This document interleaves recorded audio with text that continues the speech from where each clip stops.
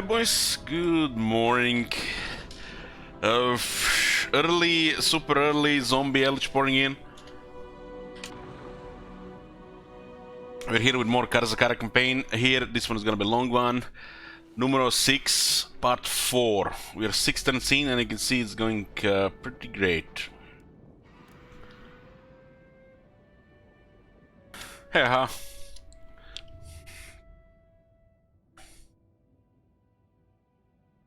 And it's already been 1 week in April. 1 whole week.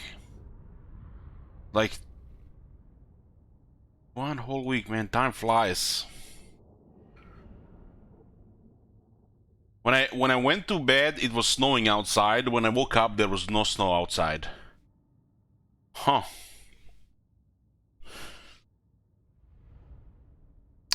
Does Rakar starting the position in Albion make Norse campaign easier?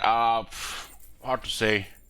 But Dark Elves don't like really Norskans, depending what kind of diplomacy they have early on.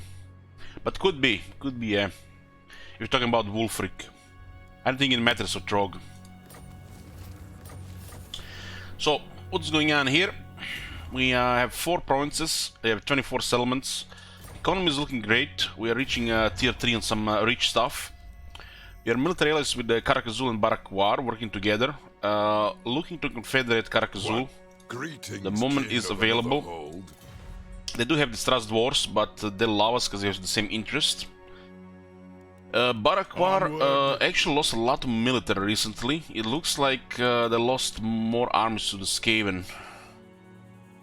But this is actually a good thing. This is a good thing. We wanted Barak-War to help us, buffer us, and eventually, you know, would end up in a confederation.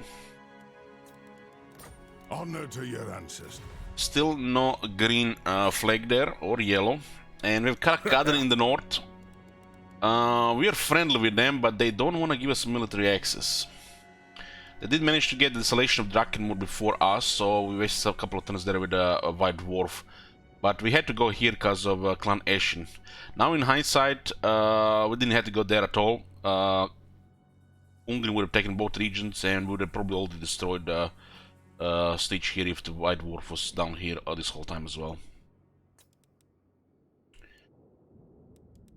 Karan here is kind of hostile because they don't like our treaties with Border Princes, and the Great Power penalty is at 40. The Great Power penalty is actually going to be a problem this campaign with Order factions due to the nature of the campaign. We are not allowed to do some regular diplomacy like non-aggression, defensive or military alliance, or join wars when it comes to non-dwarf factions. We can get military access, we can get trade. And those are harder to get unless you get non-aggression, so... It's almost like Merkonos wanted us to fight, you know, stuff like the Empire or heck, even Bretonia.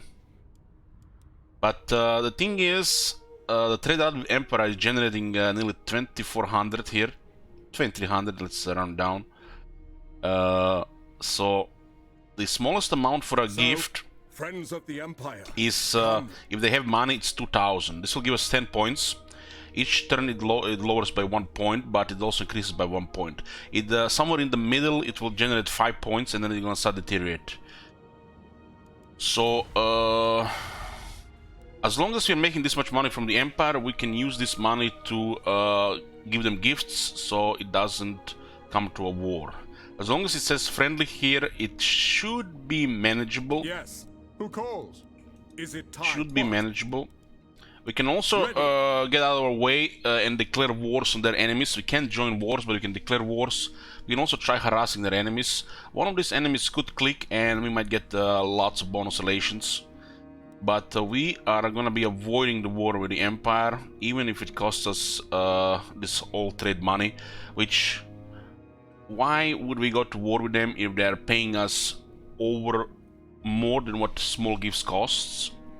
Which means the war will be easily avoidable unless they randomly declare war on one of our allies, which will honor the alliance.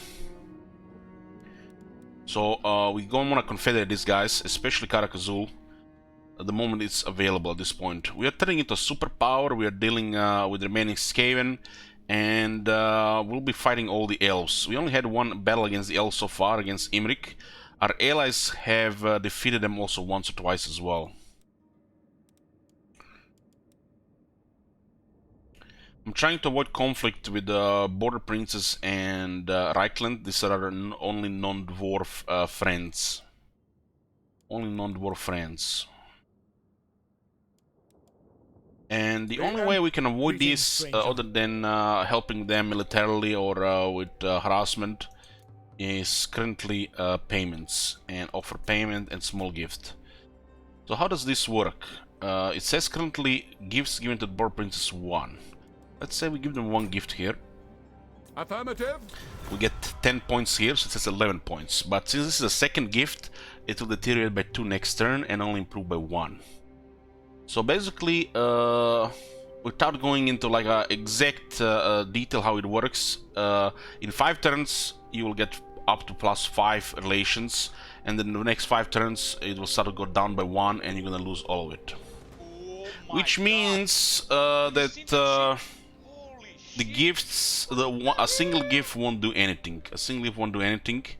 But if you give them like 5 all the time, it will make them love us, because it will create a permanent bonus relations, but it will cost a lot of money. Since they changed this 2 updates ago, it's harder to actually make this faction like you, unless they click on a certain faction with you to, you know, like for example, with the dwarves, you can see they love us. They love us. Not only they love us for helping against Grimgor when he declared war on them, but all the future wars as well. Karak-a-Karak, on the other hand, you know, they're starting to recognize what we're doing to Clan Ashen, and they're starting to like us as well, even with distrust.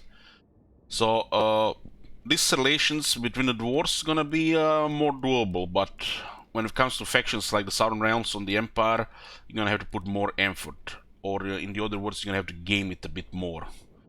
But you have all these options here, and is it really gaming it, you know, if you actually use available diplomacy?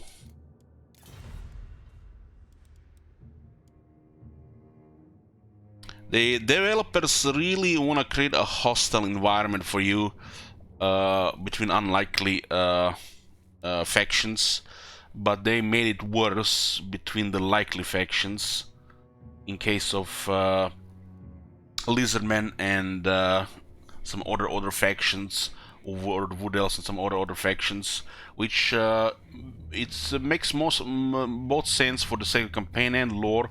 They could work together or fight each other, but it's now harder to go with such diplomacy. Since we can get non-aggression, this is almost rigged to fail, so you're gonna have to put a little bit more effort into it.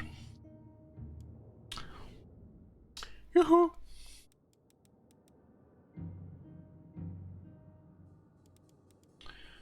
Do those buccaneers ever leave their ship? No. No. Ready. Their only purpose in this game is to provide some presence in the water, mainly from the Vampire Coast regarding their how they unlock some of their stuff, their mechanic. But outside the Vampire Coast, their only purpose is to declare, my bad, I don't know how you call it, to become at war with the player, because they don't declare war, they don't join war, they just become at war with the player if the player is close to them in the water, and they not always act on it. Rogue armies is still one of the broken things in the game, and the rogue armies in the water just give a little bit life more to the water, but they become at war with the player when the player is in the water.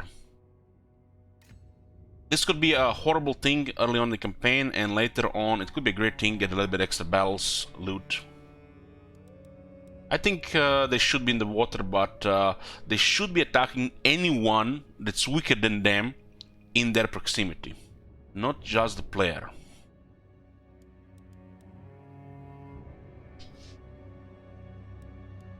Player harassment on the seas, yeah, kinda. This is 70% of their role. player harassment to see. When the chaos arrives, they declare war on everybody, so this is the only interaction between them and another AI.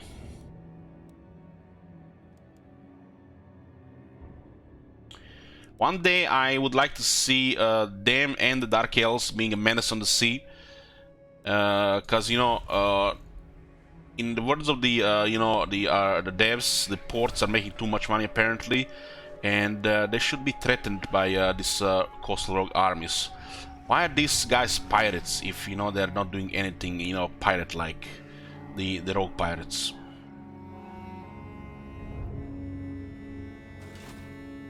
I think this faction should be at war with everybody at the start of the campaign, unless you're playing a Vampire Coast. If you're playing Vampire Coast, they should be just attacking weaker factions, and until you defeat them, they should be respawning. Once you defeat them, they should be gone. A little bit, you know, more depth, a little bit, you know, more things, but just, you know, an afterthought. Little effort put into them.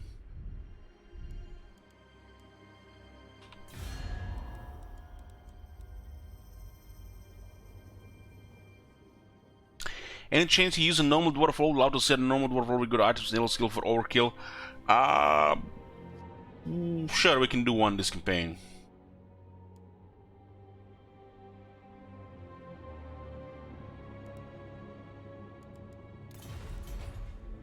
Okay. Oh my god! Have you seen that shit? Holy shit! What the hell?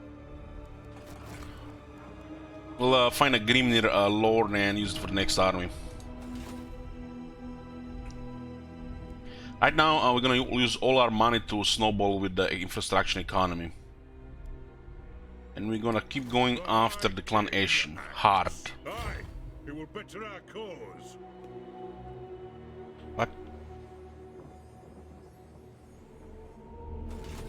What? What the hell? The runes are cast. Send me to vengeance. Ah, we lost the buff this turn and now it bugged and we lost the movement. Nice. Because guys, remember we had the movement buff. Now that we switch the stances, it's gone.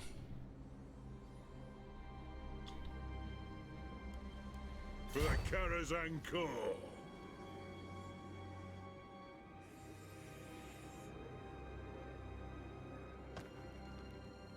So you're gonna have to use one more extra turn here, but you'll clear one more turn to do fight here. We accept that this area here is the attacking ground for the Karaz-a-Karak. We'll deal with Clan Ashen as a priority. An ad.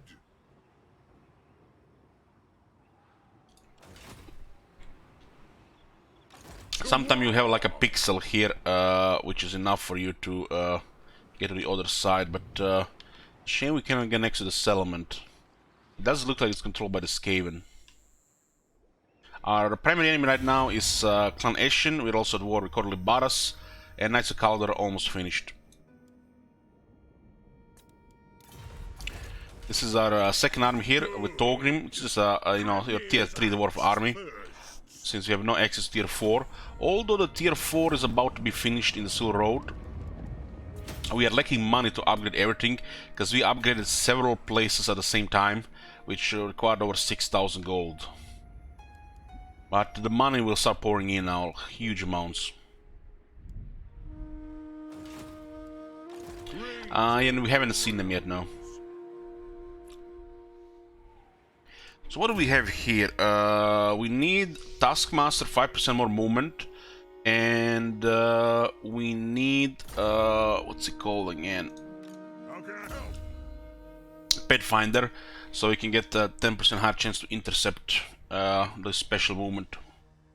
When you spend turns in stances, you get these benefits. The Taskmaster has actually become the one you should unlock as soon as possible. 10 turns in a march stance. And instead with gold, we have currently the capital of Dead Pass that has gold, and have a capital of Repix that also has gold and a special gold. But other than that, the the closest gold would be in Dragonhof, Red Eye Mountain, and Hammery, and Bel Aliad. There's a lot of gold around. Getting Lamia would be actually quite good, because we can further lower the upkeep on the Iron Breakers. Iron Breaker will become our main infantry, and having all the gems lowers their upkeep, which adds up a lot when you have like 60, 70, 80 Iron Breakers. Yeah, Karak has gold as well. Wolfram has gold. Yeah, there's a more serious gold here.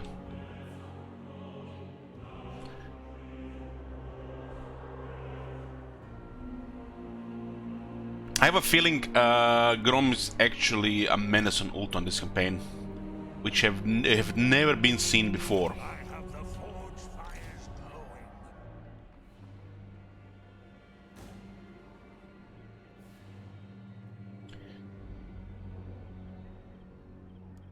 I agree. There's an attrition here, huh? Empiric attrition. Very well. We are attacking Nagashizar. We'll let Khalida do her thing here. I'm hoping our allies make a move on her, but it's okay. She takes these two settlements.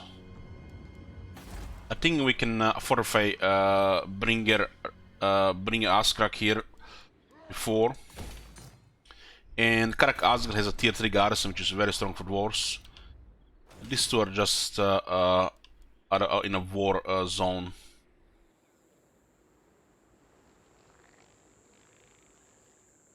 What orders? Fulfill my dringy oath. That's actually high roll harassment, nice. We had a couple battles against the Tomb Kings, if you missed it. The last one was actually against 40 of their units. It was a nice shooting field. Okay, now let's get some growth, replenishment, and garrison here. I'll leave this without attacks for now.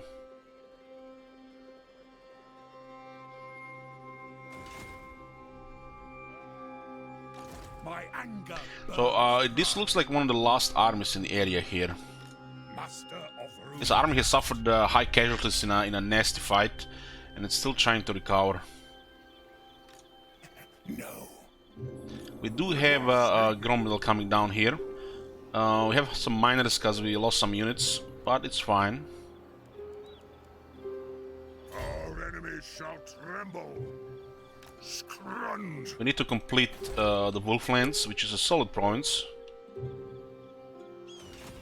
The runes are ready. Put the Blood El Paladin together with Grom again. Time. Armed and ready.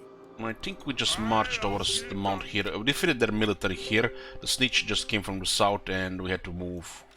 Vengeful rune. So what do we have here? Two Rattling Guns. They have one Gut Runner Slingers, two Gut Runners, one Night Runners, and four Night Runner Slingers. This is easily countered by crossbows. So nothing really special. It just could be a little bit nasty if we get ambushed. Unfortunately, we can't recruit anything in this province. No. What do you want? It is a potential slaughterhouse as well against our Longbeards. What's the alternative here? Not now. He has no magic. He's really nasty himself. Has a talisman preservation as well. But his army is nothing special against our army. Not Death Runners. The Death Runners are the scary stuff because they actually destroy Longbeards. We have to attack this. This is going to crush them. They basically just forfeit this whole area if they lose this. They all destroy a couple of their armies recently here. I'm just considering should we merge these units. Impossible. The only trouble here, honestly, here is Snitch and literally everything can be countered because they have so many slingers they could open fire. But we can face them with the silver shields. I accepted the stock trade Marconis, it's fine. It's fine. Once we have Iron Breakers in the army, they can tank towers, no problem. If it's explosion damage, we'll just got very close with the Lord. There's a workaround, you know. It's not definitely not a good trade to have, but it's fine. Snitch cannot. What's a good army for Sneech? If you want to go with his flavor, Gutter Runners and Death Runners. Can I help you? Somni! Kind of end the ground we get here.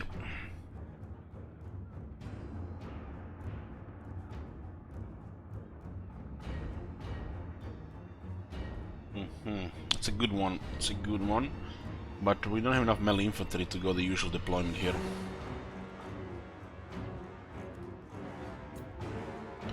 Okay, we'll put a prediction here. I do expect casualties on the longbirds here, but we could luck out with firepower here. The firepower is looking good here.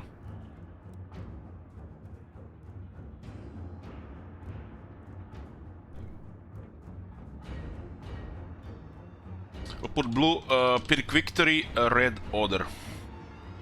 It's very important we destroy this army. Very important. This is the beginning of the end for Clan Nation. If they lose this army.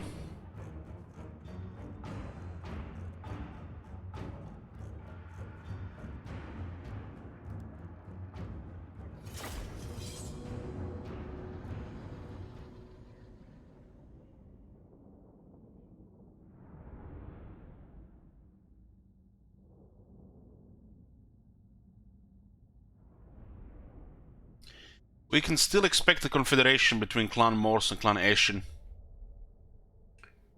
It's likely to happen. Unless they haven't met. Which is a possibility too.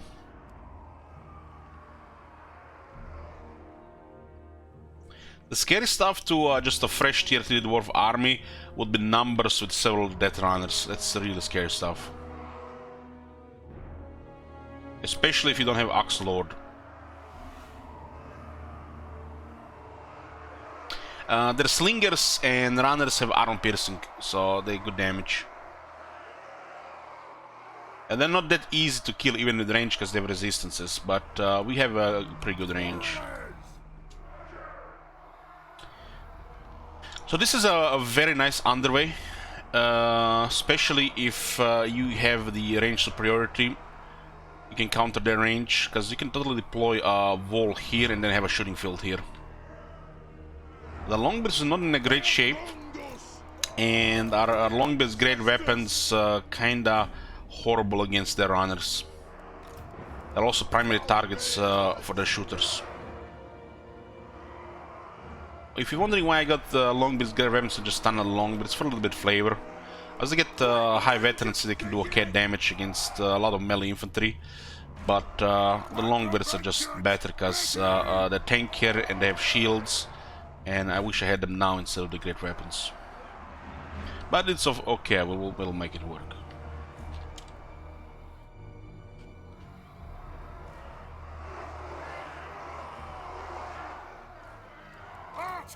Nice elevated position here with the cannon. We lose quite a bit of range if we deploy the cannon here, so that's a little bit of a problem. We can just deploy at the very back of the map, which is also a good area. I think since we're gonna have to rely a little bit more on range here instead of melee, we might need to take this spot in the back. So long just don't deal damage. I think they deal damage enough. 32 weapon strength without 10% technology, and if you have Axe Lord, they'll do okay damage. They're pretty average without Axe Lord, but if you get an Axe Lord, they're okay. Since on early game, it's a really solid unit.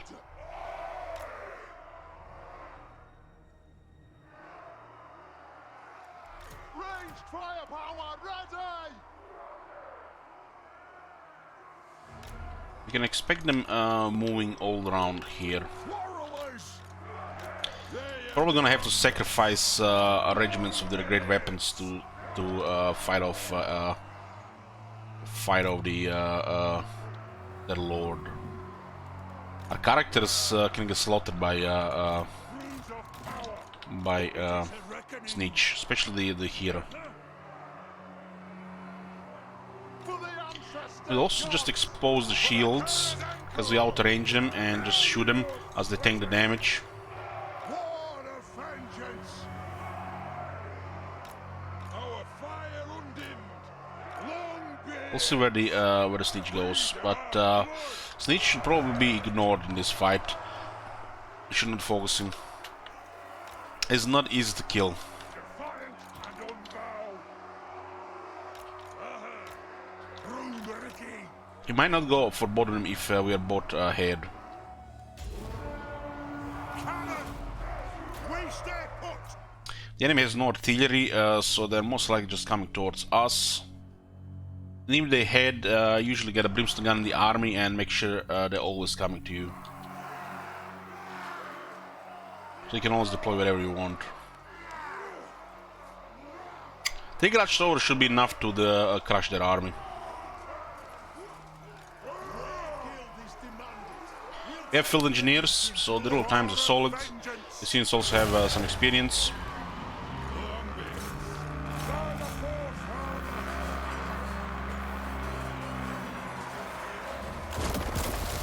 Let the vengeance begin! Rulers! We stand put! Menace blow protection. If they come here with a behind from menace blow, we'll just turn on the other coreless to shoot. Go! Faster! If they spawn on the artillery, we use 60 armor buff, which makes our artillery have 100 armor.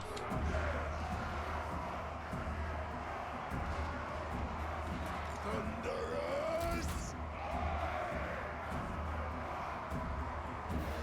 The clans unite! By the Lear's will!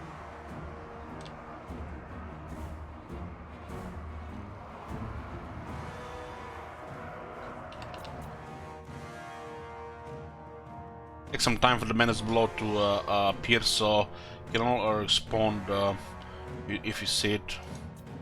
Only just waiting for them to get close. They're getting into just a really nice killing field here.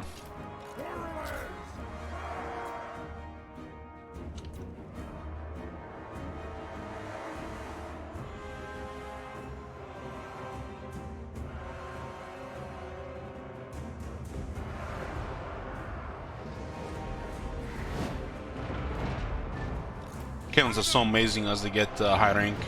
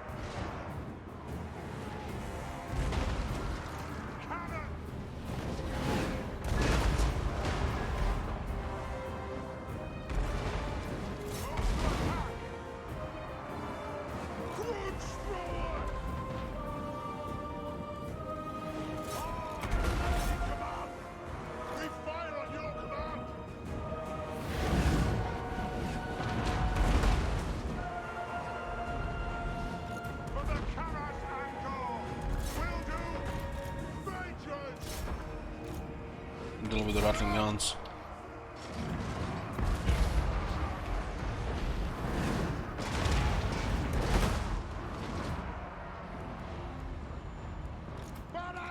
Spread the damage a bit.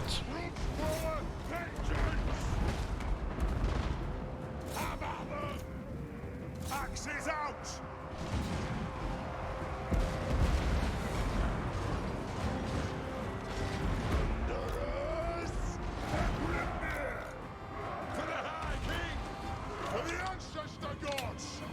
Attack the Urks!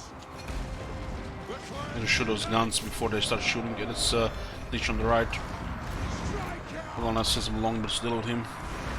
Don't want him running around. I, as you command, for the ancestor gods! Longbeards! For our ancestors! Warriors! Vengeance! Down! Kazoo! These guys are taking massive damage there. Should probably do a little bit helping here. Strike out! Attack! There's a lot of runners in this area. For mountain! A lot. Troops forward! Ready to strike! War machine ready! Shifting!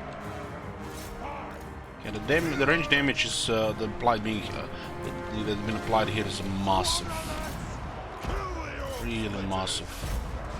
It is a reckoning for the High King! Don't want these guys to fight here for long. Just route us to Warman. Targets, Lord! Rank 7, so they could do some damage. Attack! Not have a particularly good attack. The halberds unless they're fighting large. Targets, Lord! Kazoo! Understood! Quarrelers! Looks like pressure is building up. Attack! Taking very little damage so far. They have wronged us! Axes out! This unit has been rocked here. Out in Gatran, it's like this, beautiful.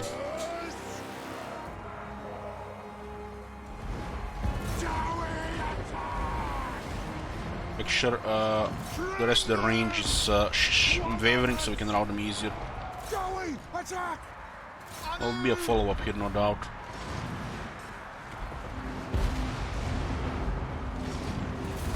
They have wronged us!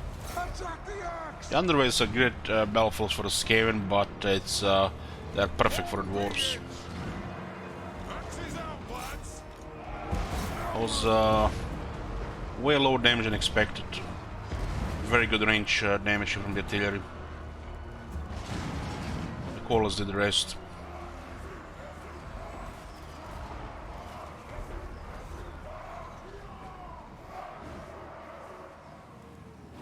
Roots forward! Attack the Urks! Killed 57 longbirds, a longbird just like that. Has a really high offense. Really high.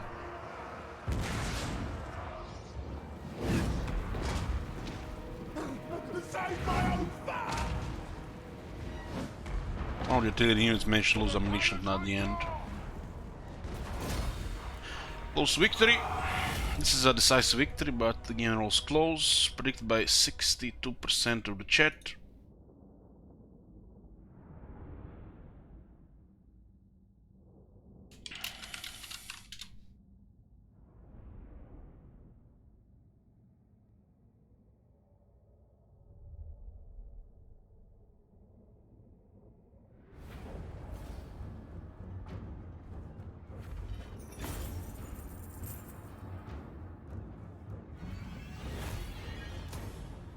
Vengeful Rune Lord. Got stock. This is the trait when you get the fit snitch. It's not a good trait.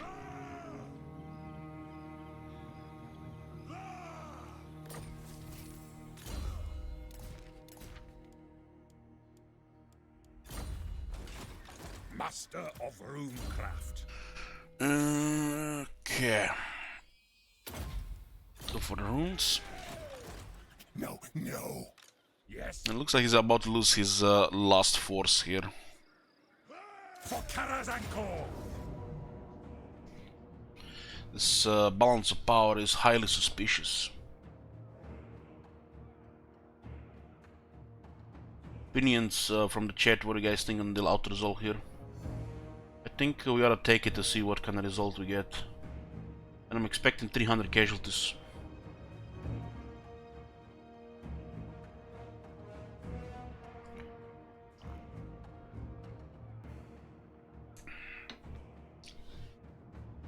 Safe enough, too much damage, you wouldn't click it, lose utility. 100 lost.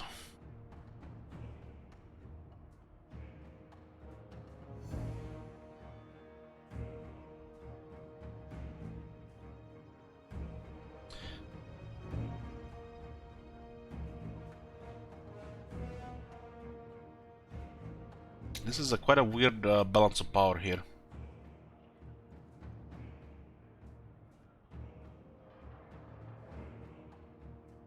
But they patched this thing.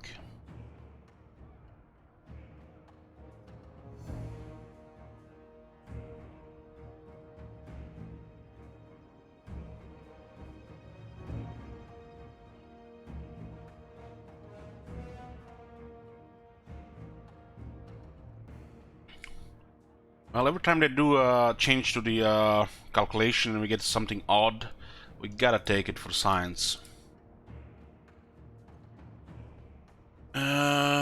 Okay. Do we lose any units here? As in, do they get destroyed? Blue for yes, red for no.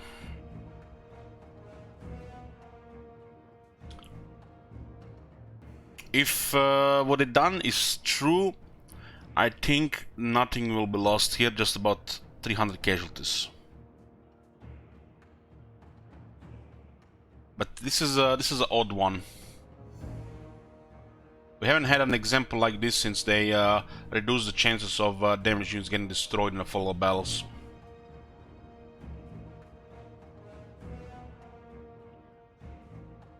This unit might get destroyed. I don't think the artillery will get destroyed, but I've seen things that definitely scar you. What is chat predicting? Chat is predicting 46% yes so far and 54% no, that we don't lose any units here. You got over 70,000 shekels on yes, over 6,000 shekels on no. Place your prediction, boys. We're clicking the middle button. We have White Dwarf in the area, so we can accept the risk here. There's regiments renown available as well, so it's fine.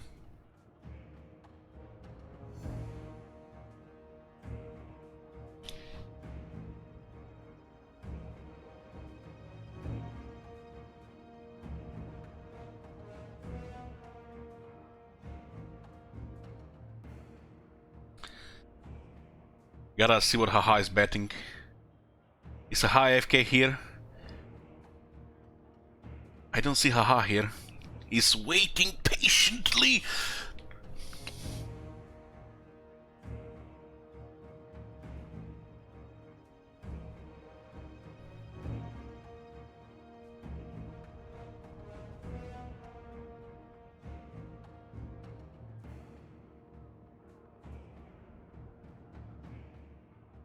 Yeah. My prediction is 2 units destroyed. But like I said, an odd one in a follow-up battle. And we haven't seen any of these results with damage composition since they lower the chance of these units getting destroyed. I'm expecting none to be destroyed, but I could totally see 2 units get destroyed here. When it's a cross line like this, it's unpredictable. Especially with a damaged army. Okay, as expected, that unit of great weapons got destroyed. This is still a good result. Manual battle would have had no losses, but we accept the science here. Lost 1 unit.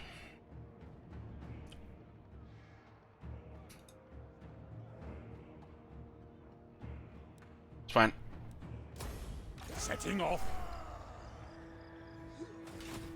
Armed and ready. Onward. Master on Red and Ruin, get that slow, 30 seconds slow. Holy shit, that's good. That's good. Lord of Clan Morgrim. There's a tier 4 city there, I think. Throne bearers, let's march.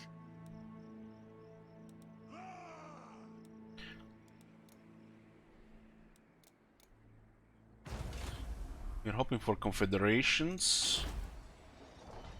There's a limited things to upgrade here right now. We kind of need to save money for this place. Let's upgrade the economy here. This is gonna hit a lot of money soon. Our kin have come. Still no military X available. We will start working on higher tier here.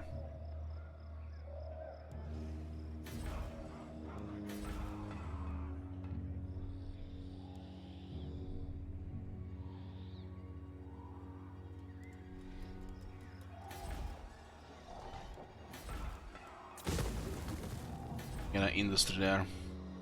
Such a thing is impossible. There's a war zone, just ignore this. This one actually can generate profits before they reach it, so I'll just upgrade it, why not?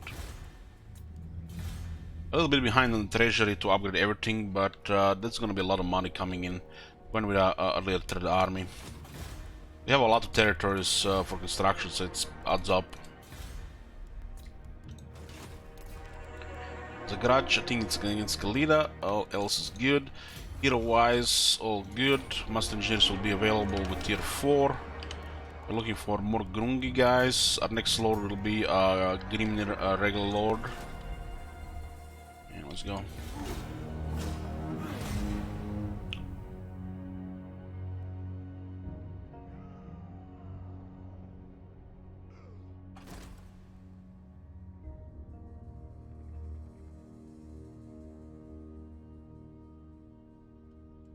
Trying to kill Booker.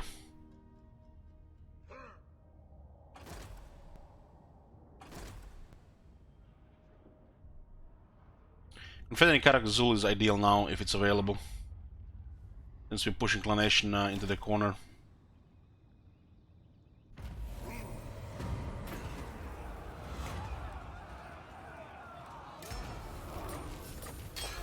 Yeah, lower up from the Longbeards. Archivist, someone ranked up. Booker. Who is missing an Archivist? We have several cards setting with an Archivist here. Okay. What is this? They're taking attrition because it lost corruption, huh? Huh. 50-50, huh? No bother, guys. This looks like a tough one.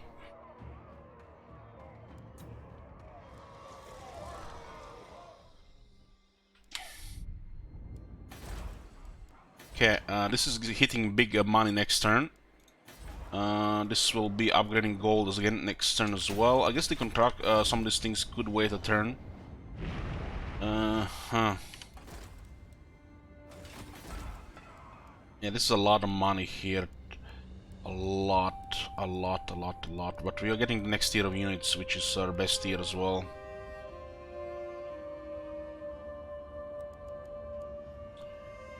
We do wanna do something here, and then we'll wait 5 turns most likely. Only found one Grungi Lord so far, huh? Summon me if you dare. I guess the money makes the most sense. Money and the engineer. My axe thirsts.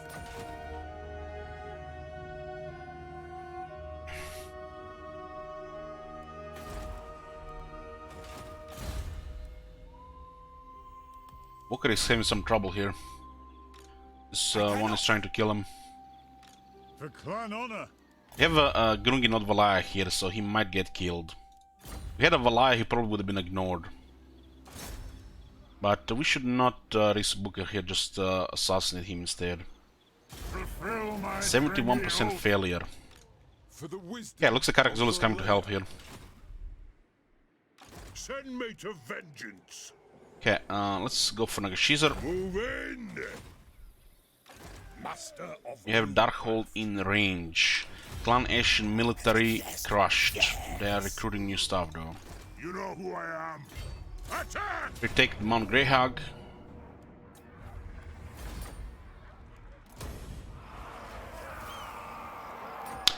Is the High King a high enough rank for second engineer yet? Getting there. For the second set of heroes.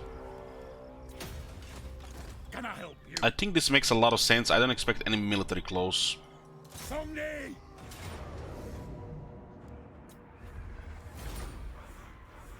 By the Gamma's Kron! What?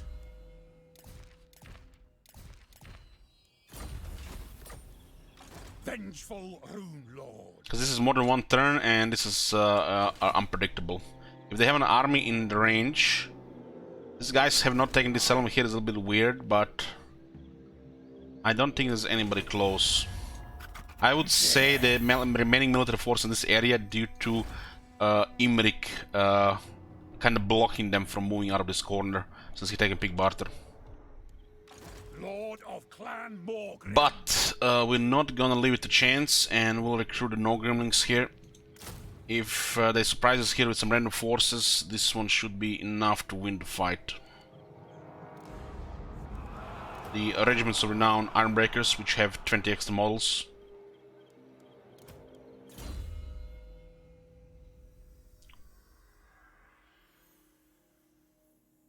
Let's generate more old gold. I'm gonna need a lot of old gold, so we're gonna need a lot of characters.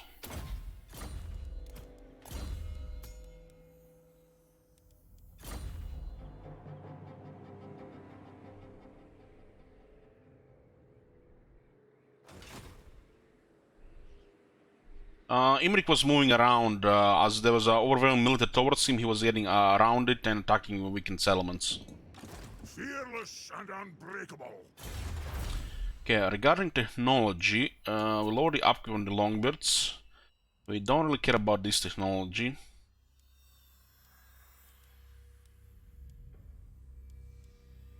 This one is good because we're gonna be getting those units, but not right now. What benefits us most right now? I usually wait too long for this one, because I feel like, you know, the damage is acceptable, but this does give 10% more damage to the Longbeards and the garrisons. And we do have a lot of Longbeards right now. 3 turns, we have a good research rate. Why not? Regarding the garages, just high Queen Khalida here.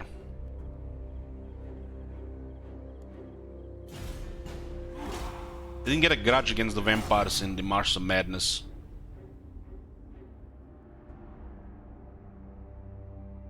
Yeah, it doesn't look like they've been pushed to the corner.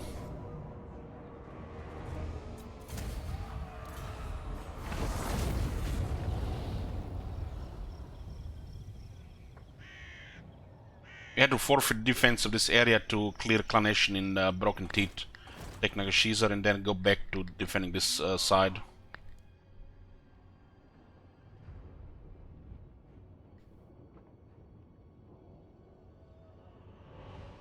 Looks like our allies cleared her army.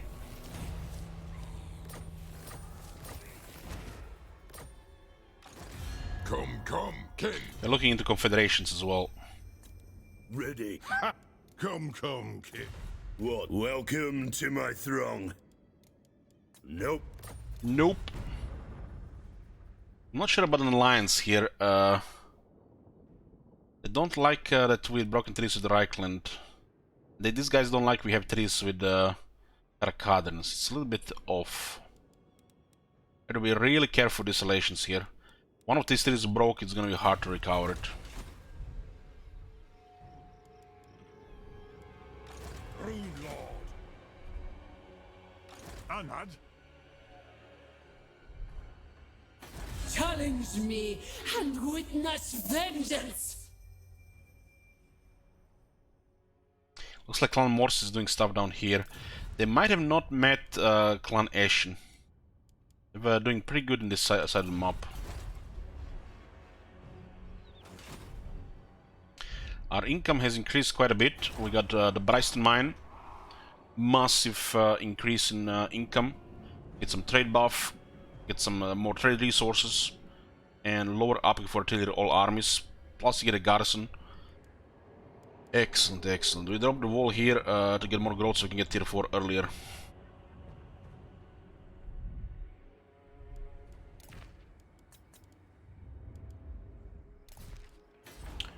Okay, we can also get the upgrades here, tier 3 gold here as well. The trade increases alone. Look at this, over only 8,000 trade. We're looking for Grungis and we're looking for Grimners. This should not wait. This is a massive upgrade. Taints also get one additional rank.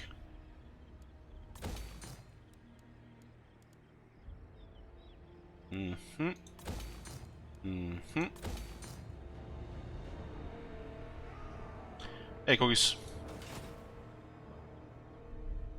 Let's see what's in Nagashiza. Grenier's axe first. They actually were building an army here. Good thing we left the pass to come here. Okay.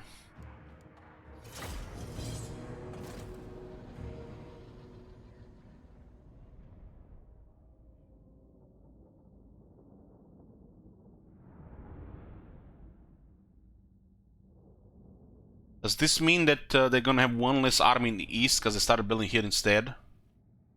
This looks like recent.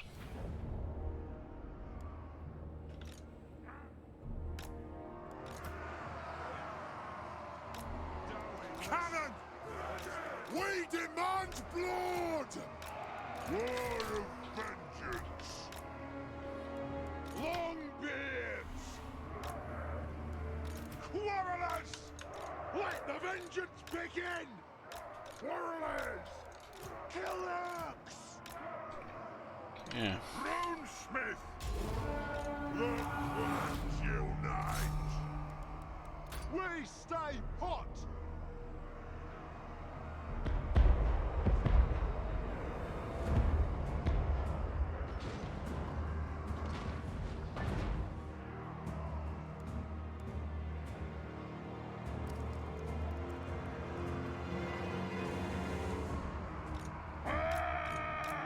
Getting Nagashiza might increase our diplomatic penalty. It goes up to -60 though. Which means we're gonna have to give at least 2 gifts to the Empire every 5 turns. Which still makes a profit with that trade though. So we're still getting more money from them than we're giving them. Well, we're not actually getting money from them, we are getting money from our resources. Yes, Lord! But the trade route should pay for relations.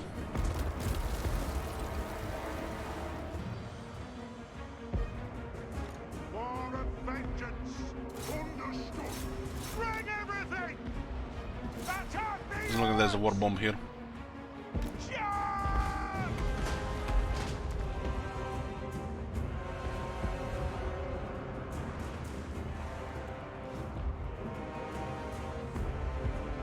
Cannons are doing a quick work of their walls. Let's go forward. Grudge bearer! They have a warlord and they have the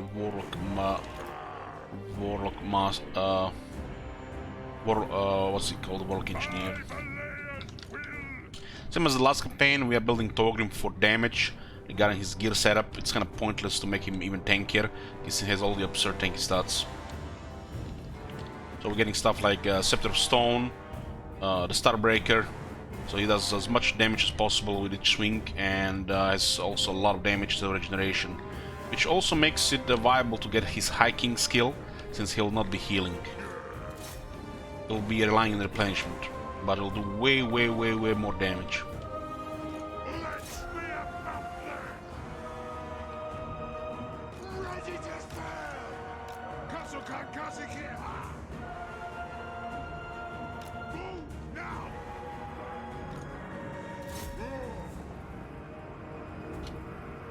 Cannon! Vengeance! Moving out! They have wronged us! All have wronged us!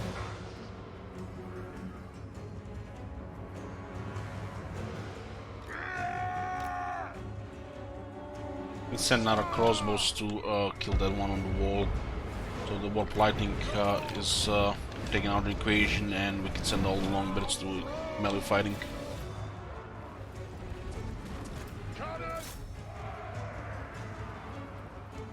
This is a hole where you actually get artillery. Without artillery, Especially with Master Engineer.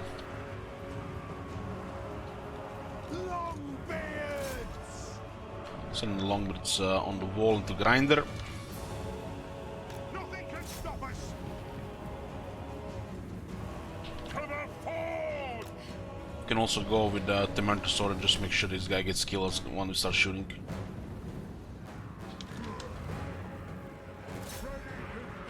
Scepter of Stone not only gives us 2 charges on a solo stone, but also 15 attack on an enchant item slot, which makes it insane.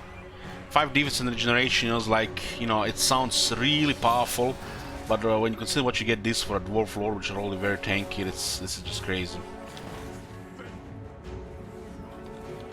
Replenishment is usually enough to keep the Dwarf Lords alive, especially the legendary ones. So getting a massive damage on like Belegar or the High King or the regular Dwarf Lord, the Scepter of Stone seems like just better. Warriors, go! Fight!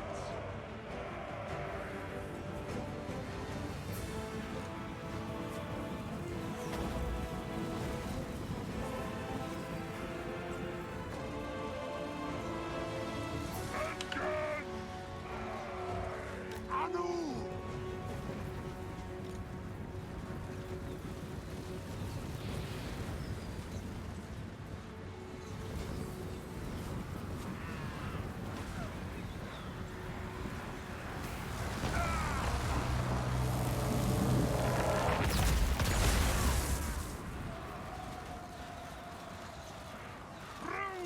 This Warlock Angel is very exposed here, so we're just gonna kill him. It is an order! Having Tormentor Sword gives us a nice place sometime.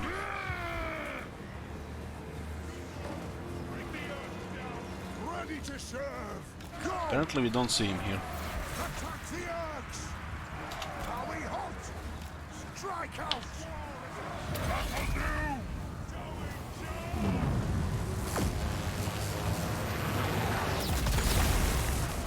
Not much damage while we were climbing there.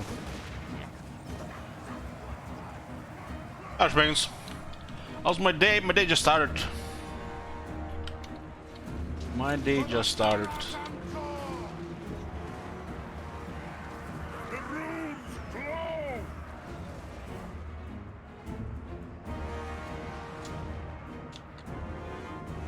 Select target! Kill them! For the High King!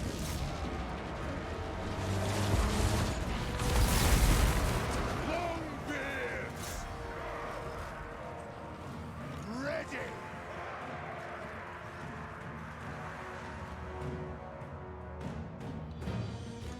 Plow through! Gut!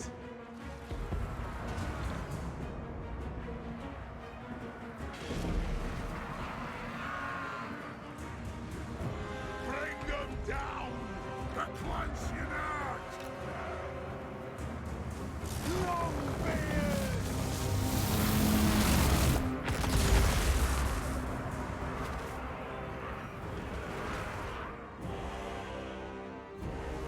All good.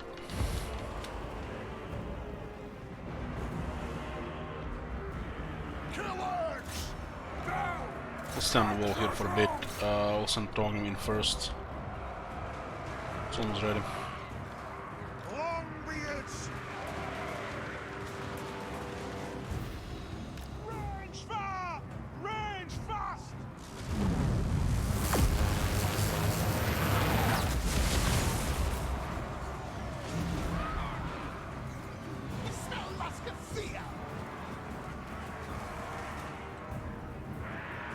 Couldn't get rid of him on time. Every crutch! I am your High King! Our Longbirds have additional attack against Skaven, even if we don't have the battle skill for them.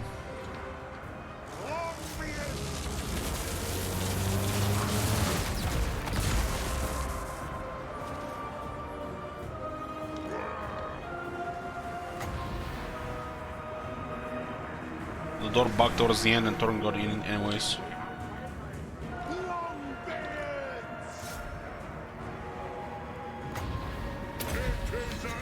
This is the Soul Stone from the Sacred Stone.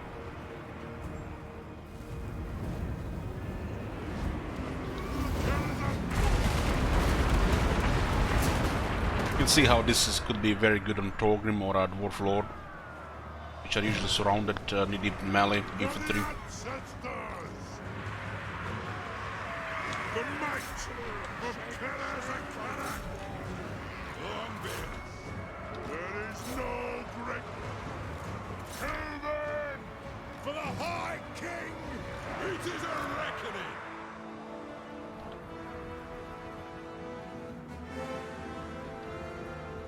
Looks like we managed to rout their. They're actually hiding. Some quarters here. Moving out. Longbeards, thunderers. Aye, as you command. Strike out. Axes out. A layers blessing others. Aye. It is a reckoning. The clans unite. We fire on your command. It is a reckoning. Good walls. Axes out. The clans unite. Longbeards! Get moving! Quarrelers! Very well! Range firepower! Ready! Joey! Attack! Yes! Yes! Thunderers! Quarrelers!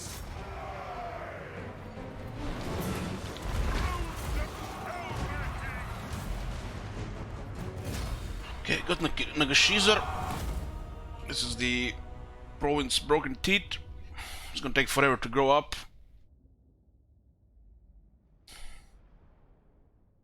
This is I'm not sure how this one looks like since the public order rework, but it was one of the best provinces for the rebellions in the game. Any sciences regarding this?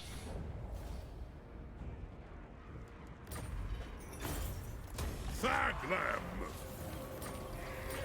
Also, endurance is great. Send me to vengeance.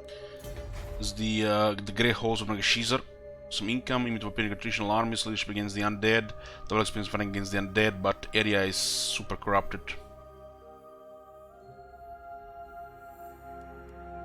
The tier 5 dwarf city can out-resolve these rebels though. So even if they come, they're just always dead.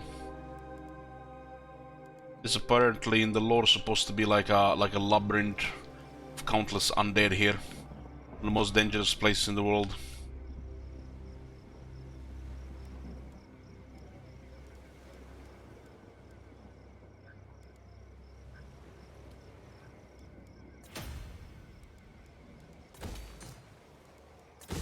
We need growth here.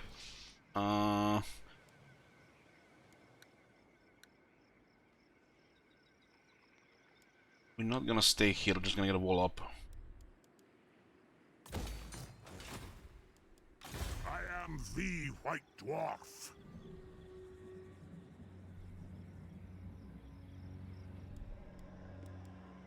Our enemies shall tremble. Lord of Clan Morgrim. I'll see it done. We'll send Gromdal to attack the Forest of Warrock. What's in Darkhold right now? We can get the Graves of the Dragons. It's actually amazing landmark for tier 1. Whole shit amazing. 500 income, 6 golden idols and 6 gemstones on the tier 1. And it costs peanuts.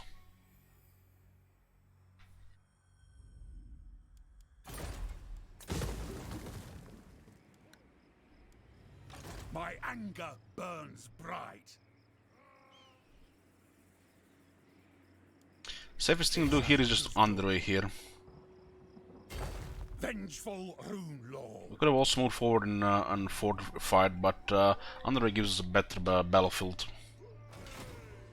In case they have something here. This province is also very good.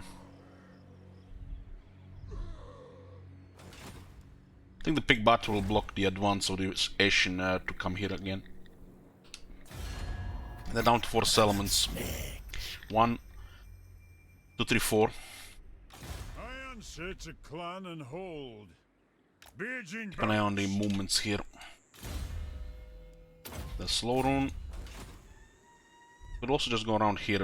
Booker just got this pass here to know where they're going. Greetings, kin of an. Okay, let's tell them to go for Lamia here. It's a great city here. This province is very rich, 3 resources, one of them being gems. But we should not be going there yet ourselves. Time to slay the Oathbreakers. Does look like they're still up there, yeah.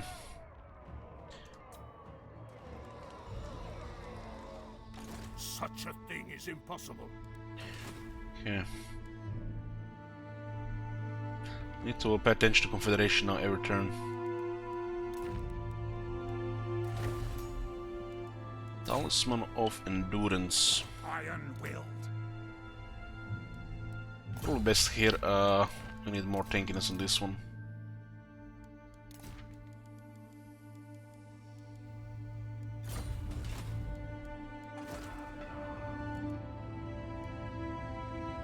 This one will be on growth until we can pile up money. It's better to upgrade some other economy stuff first.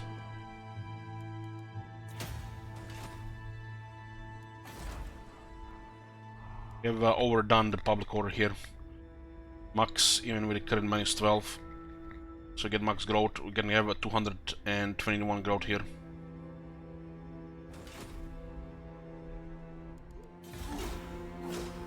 Which is higher than possible before with the wars. Just need to get max public order.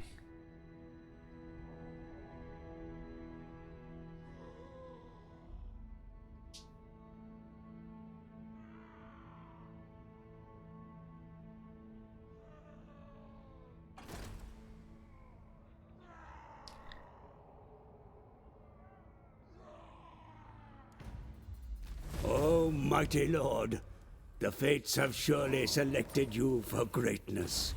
Thanks to my guidance, your tremendous power grows, as if driven by some divine power. Your enemies tremble before you. How many armies do you have currently? 3. 3. The 1, 2, 3. We're building up economy. They have to build a lot of buildings now.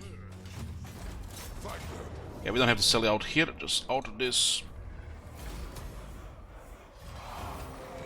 I literally have no damage against our armor. It was 50-50 when they were full strength. Galbad is under siege, that's amazing.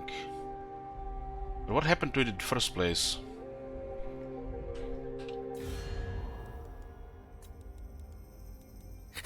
Quick! Looks like they're gonna be trading there.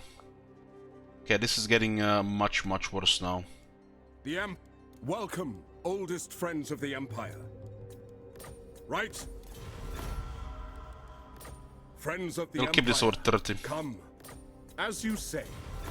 The money we're getting from trade with the Empire, we'll just use for diplomacy with the Empire. So we avoid this conflict. It's gonna get harder and harder because of the great power penalty. But should be doable because the trees and technology will counter it. With the gifts, so we'll stay positive. Who called? Greetings, stranger.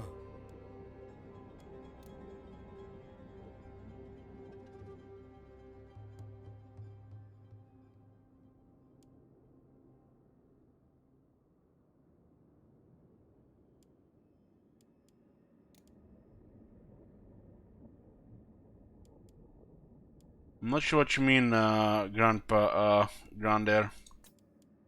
Is it English? What is the most fun evil faction to play? For me, it's the Vampire Counts.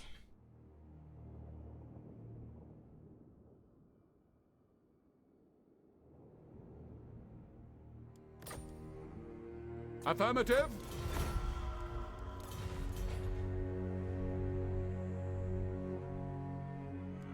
Yeah, let's get the Graves of Dragons. If you haven't seen my vampire campaigns, check them out on the YouTube. There are a couple of them. There's also long ones as well. Lord of Clan Morgrim. Grumbrindle.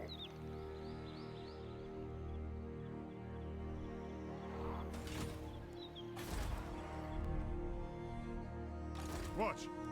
Might get more archivists. We can use kind of like 4 archivists right now, I think. Anad, move. Get rid of this one. Failure again. What the hell's going on here? At least we got fortunate here.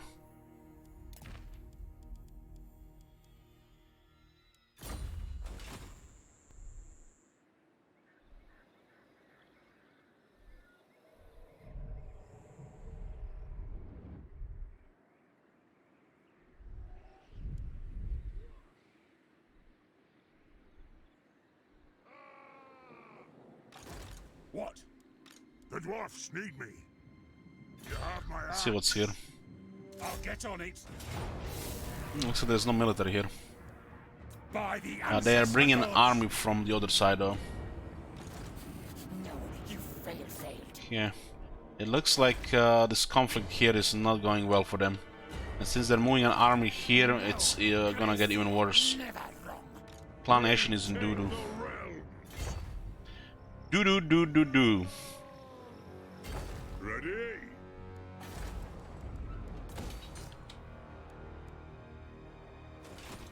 Yes.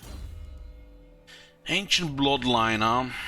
Yeah, we could use some of this stuff here. Heck, even the lower African Longbirds helps here. Yeah, this is what I recommend to take all 3 for the extra heroes. So it makes the conquering a little bit straightforward with public order and growth.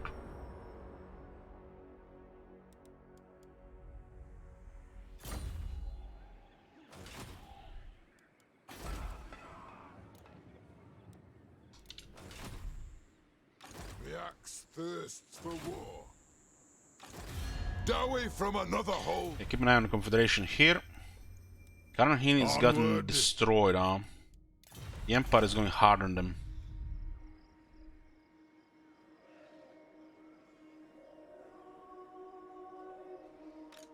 I am ready to parley. I hope your words are wise. What treaties do they have with Barakwar? They have no treaties with Barakwar. Interesting. This is not good.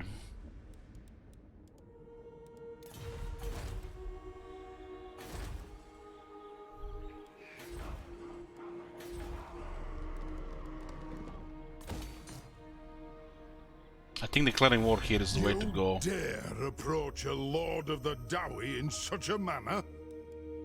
Will not call the other dwarves though.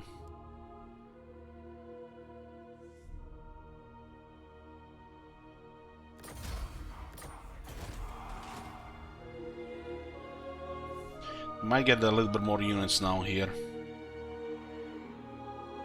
This will give us also bonus relations with Reichland and Border Princes.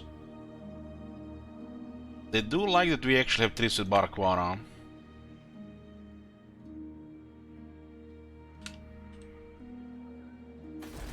Greetings, stranger. Those guys are troublemakers, and it's diplomacy with them is impossible.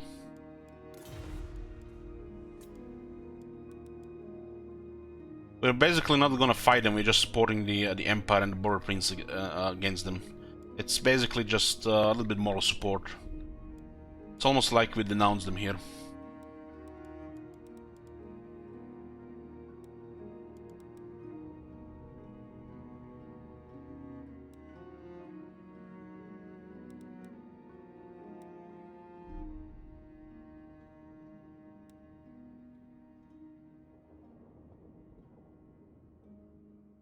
Holy shit, the relation with the Zubar is deteriorated to the point.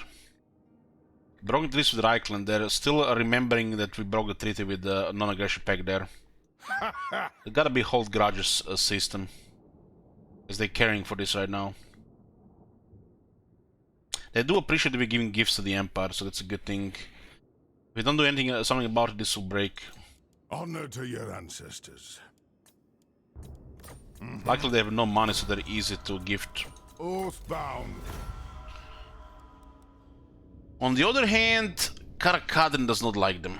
Onward. Greetings. You no doubt have a request. Don't think so.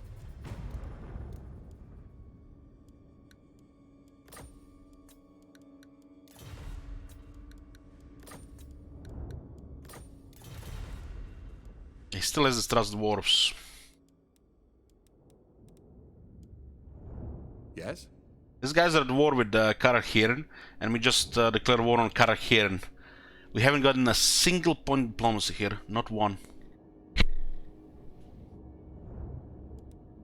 The Karak has been actually going aggro on border prince for some reason. Makes no sense, but it's how it is.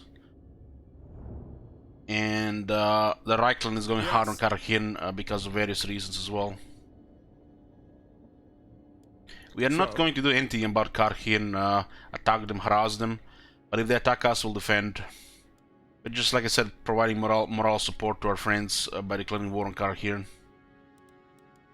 and improving our diplomacy in the process, at least with the Reichland.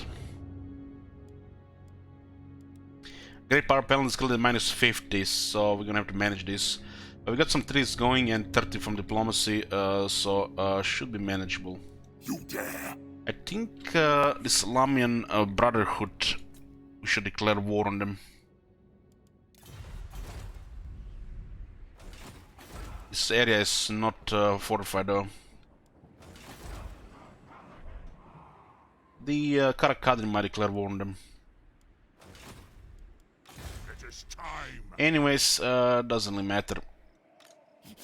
Let's continue dealing with Clan Asian here. Shit Wizard will take this place.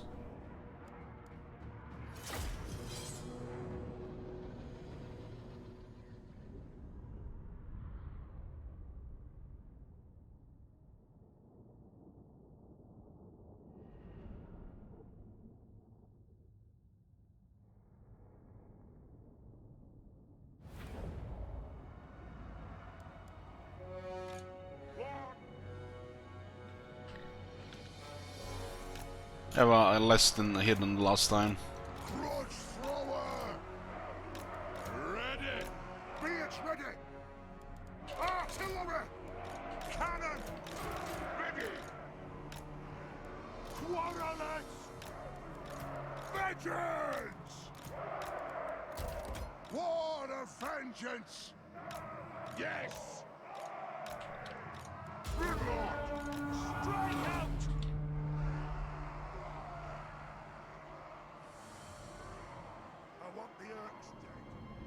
Charge! Move! I'll put him here, so I think this tower, this activates, will shoot here as well. This one is stalking, so they don't see him.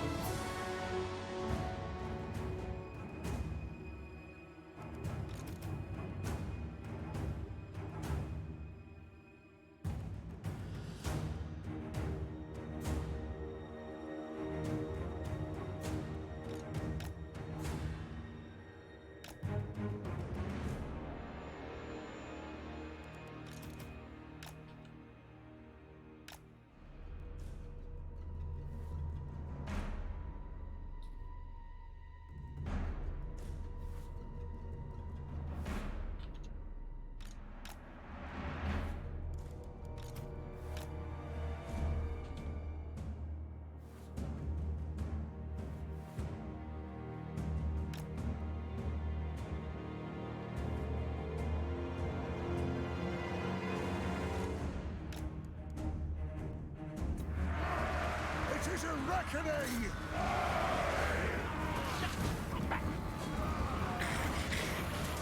Save my own fur! This is the age of reckoning!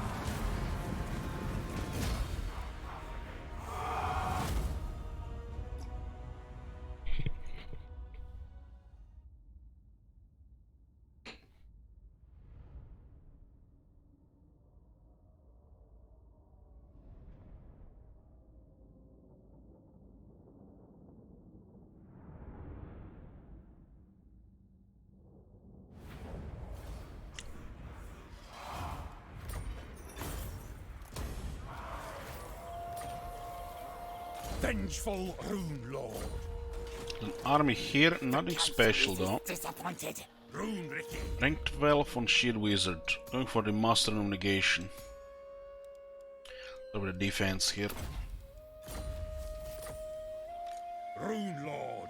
Don't care a little about this army here. Failed. The White Dwarf will be moving here.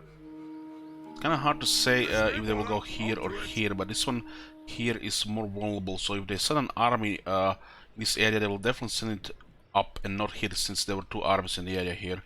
They go on their way back to the other side. Strawman. They're just pushing them into corner here to destroy them. Yes.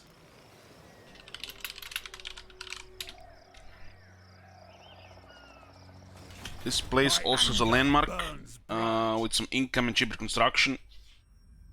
Apparently friendly vampiric corruption. I guess those are those twilight vampires.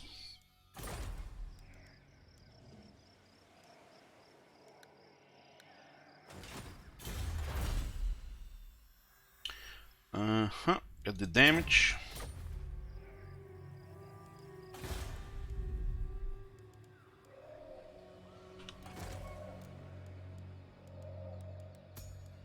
There's a grungy one, nice. This is gonna be the second one. This is Bitterstone Mine. The reductions here are pretty much gonna cost exactly how much this lore costs, and we can keep using him. He also will provide research, and we have an Archivist, even more research.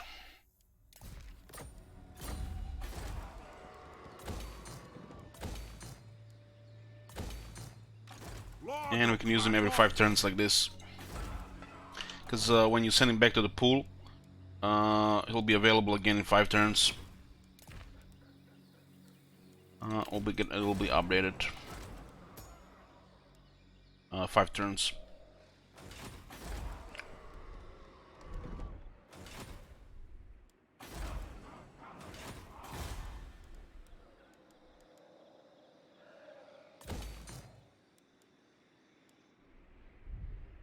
This is a very boring province. There's a large province, 4 regions, but there's no resources, no landmarks, nothing.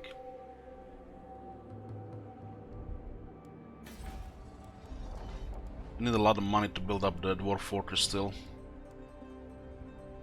But it's coming.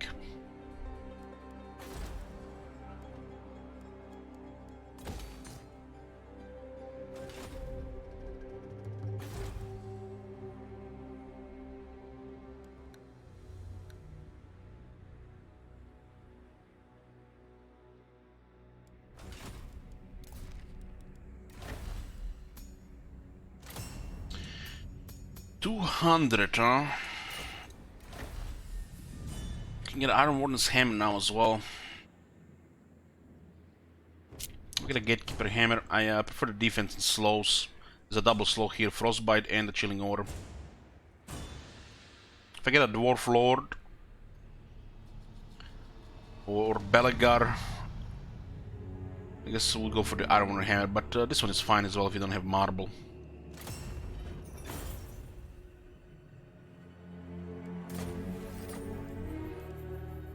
Can I help you? Very good items.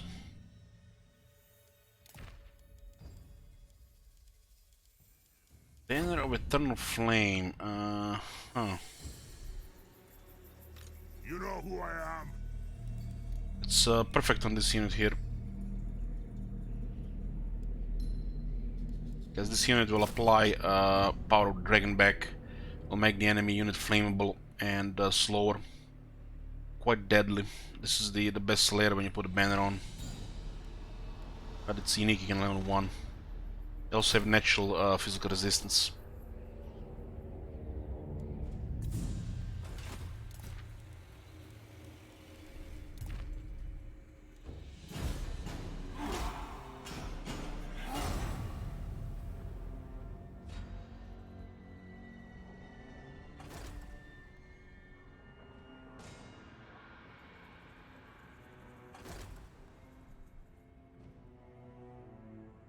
The leader is being very hostile. Friends of the Dowie. Okay. We have to decline this. We're not allowed to accept non-aggression with non-dwarves this campaign. It's one of the house rules. Making diplomacy more tricky as we get later because of the great power penalty. Which means some more conflicts. We got 10% more damage for the miners and one-handers. Ooh, look at it! Look at that! 5 turns of 30% cheaper construction, all regions. That's a great win.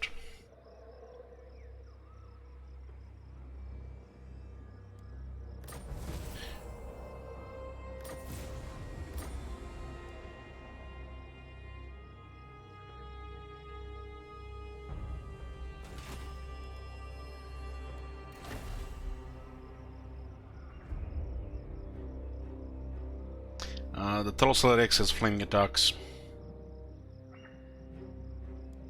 I have no idea what's going on in Reichland and how the hell does he manage this. Maybe because we haven't met him, who knows.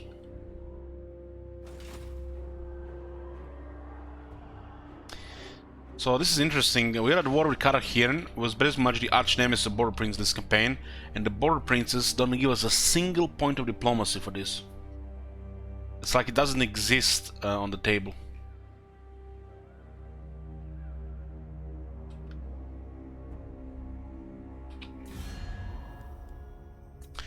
Just beat my first legendary campaign with Skaven, almost 900 rounds. I feel stomach sick. But did you get your cat play the game? Like just press enter and enter and enter and enter and enter and enter and enter or something?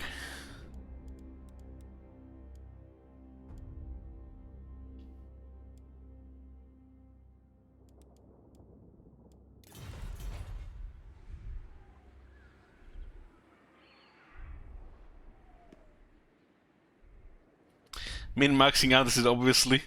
Yeah, I would like to do that.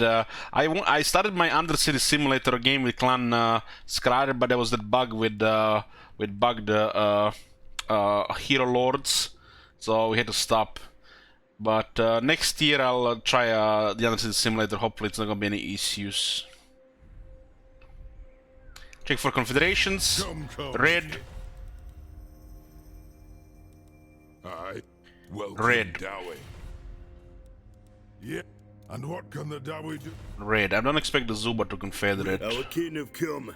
Fetch the brewmaster. Not likely. Not likely.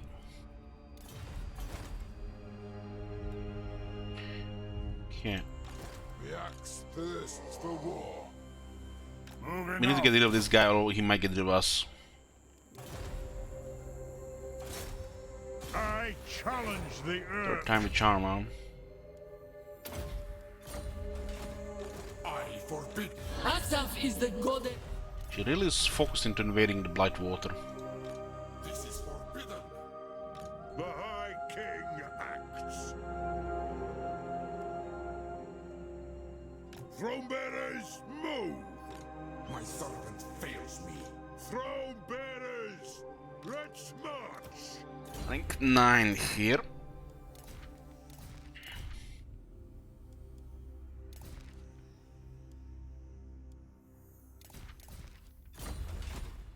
An ad! Give me some untainted here while we are here. Don't have any spies here. What? I am the White Dwarf. Looks like Clan Ashen is in quite a bad shape right now. Should go for a Flayed Rock. How can I help? Slowly. Forward!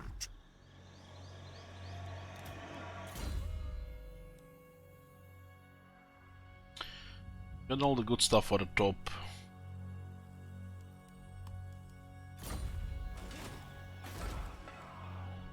$13,000.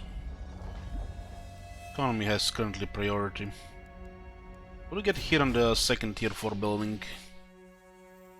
This has to be the Hall of Oats. We're gonna be switching eventually.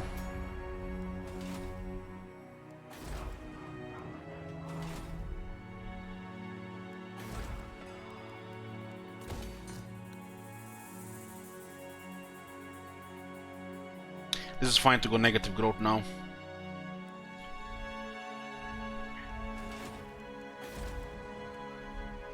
Should not be building anything here until another Grung is available.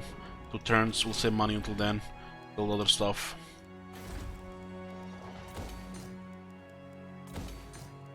This lowers upkeep costs on the quarterers. Grudge throwers too.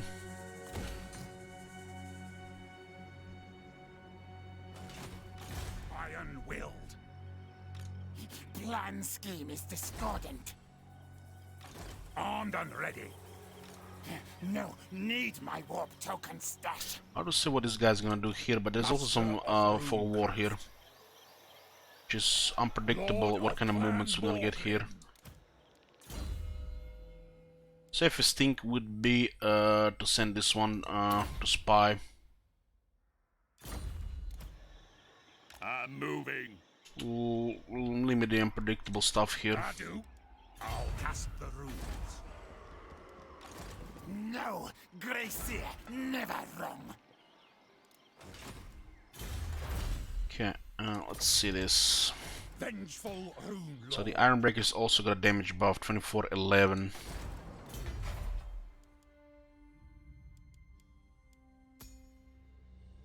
What? Is it something missing here? Where is the Hall of Oats? God damn, can they add a new settlement to the game without something missing?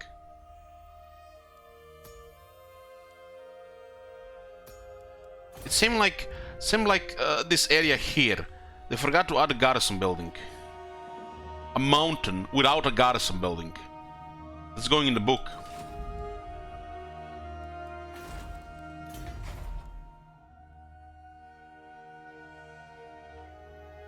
So 2210.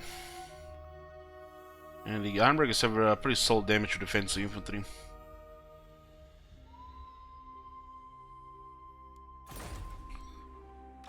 My anger burns bright. Yeah, Longbeard's 28-8, it's actually really solid damage for this unit. This one needs the other technology for it. So if you're not gonna use Hammerers or the Longbeards, you don't really need this one, but this one also buffs the Giant Slayer, so you're gonna get it, and also Garrison, so you're gonna get it. You're gonna get it for this. There's another 5% upkeep reduction of artillery and 10% more ammo. Well, hello there! Get more ammo and upkeep reduction for the artillery. We'll continue with infantry stuff later. Regarding fortifications, Mount Greyhawk makes the most sense because might be the most vulnerable one, but there's 2 population available, so it only requires 1. It makes more sense to upgrade the outer settlement first. This one is here better for now.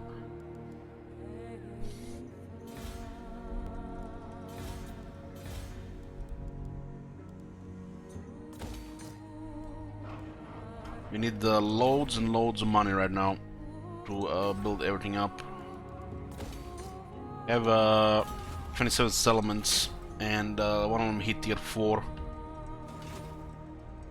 We do have armies around tier 3, and they're just fine, still, you know, early game. So like after turn 70 we can consider the switching. But we'll deal with Ashen and the islands here first. Malos is here, on 3 settlements, so it looks like Dark Elves are on the menu after the after Clanation. Right now, we are warring Cortel Baras and Clan Ashen. Knights of Kaladar is circling the drain, bothering the Clan Ashen in the east a bit. We declare one Karar here to give some moral support to Reichland and Border Princess. Yes? The trade agreements will make this diplomacy okayish. They don't plan to fight them.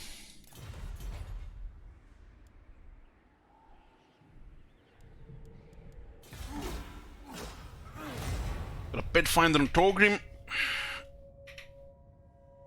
Had chance to intercept special movements. Sneak is taking control of that army, huh?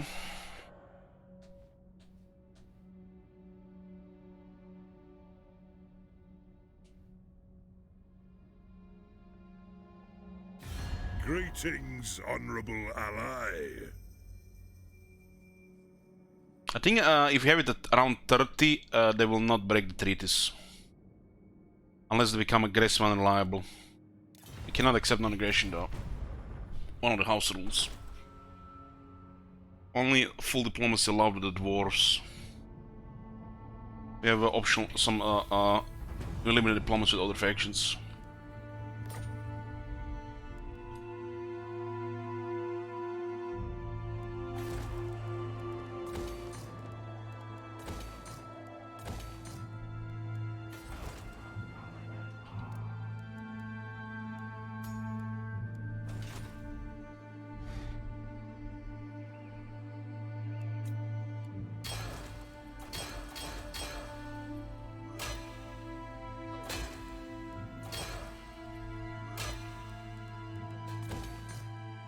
Have cheaper construction for another 4 turns, but the Grunge is gonna be actually a lot.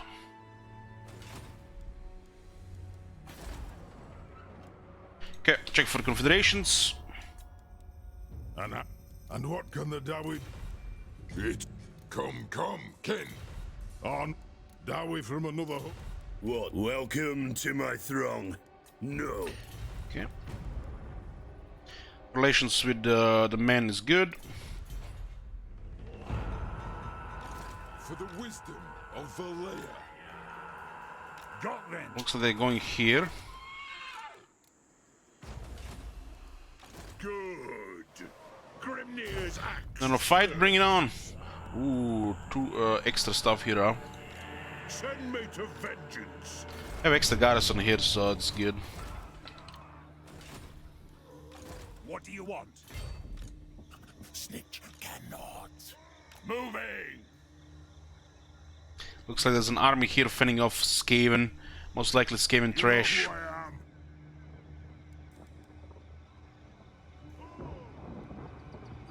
am. On my way. Going towards the Flayed Rock. Attack the head.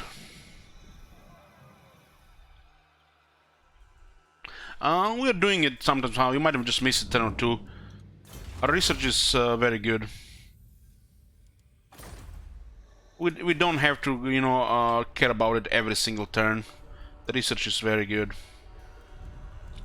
We go into action, you know, we switch. By the ancestor gods. Okay, bye bye. I'm going. And Master of runecraft. can go into the settlement to replenish. Done. I hope.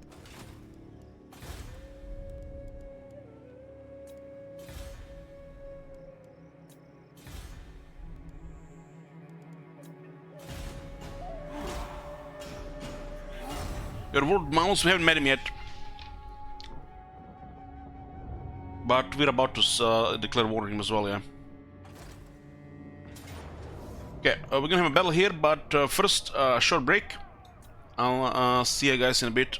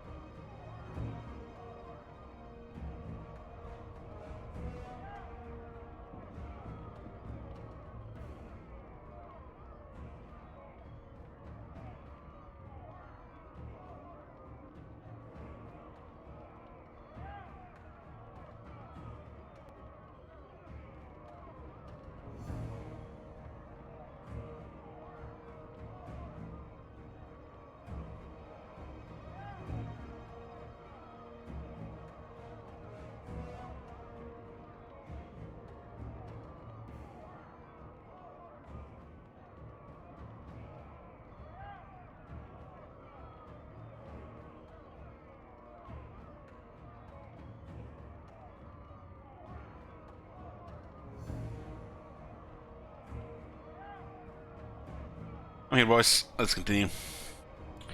So another battle against King Rover from Corlibars. Had multiple fights already against them. They declared war on Karak-Azul allies and have been going in constantly. It was one attempt at a close peace treaty, which they wanted some money, but they recovered military fast.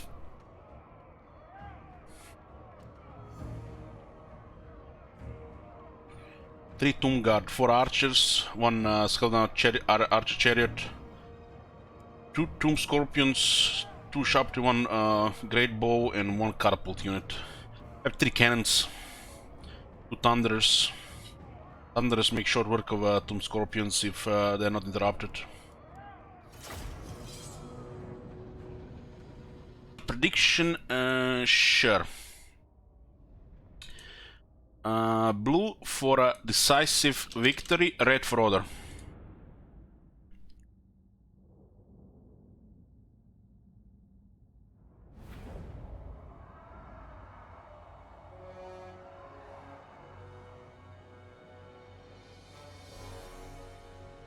Is this supposed to be a wasteland? Why are we in temperate climate all of a sudden?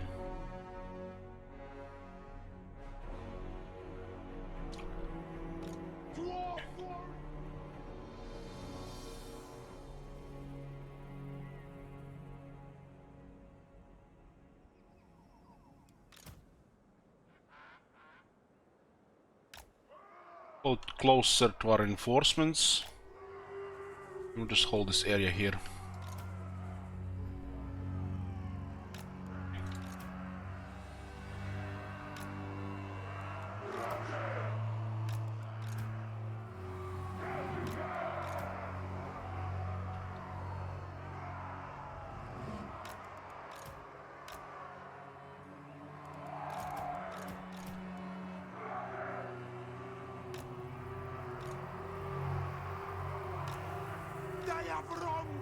I remember back in the day, a certain streamer would complain on the war garrisons, why is there so much range, why are there cannons. Nowadays, you know, people complain why is there melee in the garrison.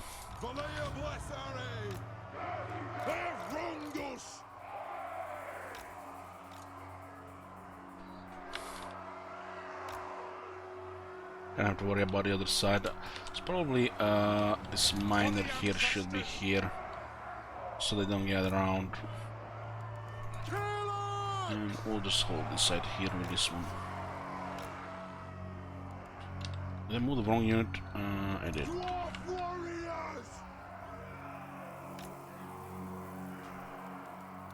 It is a reckoning.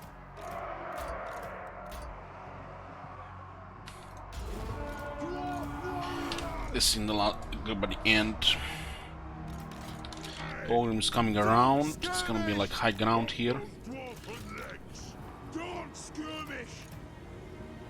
So a little club battle line down here.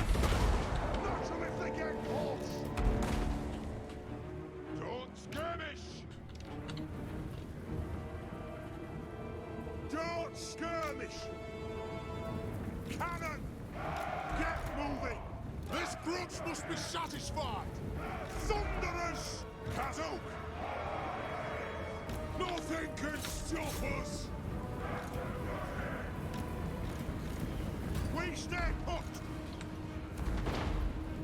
Let the vengeance begin. Move. Kill them.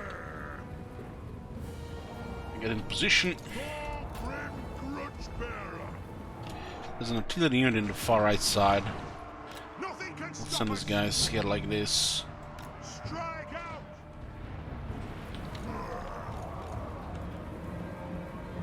Stop. Be it ready. Kazoo. Quarrelers. Attack. Cannon. Cannons are in position. This one's on the right side. Left side, shoot these, please. To attack. We can actually just open fire on those who shot too. This one here can shoot on the archers. Try everything without Nobody a fire at will bid. here. There's another scorpion here. We should slow it down. It's like they got a little bit too much in the center. Scorpion will get focused down. Very well. Aye, as you command. Righto. This one is taking a lot of damage here. It is an order. I am your King Garden on it down. Send a unit to assist. legs.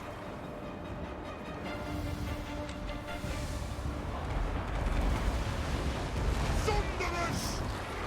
Right there. I Valea's will. Thunderous. As you command. Missiles ready. For the Karaz-a-Karak. Thunderous. Nice to have some Slayers with those Scorpions. They're easily countered by the Slayers. That's taking too much damage just to go back behind the health unit. Mark out. Obey me. They have wronged us. Slay the oath breaker. Stop moving, Scorpion. That'll That was actually good damage here. Yeah. Go for the artillery there. do. Quarrelers. Roots thrower. Vengeance. We were didn't have time to move on time before start shooting. Yes, If we got like 2 walls on them before they made melee contact, would have been much easier. every crook. Or rushing directly here. Are we ready?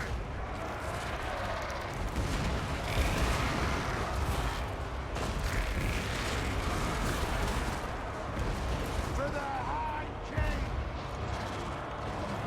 Let's start shooting! Strike out! Malayan blessing on us! Karak! Cannon!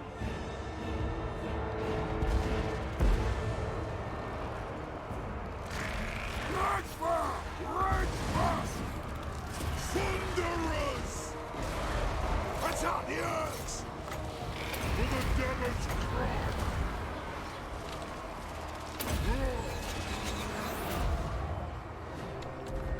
Hunt the earth! Any fresh hub guys here? Still one in here. So I'm taking actually a lot of damage here.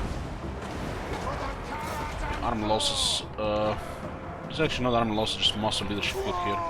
Ready access! For the High King! Train them!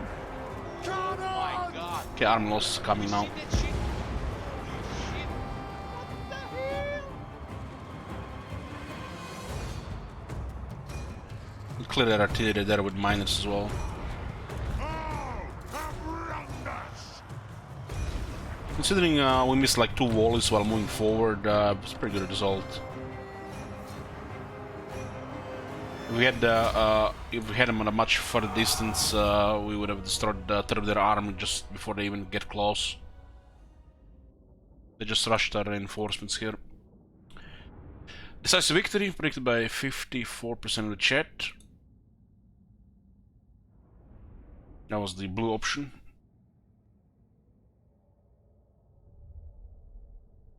Thank you, Afterlife.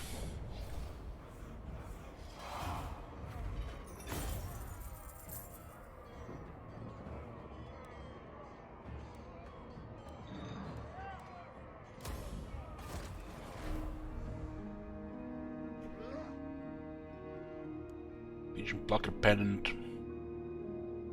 Slayer Ring is just better than that. I think it was our first guild master.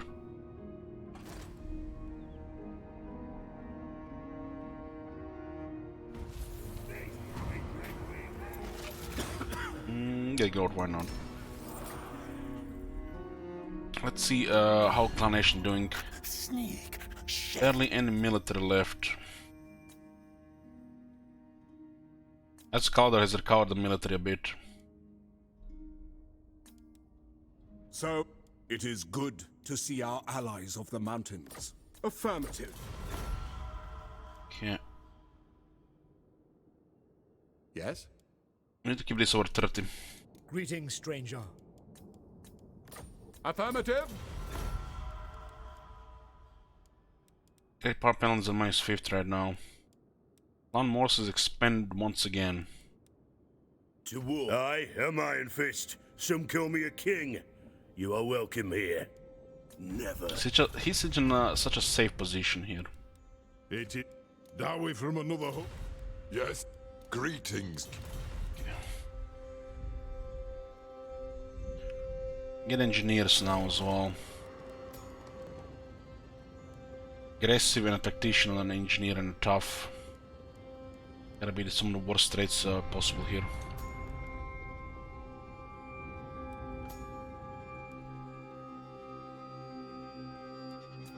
Hey lad, what can I do?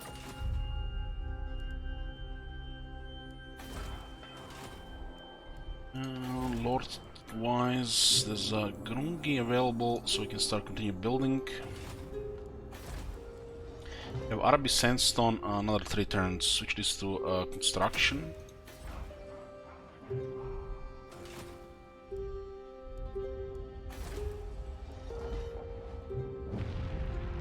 It's almost at 4 population already. It's gonna be tier 5 and a very good time considering our growth.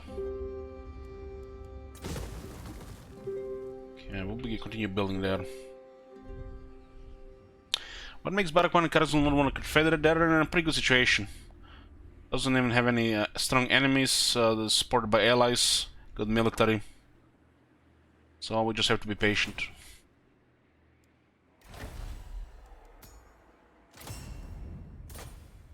Barakwar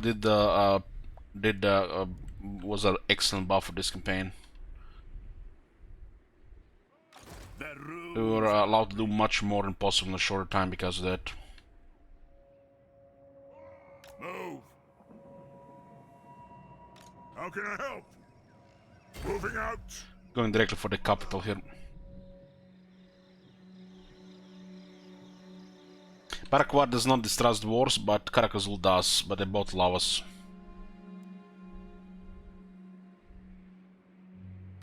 You reek of weakness. Still going a fight, huh? I answer to clan and hold.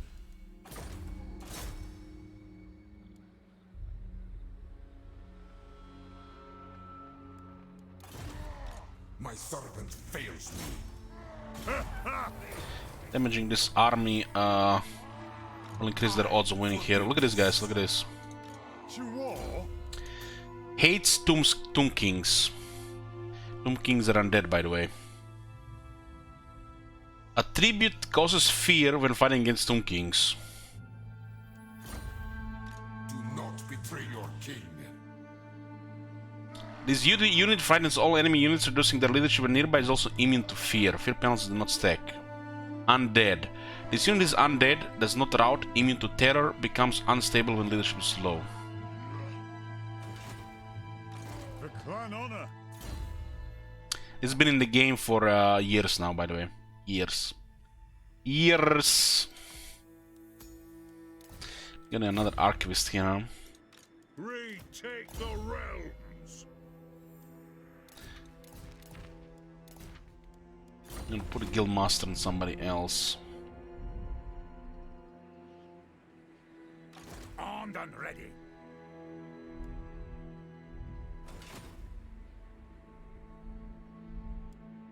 Rune Lord. I suppose so. There's an army in Dragon Isles, but we haven't met them yet. We just see them. Vengeful Rune Lord. There's an army on the move here. If you say so, beardling. My anger burns There it is. bright. Since they're coming after us here because they're undefended settlements. I hope. A laughable idea. There's a Star Dragon now. Yes. Got iron-willed.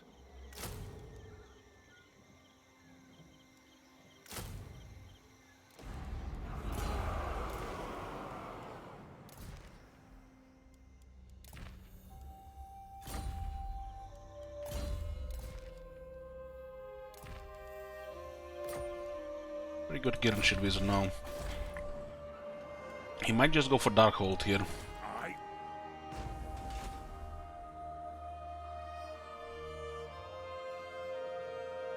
I'm here now. What do we got here? We get the old stone right now. Old gold. Onward. We could just occupy Lamia down there. This is forbidden. To war. They're not gonna stop coming here. If I take Lamia, the front will be here. This city should be able to defend itself.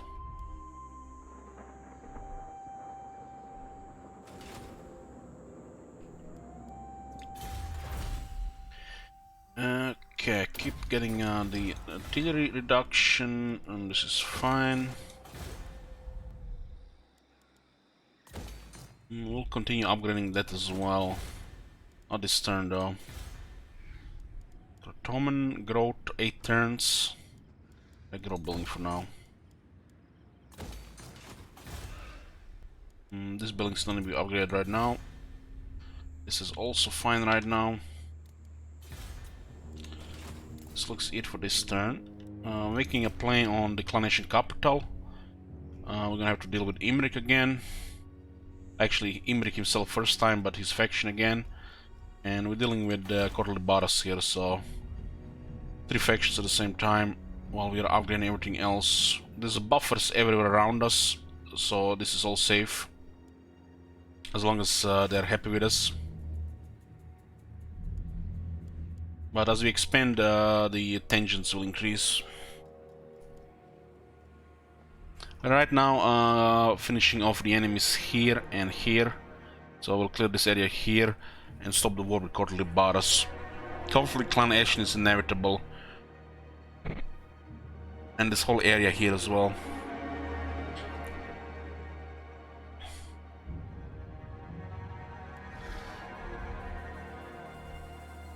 Four more turns of early game. Don't have Barak War, so we'll not meet the big factions, which means we'll not meet the big powers until we get Barak War. Come, We're waiting for this to become available. Let us feast and drink. This will increase chances of this happening if they take a massive damage in a few turns, or have a strong enemy, or we are much stronger than them as well.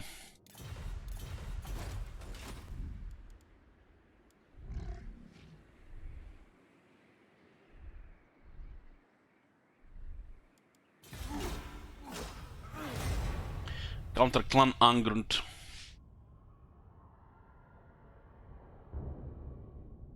Hey, Scotty.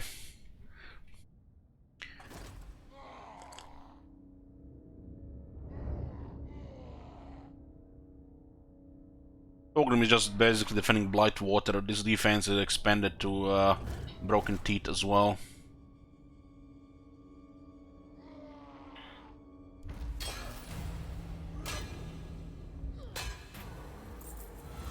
Let's buff gold income.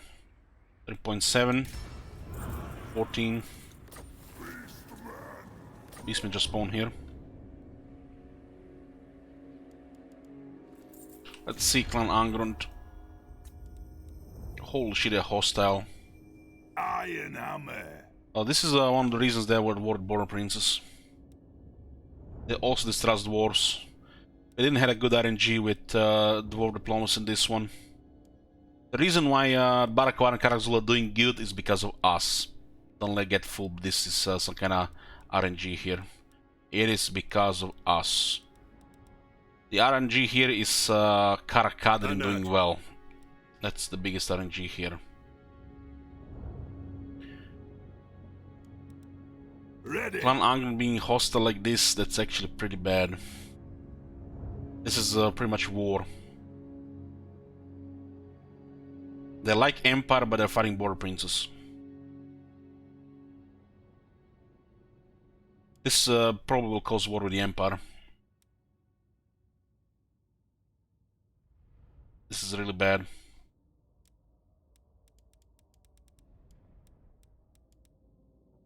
Who calls?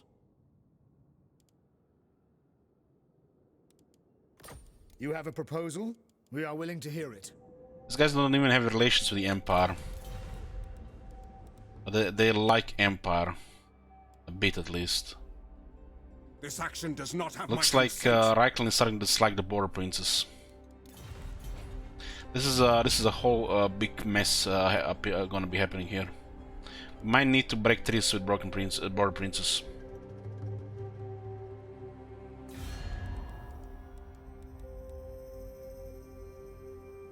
So,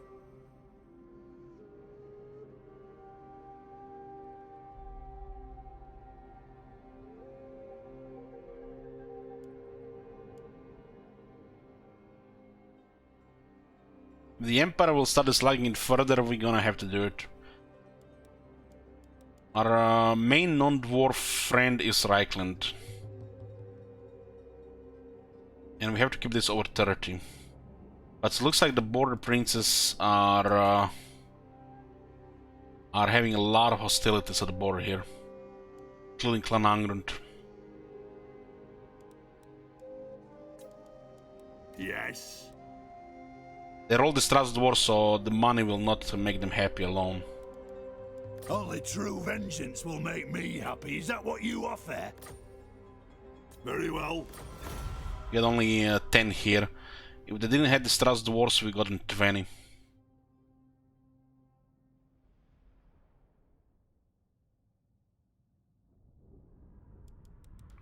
What does the Reichland think about this?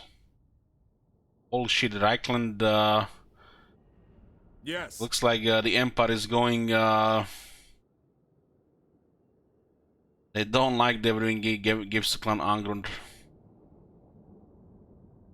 The Border Prince don't like it even more. We can't please everybody here, so we're gonna have to pick sides, and the Reichland makes the most sense.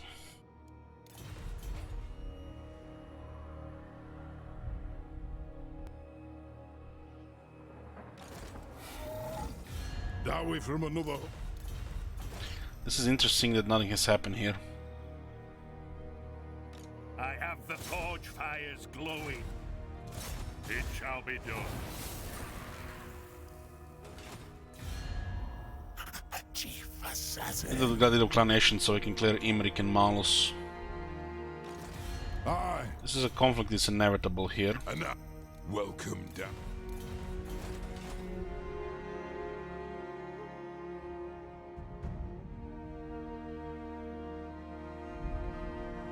Well, the Border Princes are on action on our border.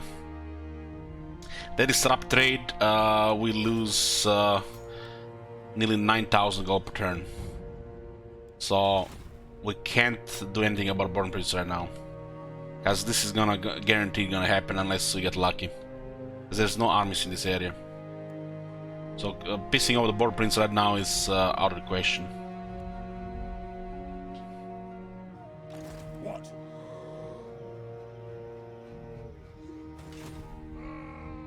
I am the White Dwarf. Cuz Okay, we got one army here. This is the capital of Clan Ashen. Let's slowly end them here. Put a prediction here. Got a close victory, blue, red order.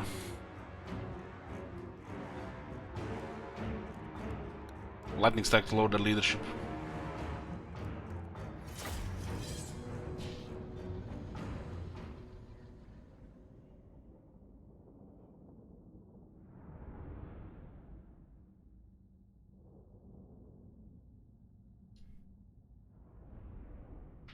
We have no problem giving gifts to the Empire. No problem, because the amount of trade we're getting from the Empire pays for all these gifts.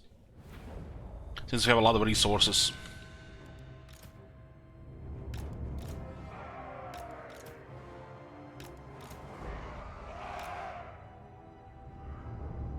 Crutch thrower.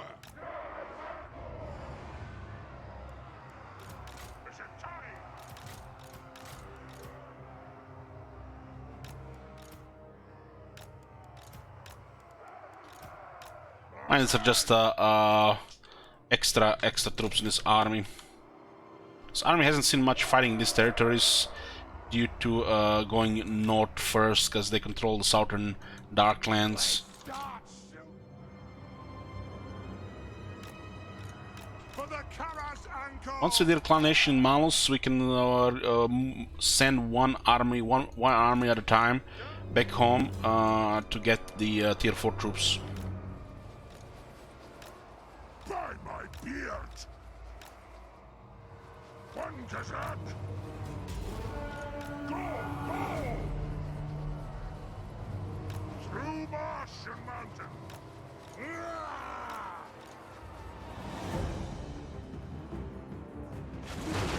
Hammer them! We'll guard it!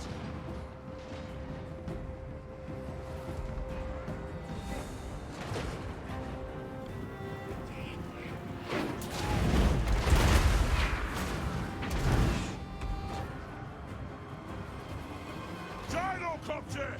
They do have a unit of catapults there. They don't have cannons. Go! We can bridge here and shoot with cannons there, or we can just get artillery closer.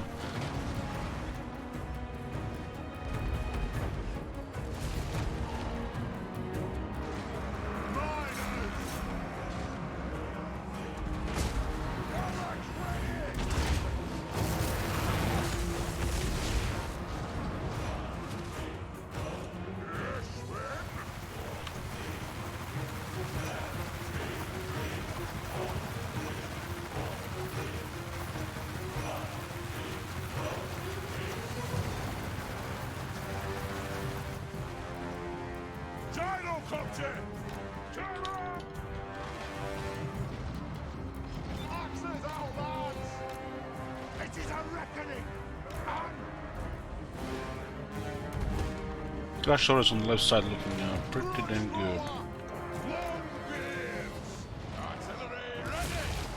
Troops forward! Let the vengeance begin! The White Dwarf!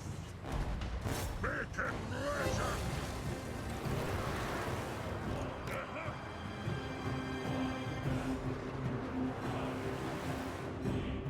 Iron twigs! Be it together!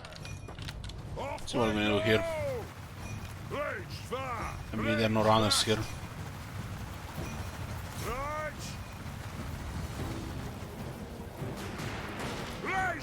Perhaps the guns are ideal at dealing with enemy artillery. The bombs dropping directly on the top of the pieces does the most damage. Move now! We lose it. We're the ancestors! We fire on your command! Yes! Nothing can stop us! Move to Yeah, got this artillery here. Let's drop this one. move to attack!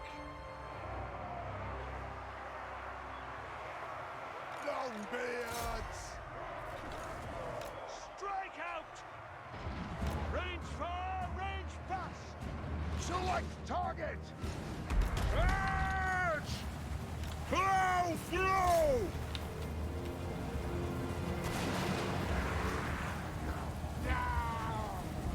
Move! Holding ammunition! These guys are fine there.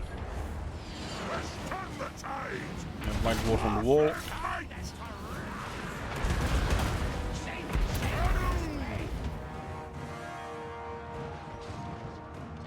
For the ancestors!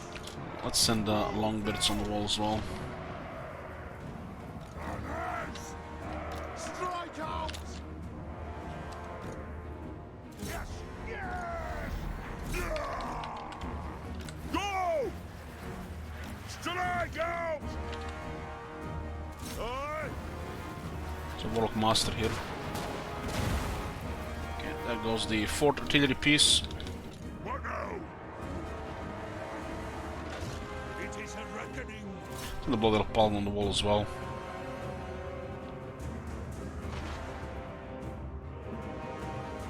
Grudge thrower! Axes out!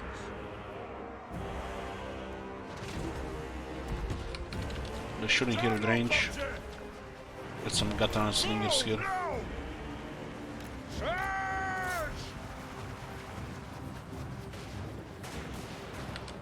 Come out of harm's way.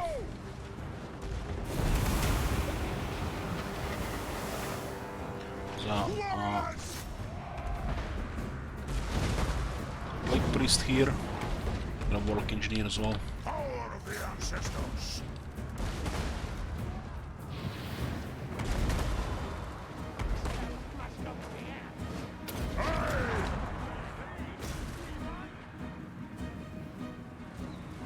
The clans unite! War machine ready!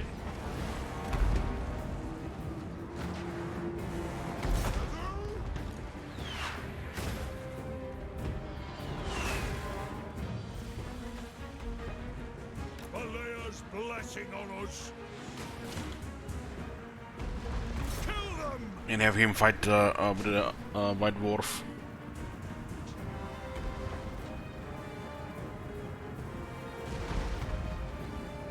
Percent 12% damage buff is nice. Rage beyond reckoning. As you say. Ready to strike! Yes.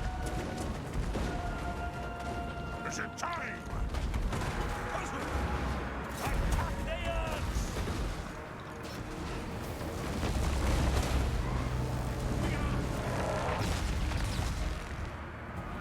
Kill Urks!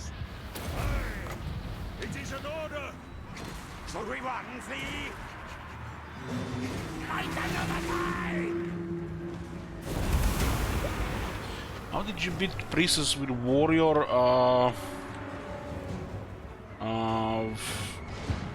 Solid attack speed, some evasion, magic damage from burn forests, and just the vampirism goes very well with magic damage, burn forests.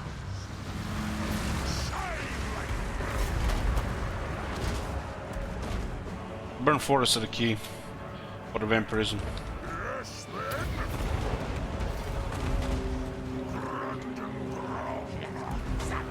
I shall. What was their attack speed? The White Dwarf! The clans unite! Quarrelers! Righto! Aye, as you command! By the ancestors!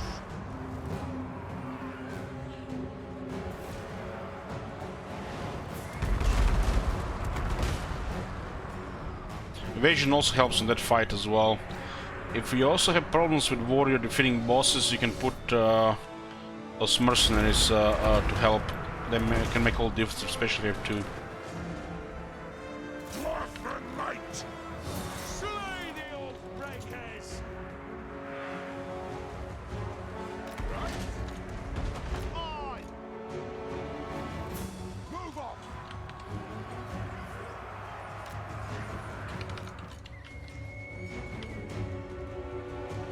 Strangles! Hey! Retreat! Armor and ward save buff, damage reduction. Power of the ancestors. They'll sing songs of this. Cheer! Scoff! Kill this guy, they'll drop 16 leadership. The runes glow. Drain them down! Go! Go! Kazoo! On my oath! The runes of...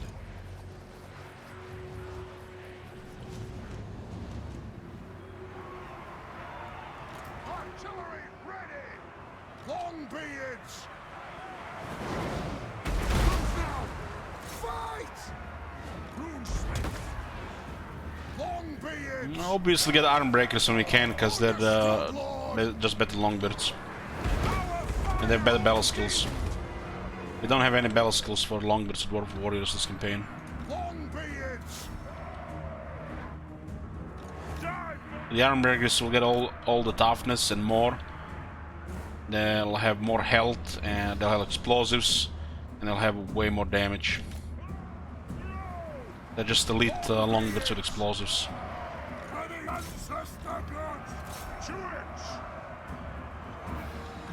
They do with the arsenal, yeah.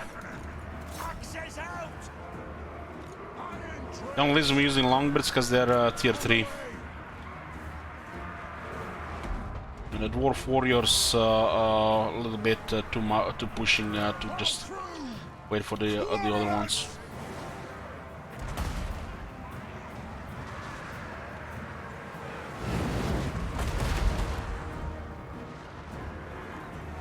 Let the vengeance begin! Let's go forward here. Axes out! What? We're also gonna get some Giant Slayers.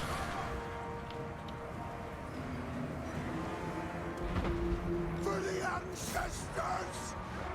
It makes all the difference against some large units. Nothing can stop us! Kill them! Longbeards! Dwarves! Ready axes! Any reduction here, armor. It is an order! Attack the orcs! Slay them! Bring death on them! Reach far! Reach fast! Plow through! Down! Move! Go! Yes, this is a long campaign, so we'll be getting a fire army as well. For the ancestors! They'll also, the next lord will be a dwarf lord. For the ancestors! Someone acts nicely, and we'll be making him with max yellow skills as well, because there's nothing else to. Ready to strike! Instead of getting another rune lord.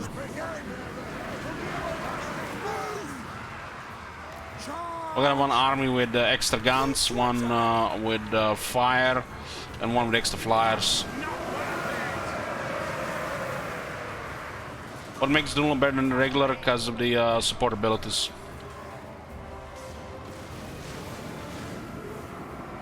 It's like a runesmith versus tainting. Strike out!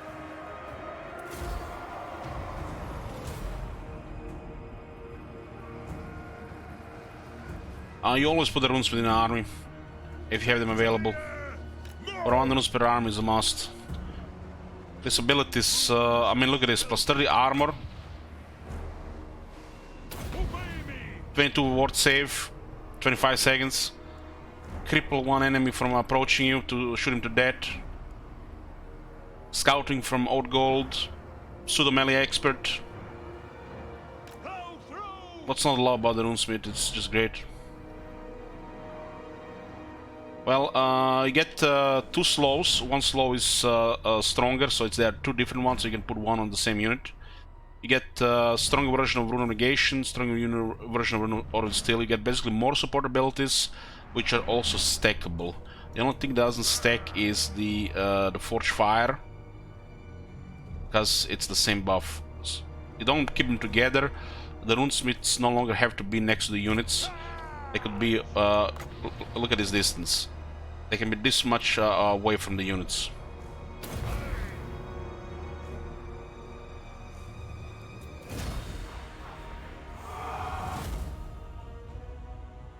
A runesmith, a hero role in the dwarf army could be also to pin certain units, so you get more range damage on them before they get closer. You can pin them for iron rakes, artillery, especially if you have a lord close, so you can try to mosh pit them. But their primary role really with the rest of the infantry is to stop the enemy from charging you. Preferably on like a cavalry unit.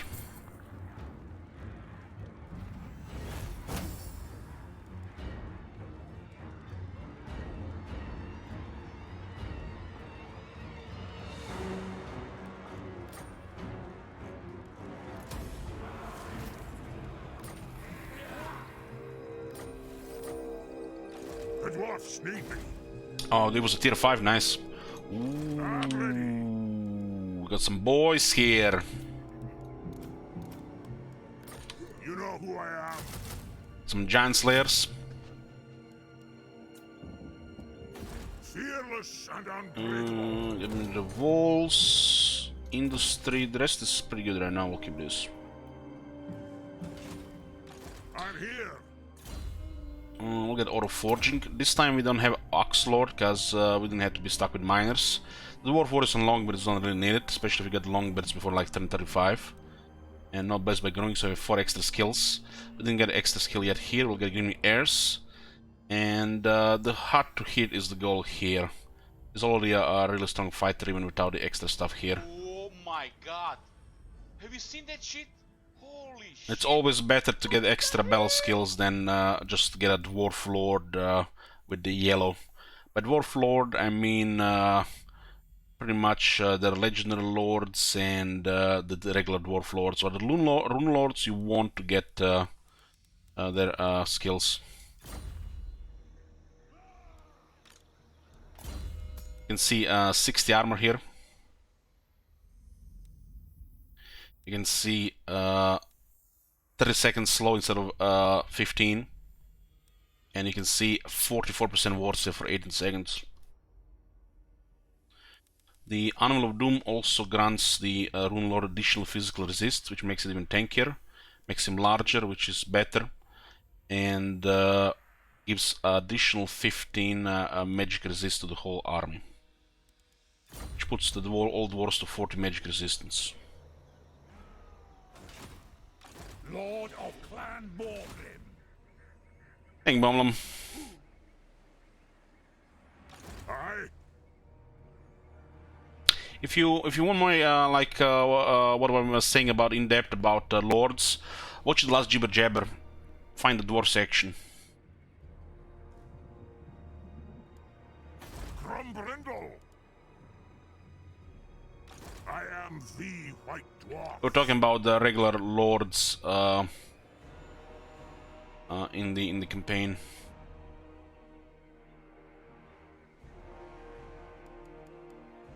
The High King acts.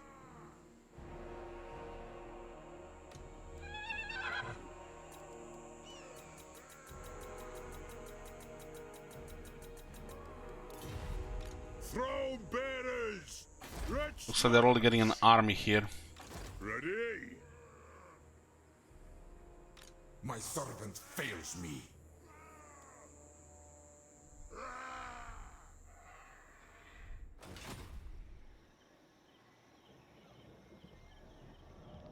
Futile and insulting.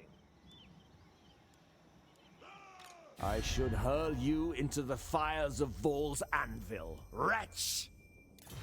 Know this!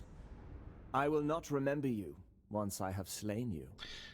It's bold words for somebody surrounded at the end of the world with no friends. I will see you burn for your transgressions against Calador. Face me on the battlefield, if you have the courage. Okay, okay. I see how it is. My anger burns bright. I'll get on it. What about the great courage thing, huh? Bet got bed into massive attrition here.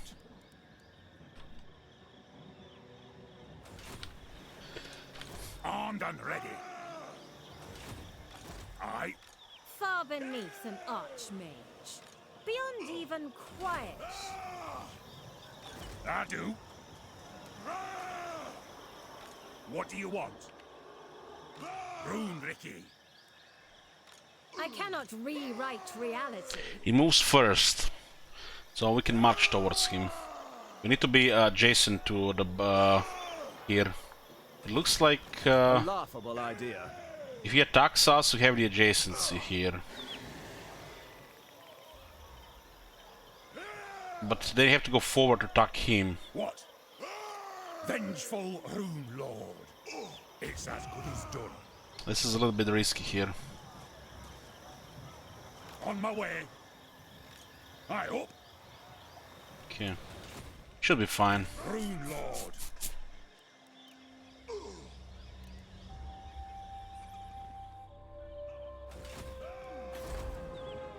That is beneath me.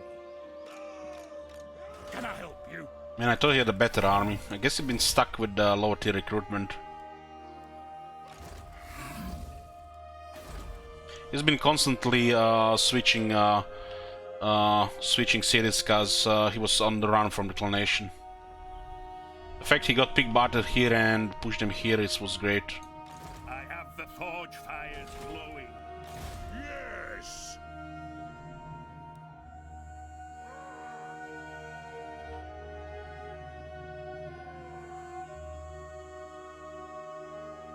Move the throng! For the wisdom of Valea.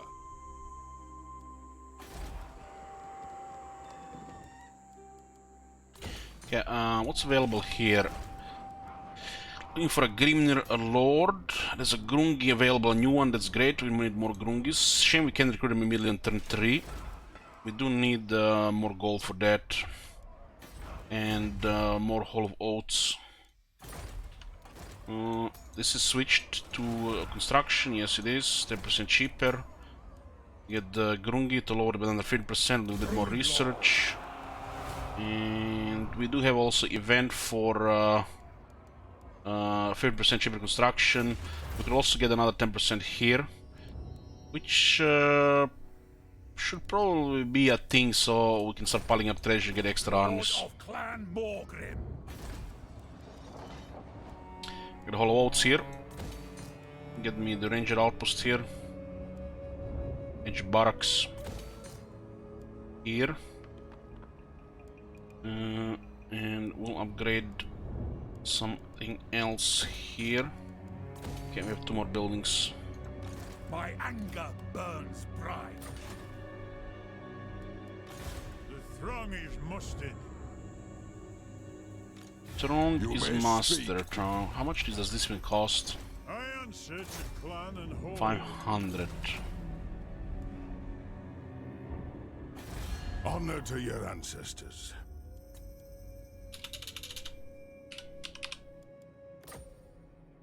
Yes. What's your orders? By the king's Beautiful. command. One rag? I forgot to pick the outcome. My bad. Just what was this? This was the clanation battle. Decisive victory. Okay, order 73.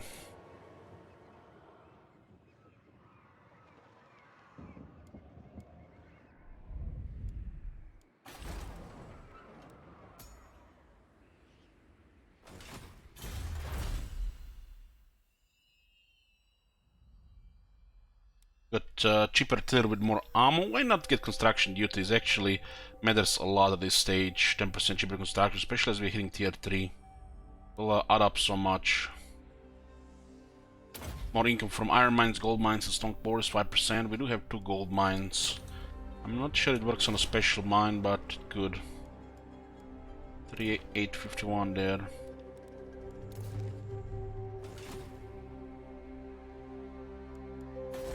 We're finishing clanation, then we'll finish off Imrik, unless our allies do clear them first, and then we have to declare war on Mals.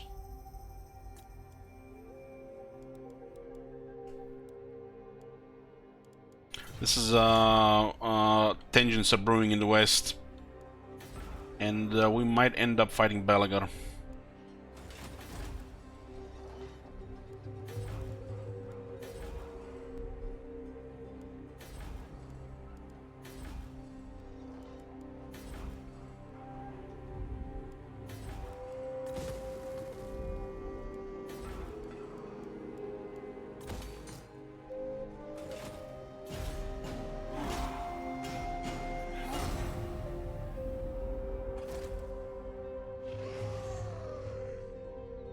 I wonder why Mouse never left Karaz-a-Karak. Maybe he did into the Southlands. We don't know, Marconis. Maybe he was poking into the jungle.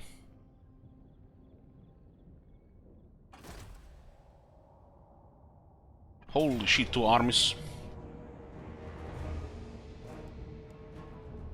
We are not being reinforced here, huh? Perfect battleground.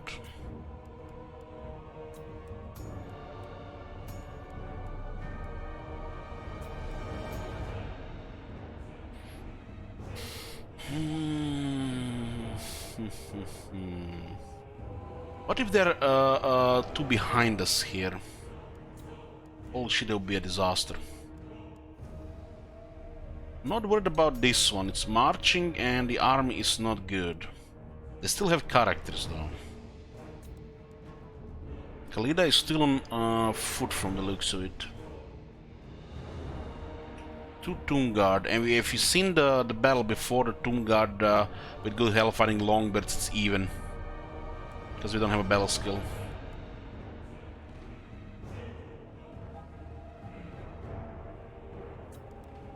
This is a little bit risky because they might be behind us.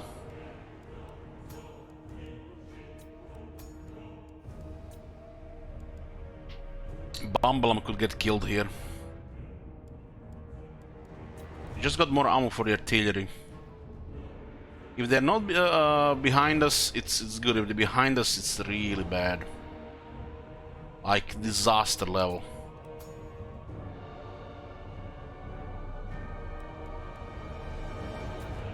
I wish when you click on this terrain, it will tell you where the reinforcements would be coming from.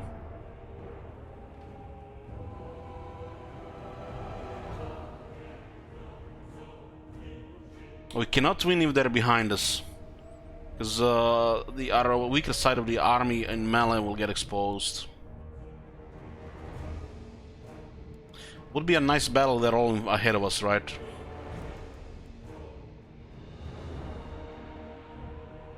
We can't take the chance even on this beautiful battlefield. If those two armies are behind us, it's really bad.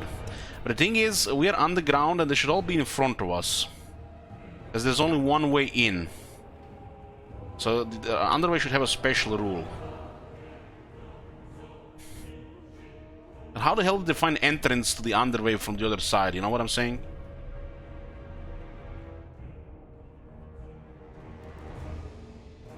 Would be nice to crush all their military here and take their city. But it's too much risk involved.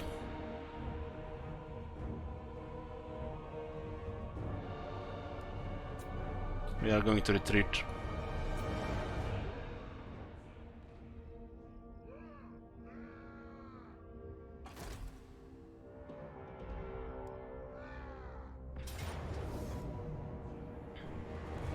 They attacked again with two armies, but this time apparently our allies are too far away to reinforce. They haven't brought the third army. The third army might not have the movement though.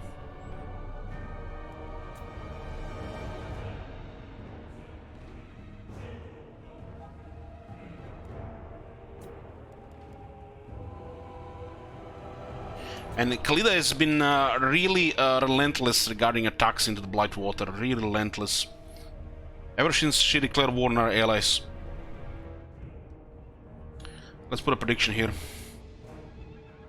Close victory blue, red order.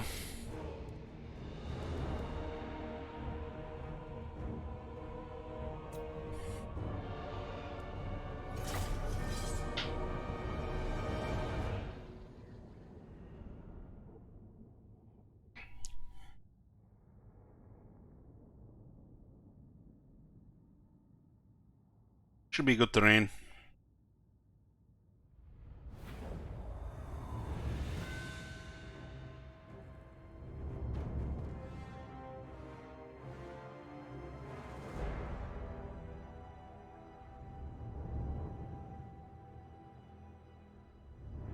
Yeah, this is the best position for cannons. Cannon!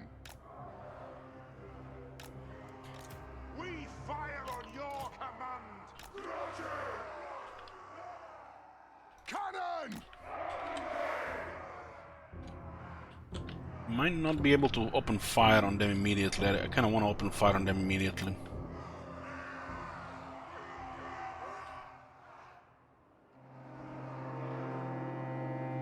One of the army was on forced march here.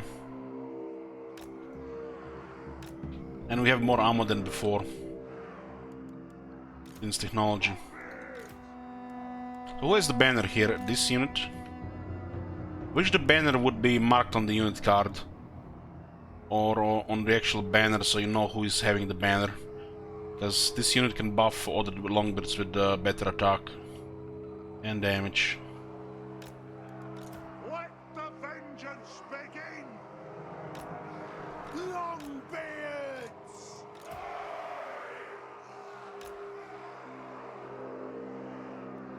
For the High King! The longbirds have a lot of mass. As long as we counter the units that can go toe-to-toe with them, like the Tungard or the Shapti, they'll have easy time here. We don't have the battle skill for Axe Lord for the longbirds, but they have a good rank. We also have the damage algorithm technology. Quarrelers!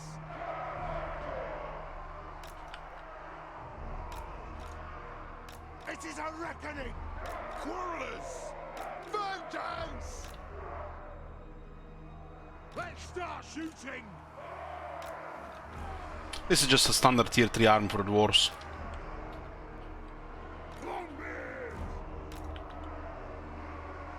Things like thunderers and cannons are optional. They'll just be longbeard squirrels and grudge throwers.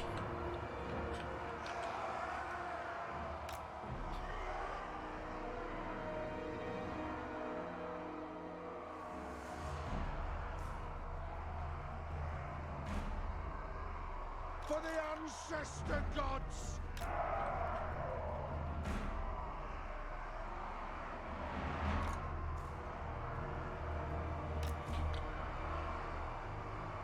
These days we prioritize tier 3 on Karaz-a-Karak, so we get longbirds before 35, ready to replace old dwarf warriors. And if you get lucky with income, which you're usually gonna have already Black Krag at that point, you should have more than enough money for 2 armies.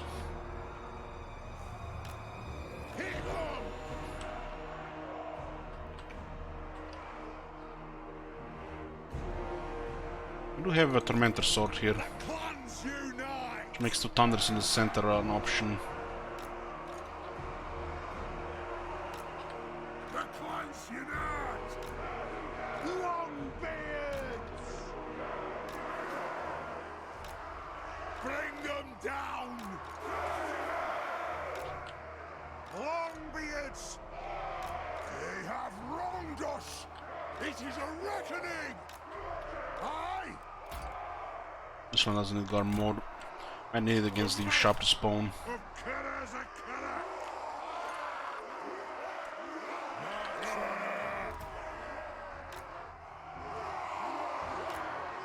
Kazu! For mountain and home! So what do we focus in the first army? Is there even anything here that's we have to focus here? This is really nothing to focus. Is that guy on a horse? Ooh, give me cannons on him.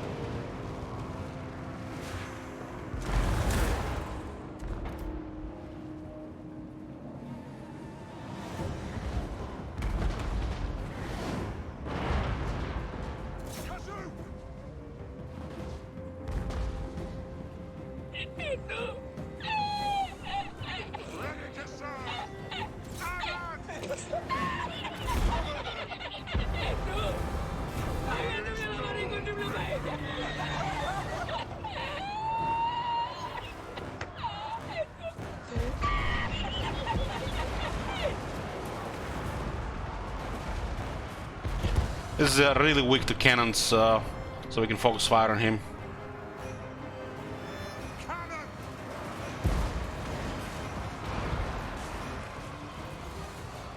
Thunderous! Battle! Right! Killer! Cannon! Select target! Cannon! Stop firing! Legend of the World play? No, that's called sniping. Nothing can stop us! General sniping. Moons are cast! Hard counter. Attack the axe! Quarrelers! Valia Blessari! Quarrelers! The brooms blow! Tattoo! Charge!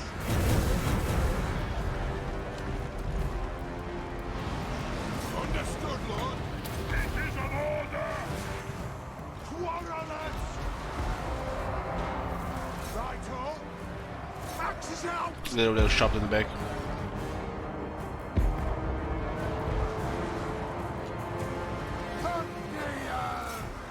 When you're not leaving the cannon on fire, it really obviously want to give them targets. And you're gonna have to ask yourself, what in that army can go against Longbeards? What in that army will do damage to Longbeards? And that is gonna be the target you shoot first. And that was, in this case, the Tomb Lord. It's on a horse, he gets hound countered by cannons, penetration hits him twice, which means he just gets deleted by cannonballs.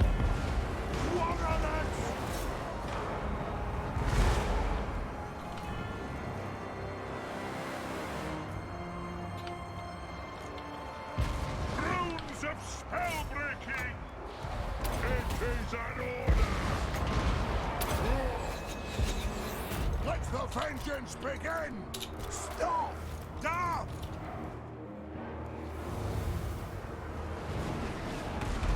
We're the ancestors!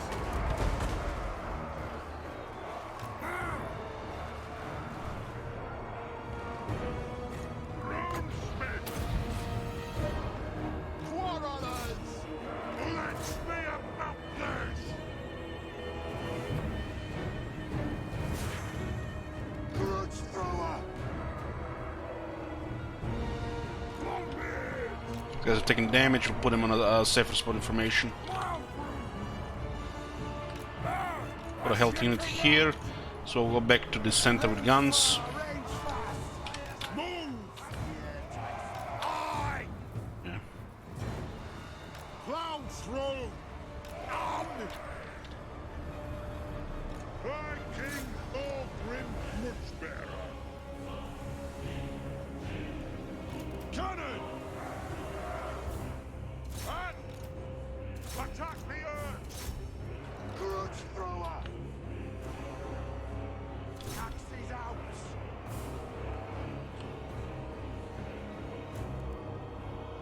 Thorgrim Grudgebearer!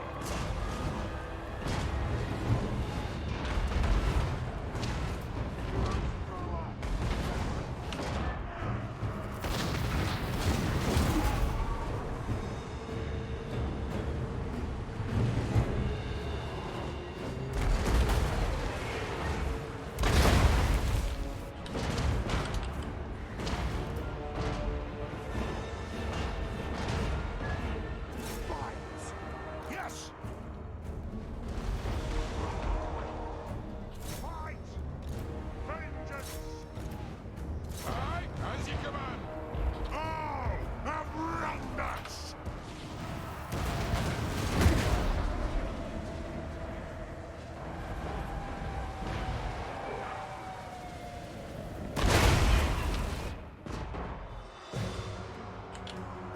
Longbeards!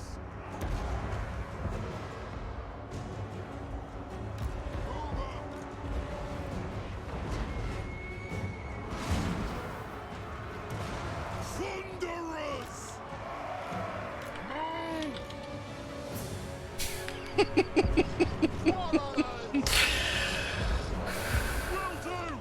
You guys. Understood! Yes, yes! It is a reckoning!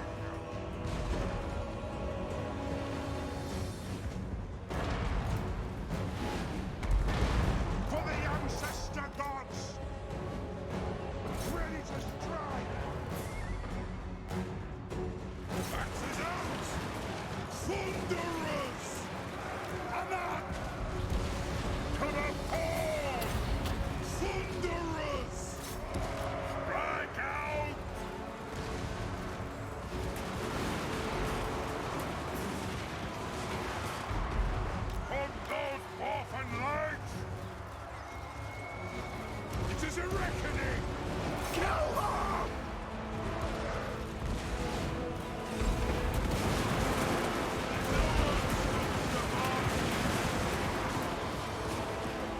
Grudge thrower! Attack the herbs! Enemy! Have at them! Have at them! We fire on your command! Tazzle! Move to attack! Quarrelers! Vengeance! And the Karaz have no shields. Yes! Yes! Take back every grudge!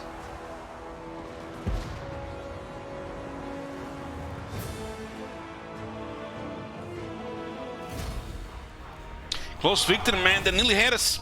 This is an example of a heroic victory. Okay. 47% people predicting close victory.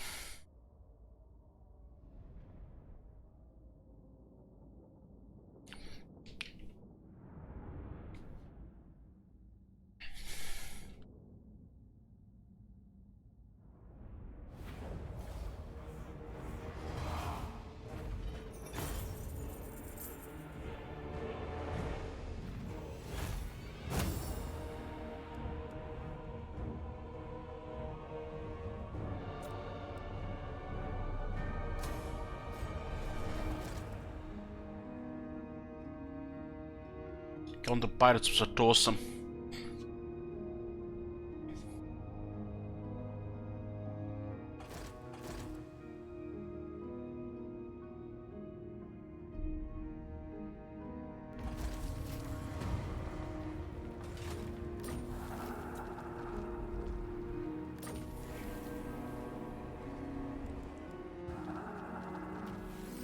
Send me to vengeance! Words!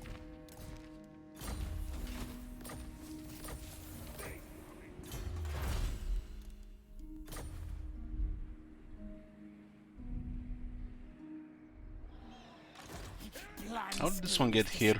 Guess we're moving here. Lord of Clan Morgrim! It's a swamp here.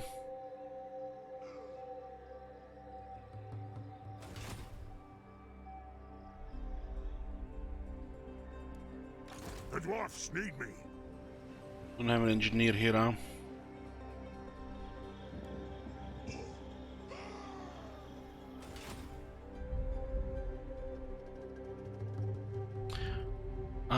Tomb Raider is just +5 leadership against Stone Kings.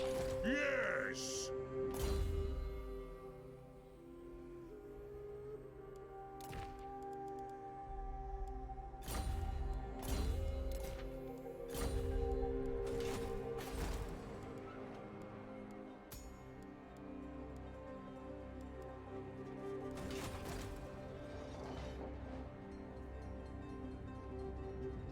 Okay, let's get the remaining tier 4 stuff here.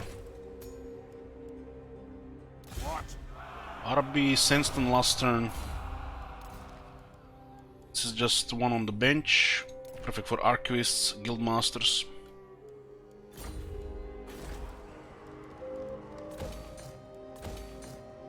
And we can switch this back to growth. Vengeful Ridlord! I'm looking for Grimnir for a regular lord to lead the 4th army. But it's gonna be RNG to roll one. We are not ready yet for the 4th army. We're not gonna get tier 3 on the 4th army, right? Get the economy up and then get the tier 4 army. Can I help you? Arcane winds under control.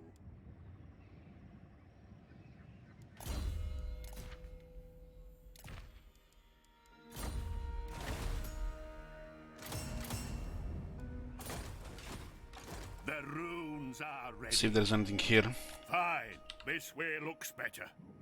It's Using in Brace for a little bit scouting here. We still need room bears, 3 of them.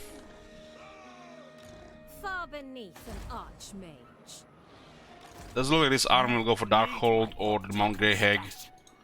vengeful Rune Lord. What? Which means we just have to defend here. No, Gracie, never wrong. I'm ready.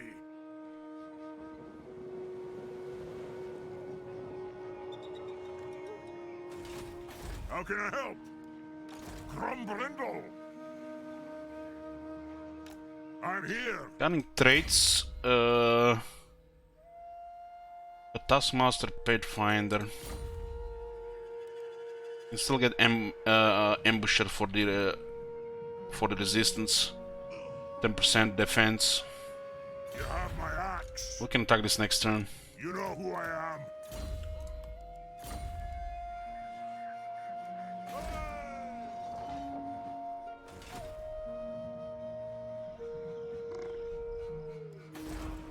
Armed and ready.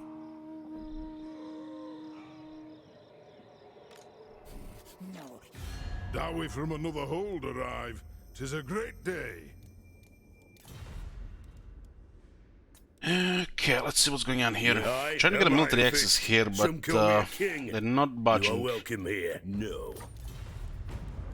My kin, the throng of Cadrin welcomes you.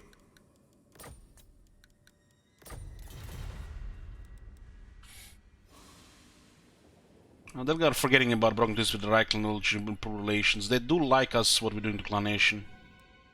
What? This one is tough though. Now! Soon. Shut up, Quick. Quick is doing very good. So it looks like the Clan Nation and Clan Morse have not met this campaign.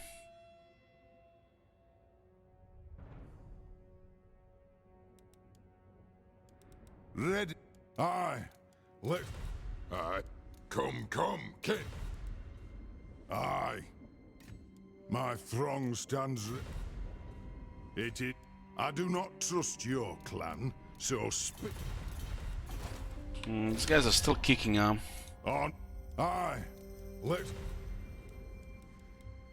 I don't like the look of this. We give them a couple of gifts and break all the relationship with the border princess, the war might be avoidable. It doesn't look like it's going to be possible at this stage. If you were not with me, you are my enemy, kin or no.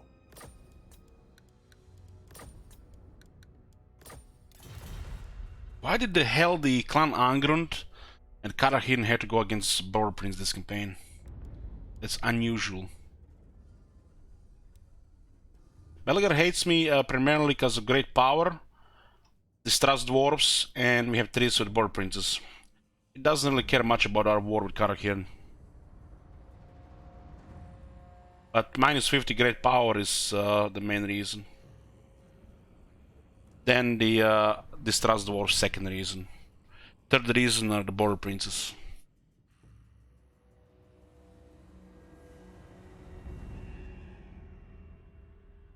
Got so many distrust dwarves this campaign, so many. I was hoping the Belgar would be different.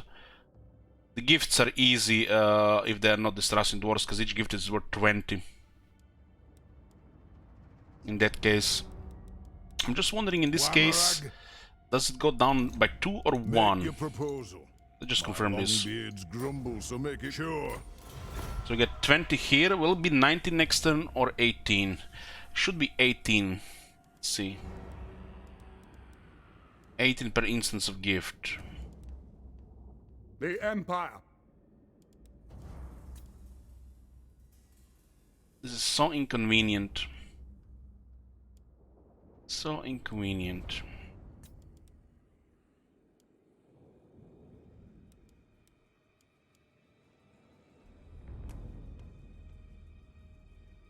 The Stress Dwarfs is just to screw with the player. It doesn't really matter much for the AI.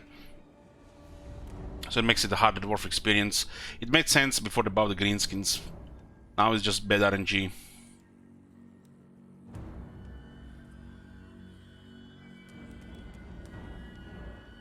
Made sense before they buffed the Skaven too.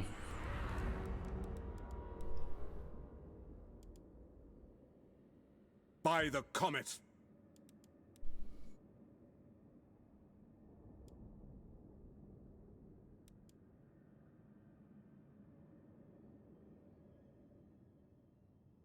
Sending a scout up there to find about these people would be okay.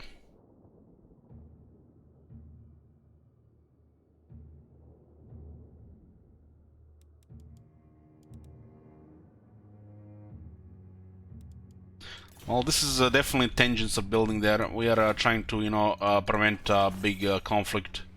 Getting 3,000 from the Empire per turn, we can use this for diplomacy. But the fact the clan Angrund is a third party here is gonna be random. What's worse, if the clan goes to war with us, the Empire can side with them.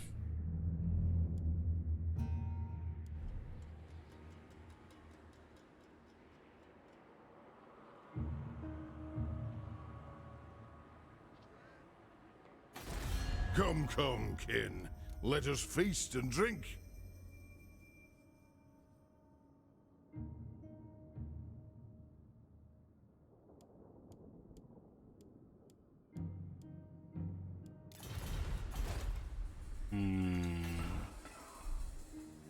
If I declare war on clan Ferik, they might disrupt their trade here. They have not have an army here. That's a loss over 9,000 per turn. We can't just do stuff like that. Getting a second Tain to go there would be ideal. Ready to do the guild's bidding. Okay. Hero capacity +1 for Tains, hero recruit rank +1 for Tains, all provinces, upkeep -7% for Longbeards and Hammers in the Lord's army.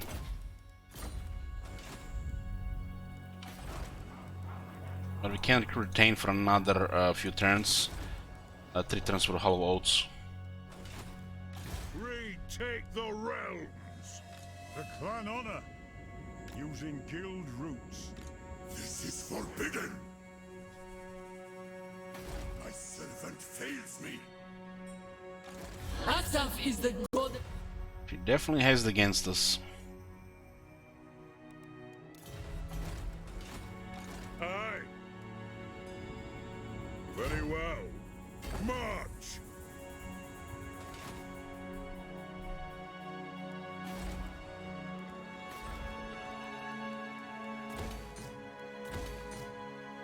This is the last turn of Arabi Sandstone now.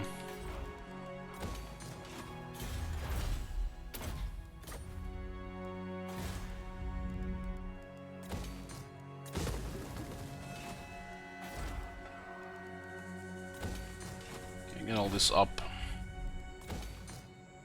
Rebels here are fine.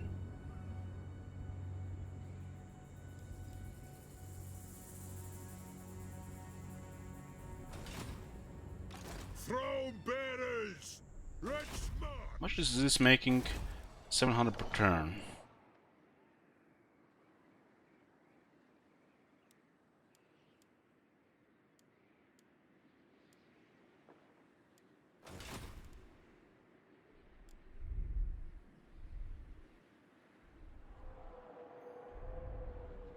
We're currently at 28 settlements. And there is still a last great power penalty which will kick in, which is -60. There's no chaos this campaign, so diplomacy with order will be hard late in the game. Imrik has barely won there.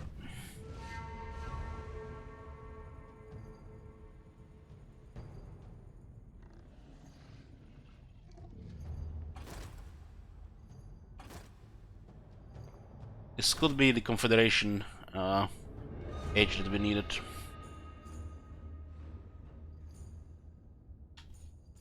Pathfinder for Shield Wizard.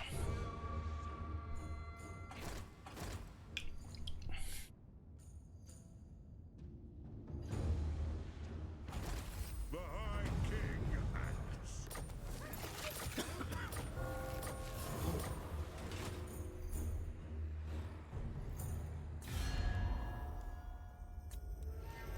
Arahin has lost the last settlement.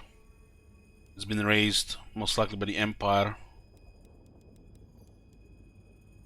The border princes don't recognize our war with the clan Karak here, and that's a bug. Because anything that happens in diplomacy should be registering here, but they don't recognize it. There are bugs like this when some things are not registered.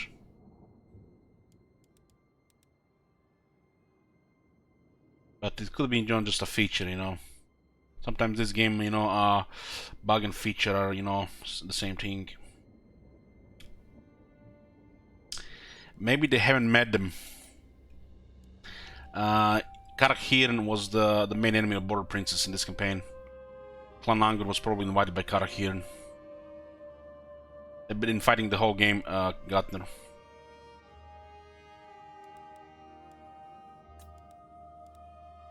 The Karak and Border Princess start knowing each other at the start of the campaign. Because they're from the Black Mountains and they're just adjacent to these guys. Talking about the Karak here. The reason why Karak hated us was hostile because we dealt with the Border Princess. What?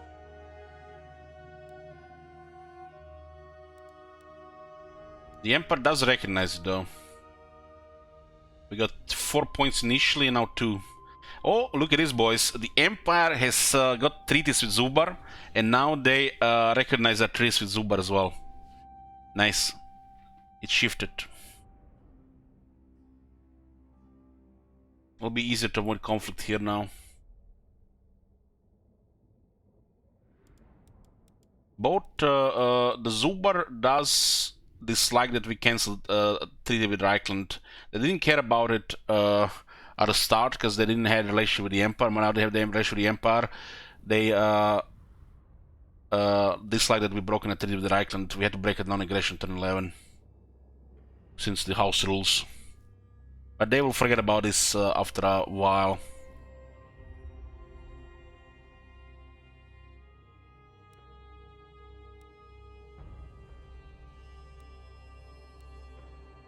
Yes. Come, kin. Let us feast and drink. Ready. I am Iron Fist. Some call me a king. You are welcome here.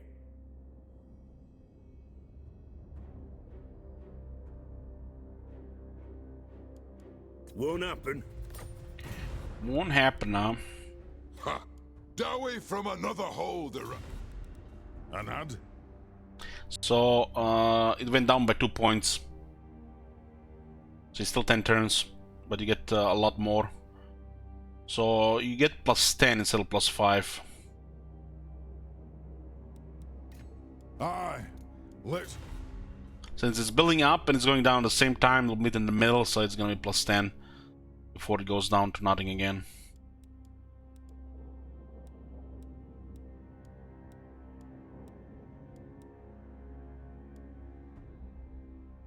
Ready. Greetings from Sigmar. Yes. Using the money we get from the Empire to give them gifts to avoid conflict. We haven't met their other factions. They can ally with those factions, so they can only be dragged. This gives also important diplomacy with some other factions here.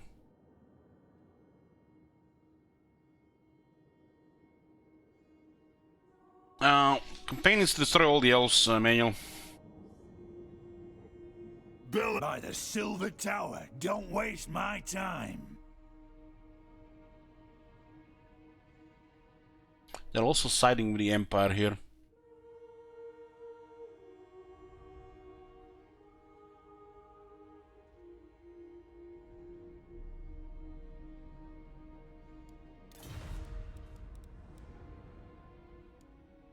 Do not enrage me further, fool. How is she fighting last defenders and not getting attacked from the south? Looks like Clan Morse has overrun the south. This is what happens when they actually don't get confederated and they actually do their job really good here. Looks like the war with the Scam is gonna last a little longer than usual because Clan Morse and Clan Ashen haven't met each other to confederate. Otherwise they'll be overrun already.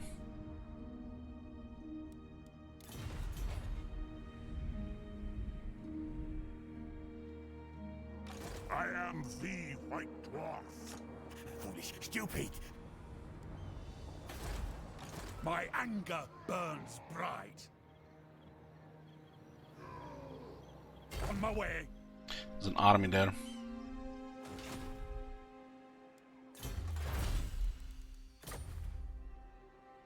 The dwarfs need me.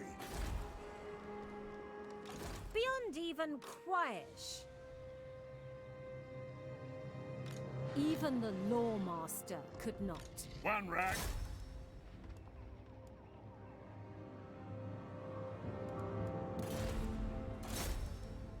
%. I'll take that for a skill up. Aye, it is time. Still no room bears. How can I help? Cuz!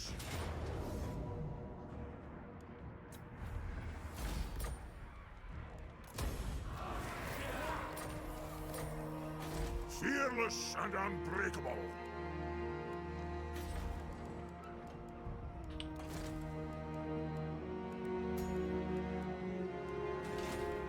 One rack. Rank 29.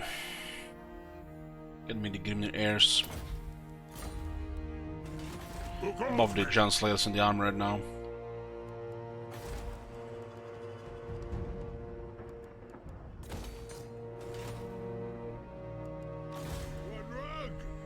Is the bolt or cannon more accurate? I would say it's the cannon because the projectile is faster.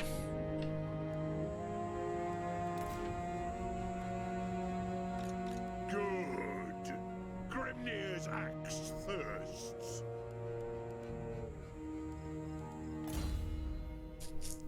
Still in the Taskmaster here. For the Karaz-a-Karak. Retake the realms.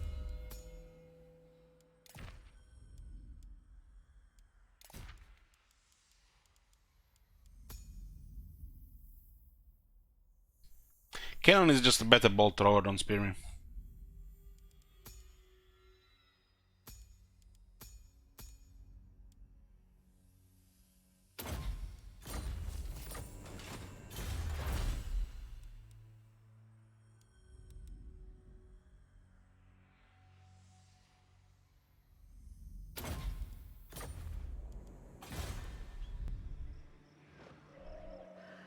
We don't really care about upgrading this right now. There might be other important things to upgrade, like economy.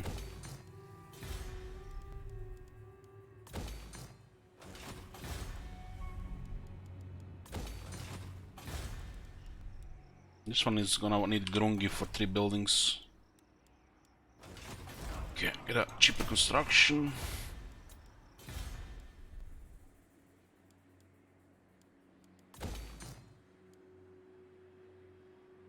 Public quarter here now.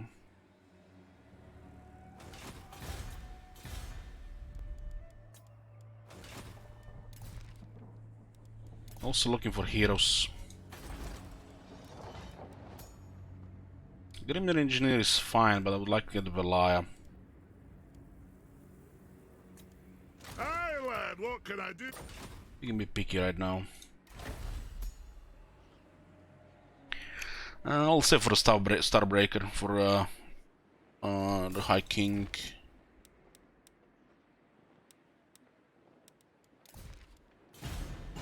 Turn 69 is over. Getting towards turn 70.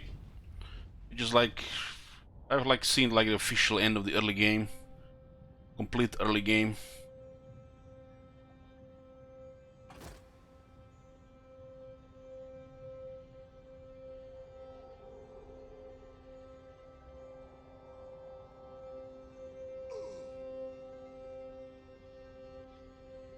Karak has been destroyed.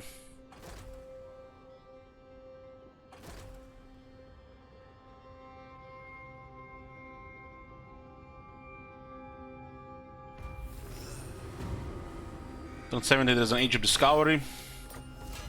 So any faction has a provincial capital on the coast will meet other ones that have it. At least that's how it should work.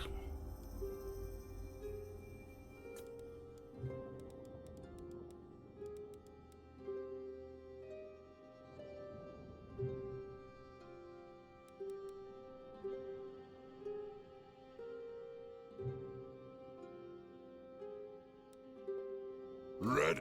Aye.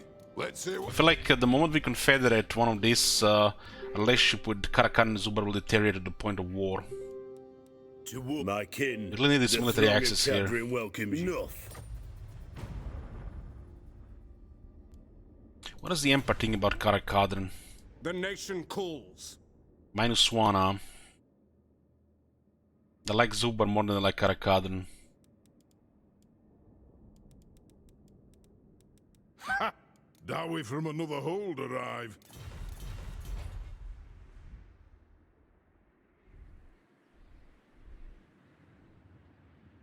I have the forge fires glowing. The council is disappointed. I'll get on it. Snitch is back and he's targeting unwall settlements.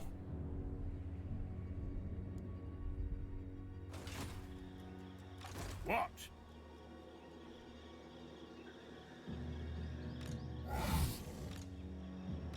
You summoned me?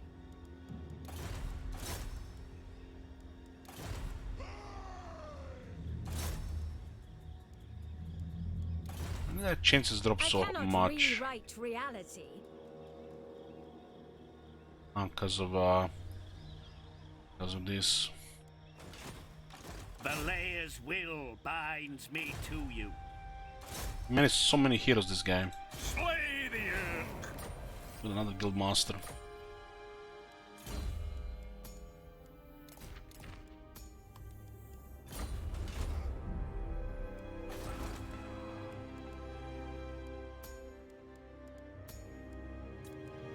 Let us begin. Guild master. Maybe some more trade tariffs. Reckoning. Upgrade these things.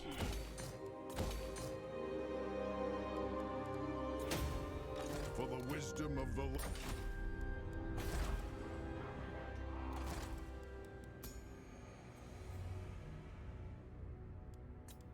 ready to do the guild's better.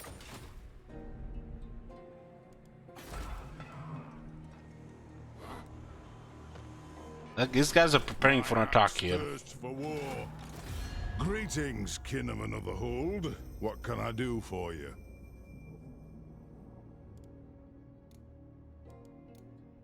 They have like no economy. All right.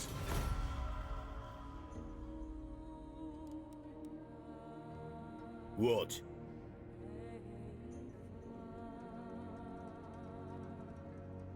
Goddamn these Zubar Karak-a-Karak relations. This action does not have my consent. To war! Come, come, kin. Let us feast and drink. They're forcing us to pick a side here between Zubar and Karak-a-Karak, between the border princess and Clan Angrund. While the Empire is watching both sides. They like Clan Angrund and they like Zubar. An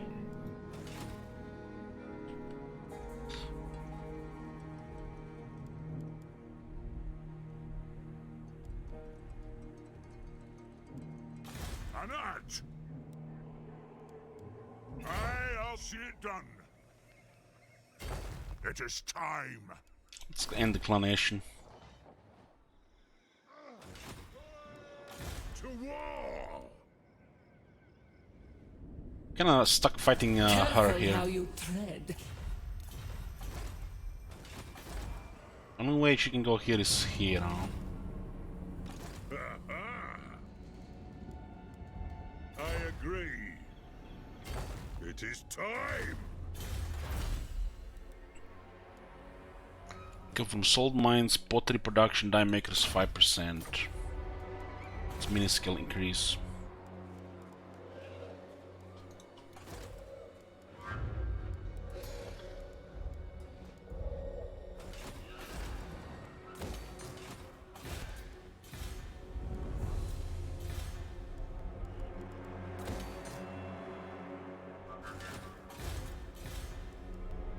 Another rebellion here, it's fine. No grudges right now, so it's great.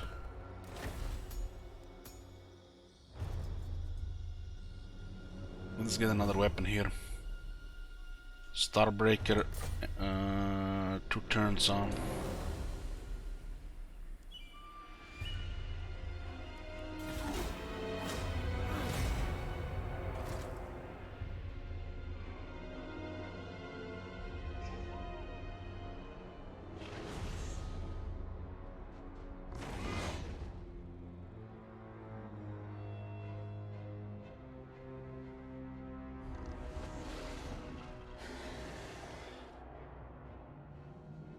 It's funny how we are all fighting Skaven here and then we are fighting each other as well.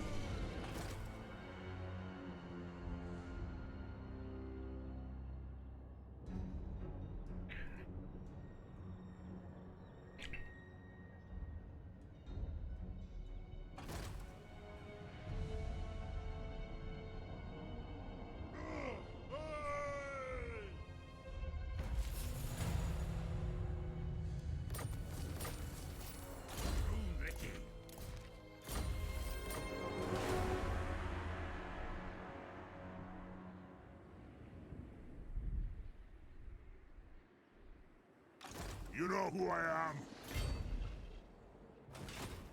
I fight!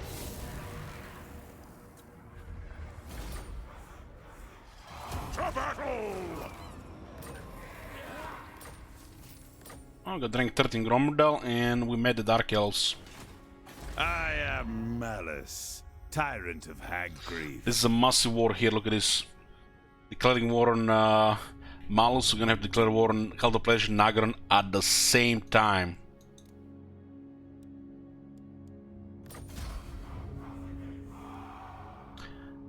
No peace, just war with the Dark Elves, with the all elves in this campaign. Now we can see what's going on the other side as well. Jesus, what a shocker.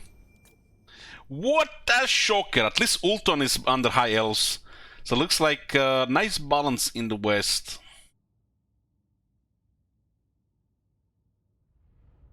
And you want me to fight the Empire too, huh? God damn you guys, you just want to watch my campaign burn. The chaos is off, yeah.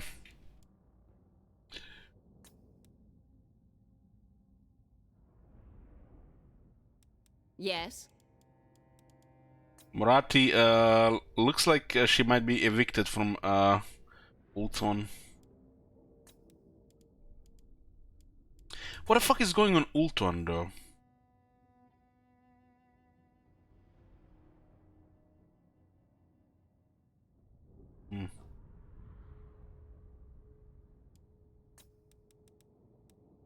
Hopefully some of the other factions will recognize this.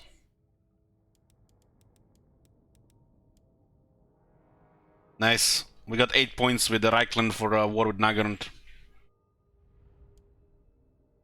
Who calls?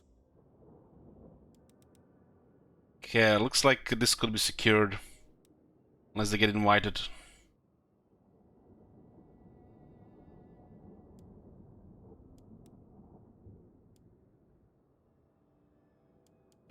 Send a scout to find out. Clan Nation is down to no settlements. Clan Morse is 15, and they're in the south. This is what I like to see.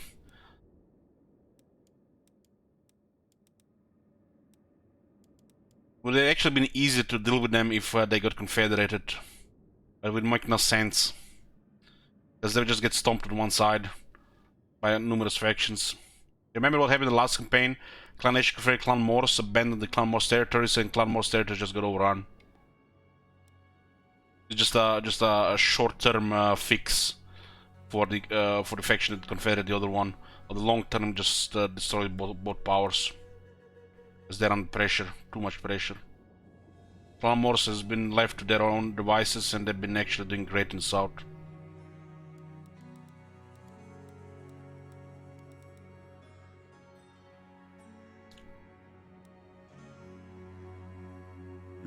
Now our allies are also at war with Dark Elves, Ready. which will affect the Confederation chances. Dowie from another holder. We just have to make sure, just keep checking every turn. Make your proposal. These factions are looking good here on the power level. One I am Iron Fist. Some call me a king. You are welcome here. Never. Quick. Well, Clan Morse is running out of enemies, and conflict is inevitable. They're our next major enemy. They have pretty much stomped everybody down here. It looks like they're gonna be destroying the Bowman of Orion too.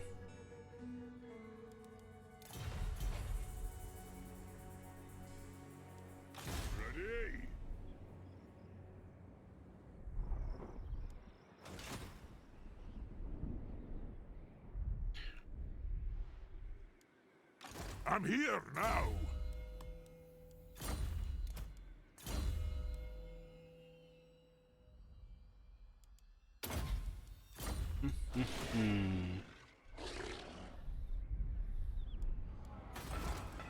Well, now we are in the mid game.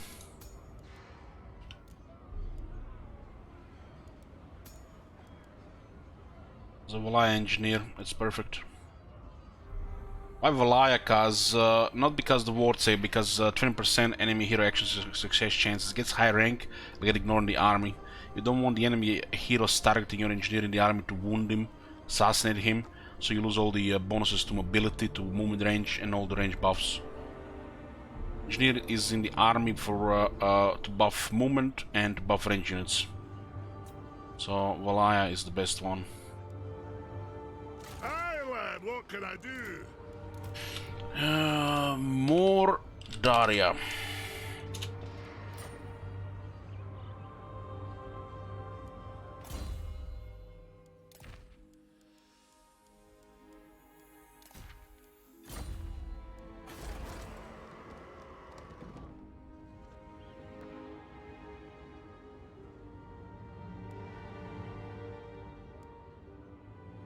I would like Valaya on the Tain, but the Grung is acceptable as well.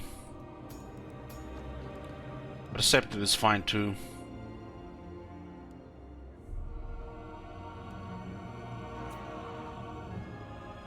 %, higher chance to avoid the enemy harassment, right? We'll take Perceptive for a line of sight here. It is time.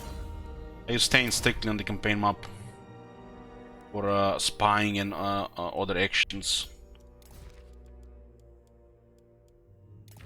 Just by hiring 2 more heroes, we got 2 more students activated. We'll send this guy to see what's going on in the north.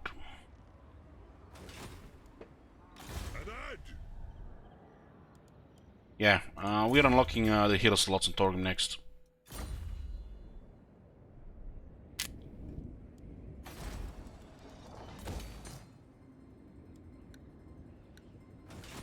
One rug! The axe thirsts for war. Aye, it will better our cause. Send me to vengeance. What? His armies are moving around. Hard to say where he went.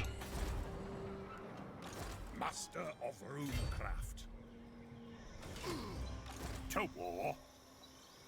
Move. It looks like he's poking around here. This army came from the north, right? So he's somewhere here.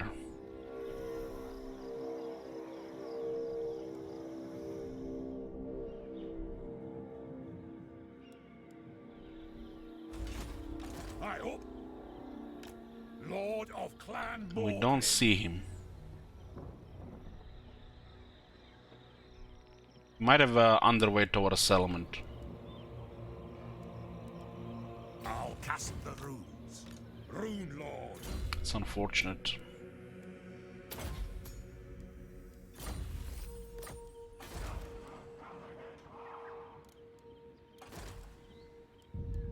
Time for a reckoning.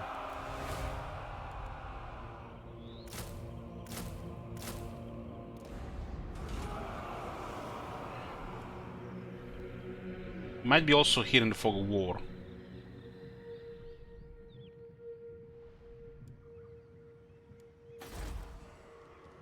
My axe thirsts for war.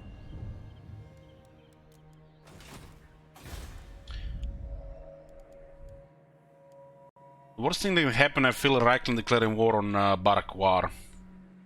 We might go against this by saving money in the treasury to pay them for Confederation.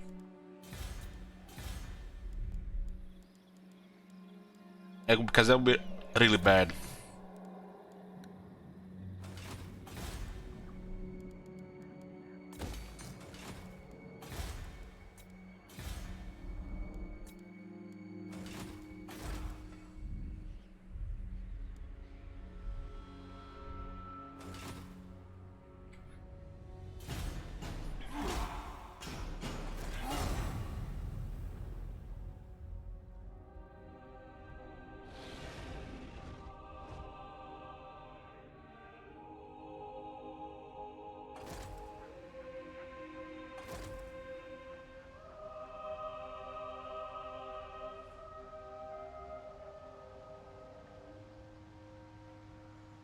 I think the last Clanation army is just Skaven slaves.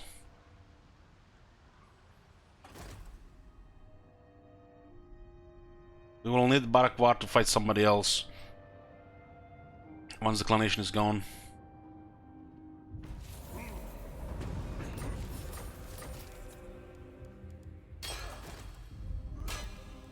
Get assault here. It does lower upkeep on certain units.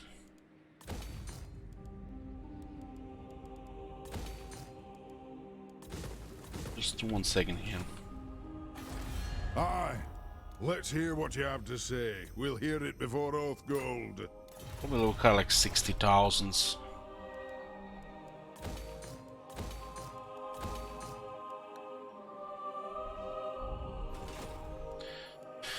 The Forge. Let's get Starbreaker for the king.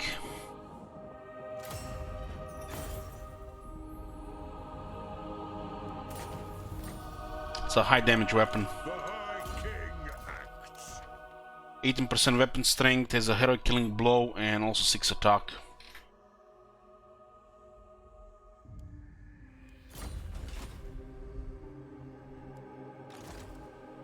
This is easy here. Let us begin. My axe thirsts for war. Storm-driven, armed and ready. He survived. Oh, we'll get another bell. Onward. My anger burns bright. Thanks for the experience. Setting off. Oh, nice. We also stolen Talisman Preservation. Clanation is no more. To war. This is a tactician, huh? Just emergency lord. Vengeful Rune Lord. Aye.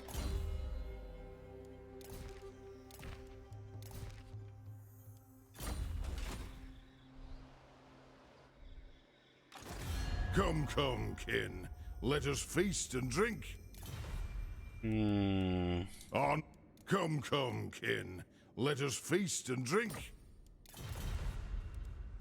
And what can the Dawi do for you on this? They're only more fine Hagref, day? not with this too. Because we're the ones that declared war on Hagref. They joined against Hagref, not against their allies. Hagref probably just get instantly confederated here. That's why it's not really affected by much. Now. And we are at minus 60 great power penalty now. To battle? I am revenge incarnate. Know this and weigh your words.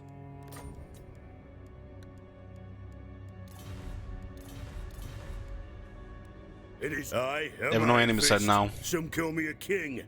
You are welcome here. No way. What are they gonna attack?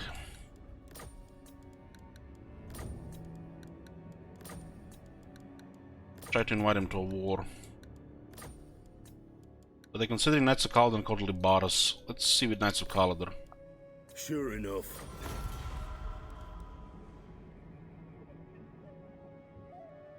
We need to get military access here.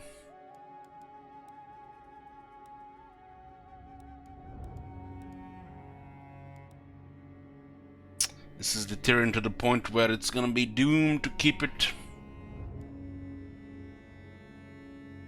Who calls? There's a Belagar army already in their territory. I'm gonna drop relations with the border prince this time.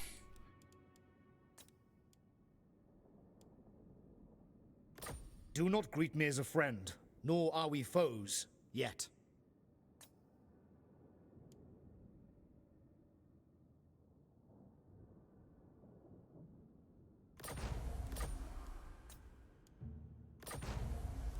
Well, they're gonna be pissed.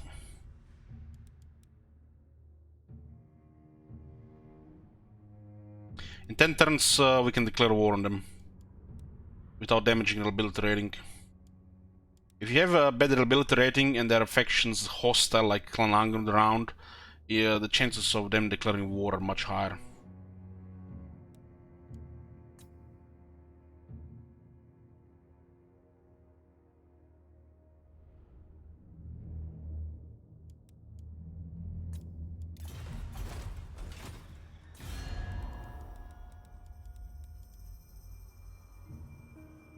You lose the treaties bonus and then you get a penalty, so you could lose quite a bit here.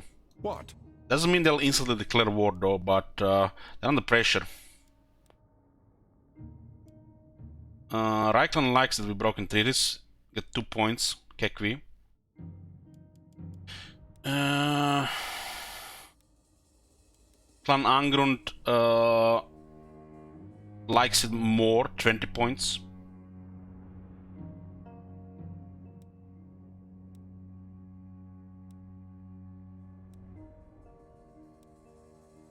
The other ones don't really care.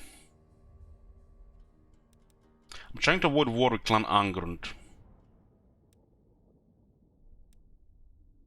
True, if you were not with me, you are my enemy, kin or no. He's lost quite a bit of money as well. All right. I am revenge incarnate. Know this and weigh your word. Okay. If we declare war on the Border Princes and the Border Princes start fighting us, the Clan Angrund will be on our side.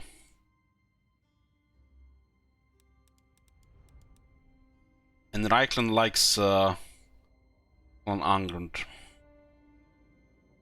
And they like Zubar too. They don't really like Clan Karak for some reason.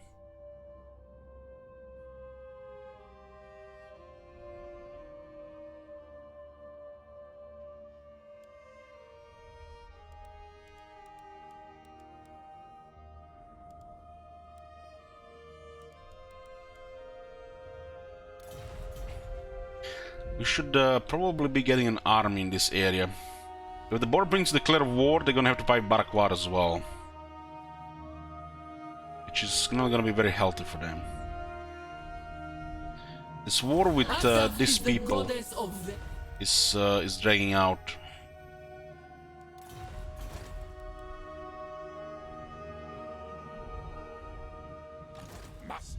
I'm gonna look out for a Grimnir Lord here, but it's not available. By Grogny, this had better be good. This road is shoddy. Got an engineer, we got a second Tain. And hold. Can cover more campaign map. The White Dwarf. We have 2 elves here at war.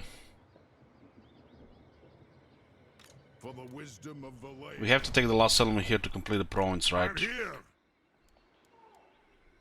Our enemies shall tremble. This is absurd. Lots of heroes here. Fearless and unbreakable. But lightning strikes, so if they don't go against us, we're just gonna destroy them. The runes are ready. Moving! Iron-willed. Also Shield Wizard here. We'll get Annual Doom before Master of Negation. That's relative. What does the Annual Doom do? It says, covered in the Rune Lord's ancient script, the Annual has given form to the most powerful running weapons ever forged. Like it looks similar one to the throne, except the actual Annual here. What do you want? The Annual gives the Locus of Power, which grants the dwarves additional 15% magic resistance, map wide. So they're gonna have 14 when the battle starts. The Annual also provides, if I'm not mistaken, 25 physical resistance.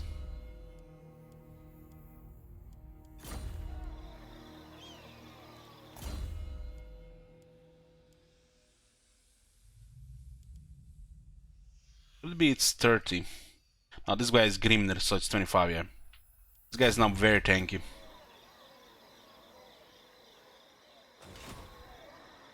The physical resistance with dwarves, because they have magic resistance, is pretty much ward save.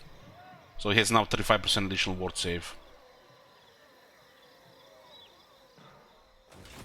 I do.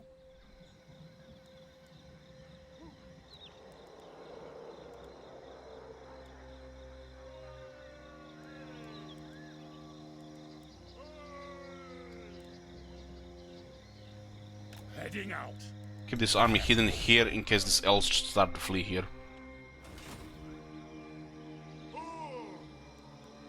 Aye.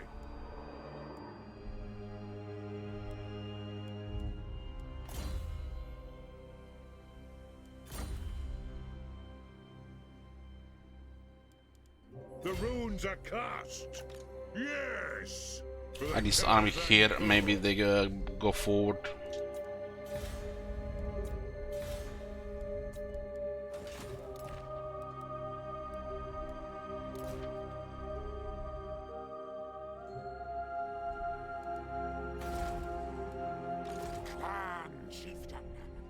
It looks like they lost Galbaras and they're getting sieged again.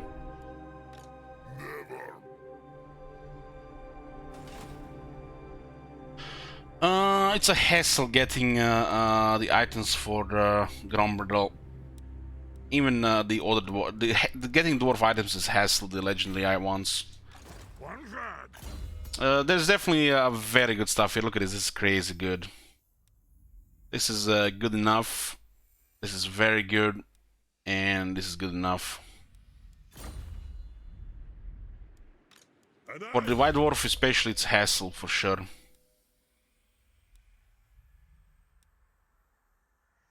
But the items are solid. If you have the Warforge available, you don't really have to do the quests.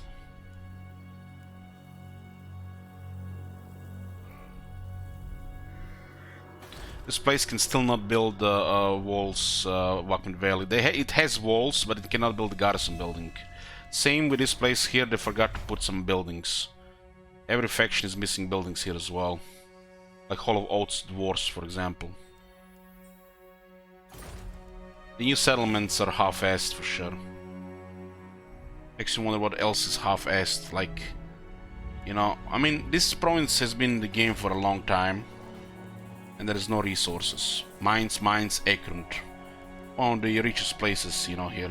There's no resource, no landmarks. So it could be, you know, like normal thing that these places have no resources. But when you look at it, they don't have even some of the basic building options because they forgot. You just gotta keep it, you know, gotta wonder.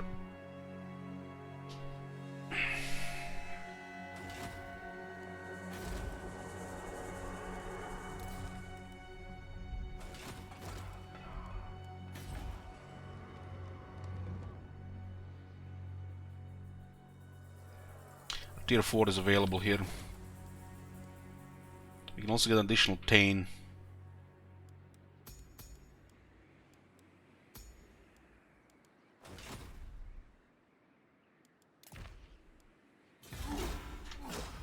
Well, some of the things they do is like it stops stuff, and some of the teams do looks like rushed and half-assed. So you get both. It's just what it is.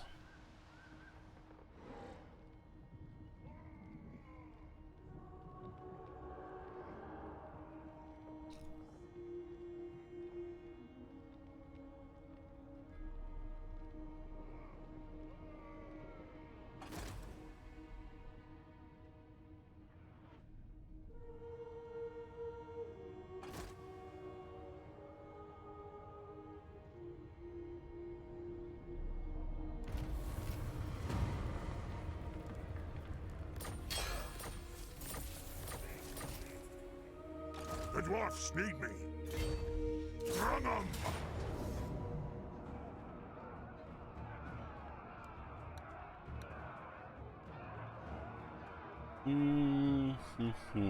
There's a lot of archers. Don't want little slayers here.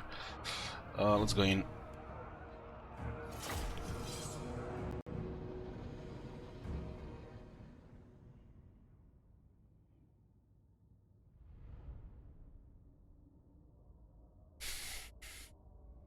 We're gonna have to attack the Dragon Isles after this, but when Imrik is gone, so we can just go one direction.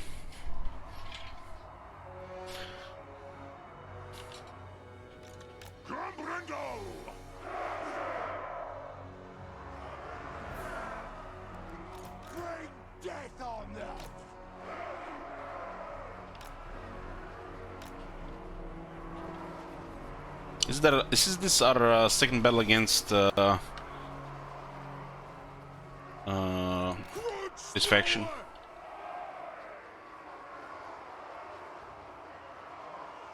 Select target. The clans unite. Grudge thrower. Yes.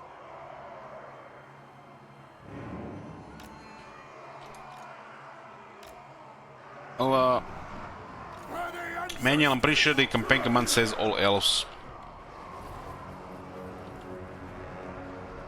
War of vengeance. Yes, Thane. Longbeards. Let the vengeance begin. For the ancestor gods. So elves will protect the stuff around.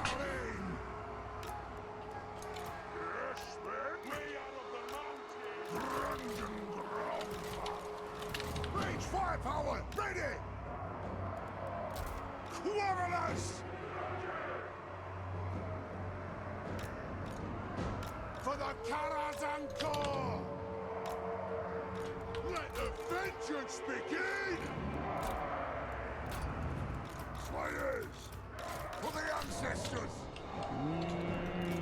Let's go. Take to the air! I have some Illyrian Reavers archers. The range actually can be quite annoying for the brimstone guns. Move now! Charge! Kill them! Going! Attack! Grudge thrower! So show those Lord and Seaguard were thinking about their range. Shoot them with grudge throwers. These guys will fly danger close here. Deliver some projectiles.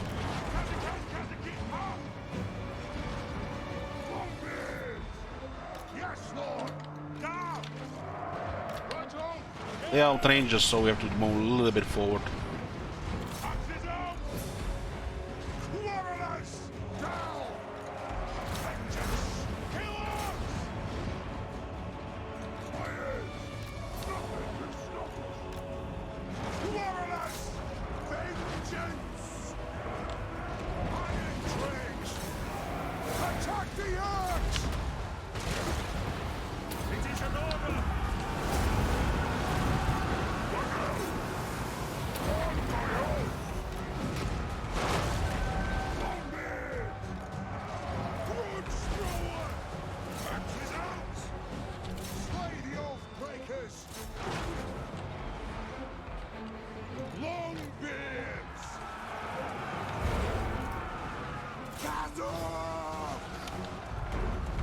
Really wants to fight there now.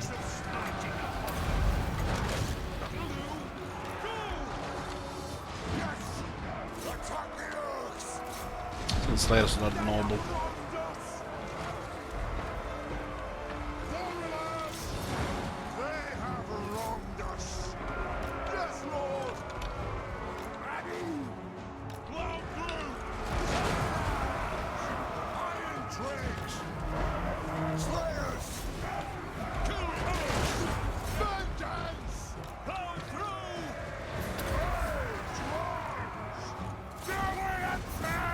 And they're the nobles with the Slayers.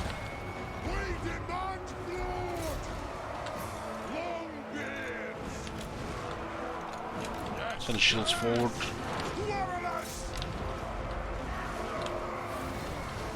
These guys have very high defense, but the Slayers have more a lot of attack.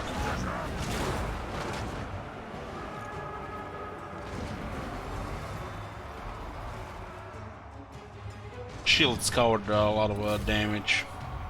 Just moved slowly toward their archers with the longbeards.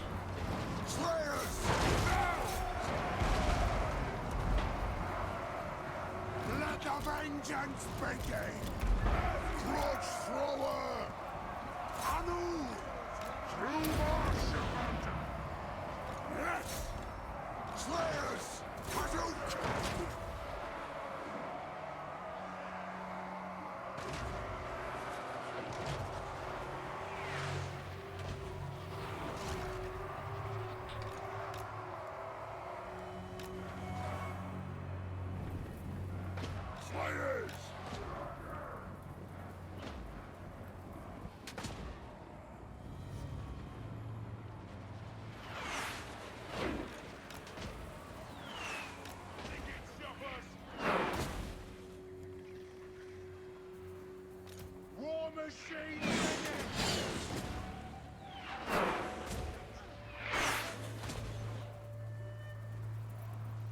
Fly!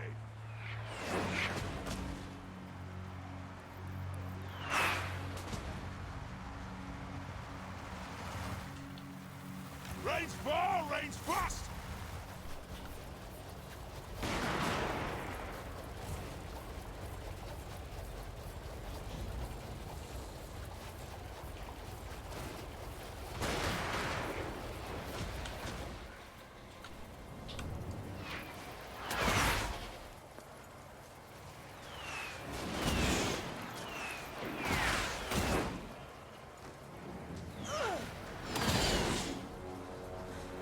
Gyrocopter!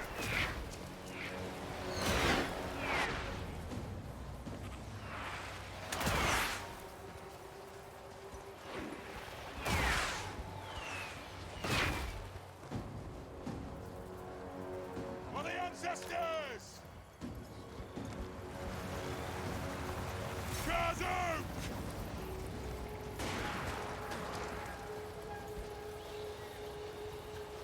I think she's getting up.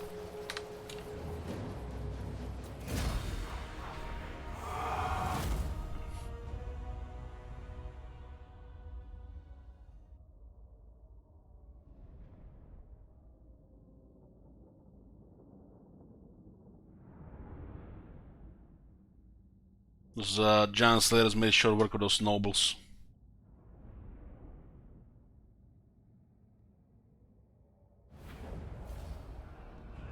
This one taking quite a bit of damage here. It's almost like we've got Spirit Leech. What lore was this one? Dead? Ah, that makes sense. It was purplish. Run 'em! You know who I am! Noble country, this is how we look like right now. Blue are our allies, Barakwar and Karak Azul. We're at war with Kotli Baras and we're at war with Hagrif here. We're trying to prevent conflict in this area here. With Border Prince is gonna be inevitable, but with this one's should be managed.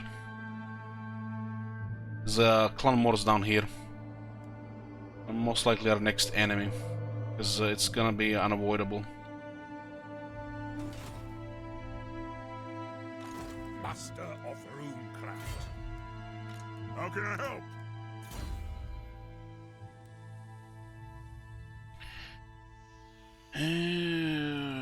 Sure. The runes are ready. So looks like Hagrif has multiple armies here. There are also beastmen here. A waste of talents. Someday! Good night. Getting out of here. Knights of Kaldor are no more.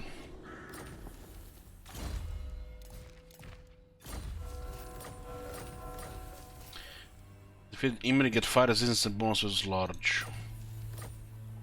That's the first elf faction we destroyed. It's as good as done.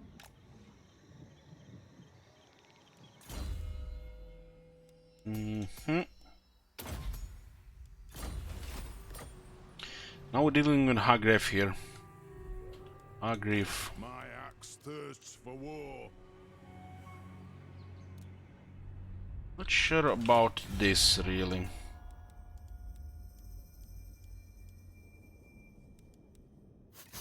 What? Should most likely declare war on the clan Morso and send Barakwar south. Because I feel like the Barakwar at this point will attack somebody else. This is inevitable, right? These things might fall if we declare war too early. We do have High King around. I have no. We're also at war interest. here and we are at war here at the same time. We could just get an army and build a little bit less.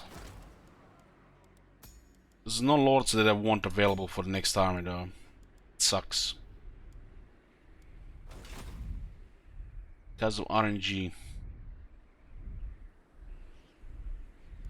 It does make a lot of sense to declare war clan Morse right now, so our allies go after them.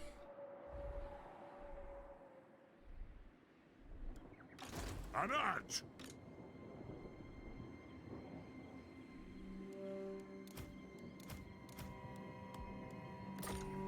anger burns bright. Those for emergencies.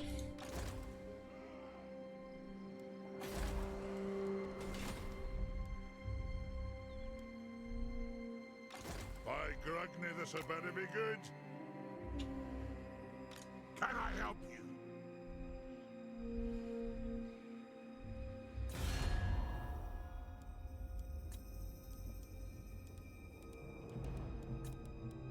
What? More head skulls.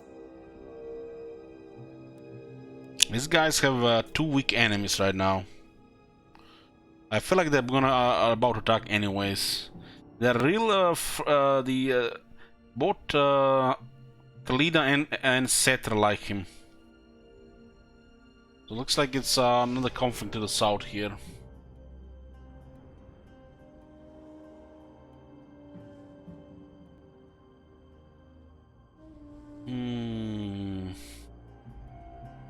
Got World at War with Khalida here and Mal's, which will take 2 armies.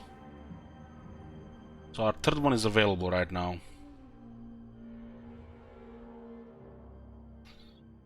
It's fine to wait a little bit longer, but I feel like the Barak War will not wait with the next enemy. If they declare one border prince is gonna be treachery because treaties are expiring. Another what, 8 turns?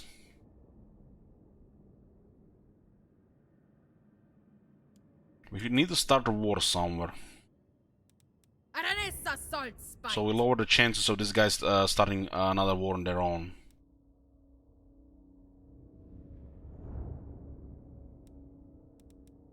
What are the options for this? These guys are too annoying to catch around in a war zone, so we ignore those for now. Skullcrag is an option.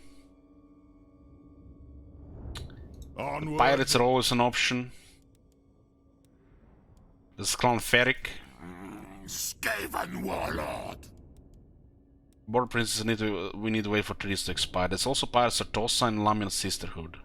You dare? I mean, this is a no-brainer. There is desperation in your pitiful eye.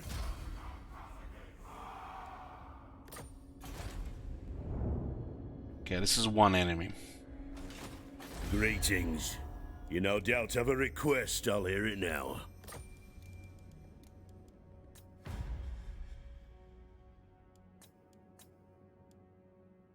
Yes.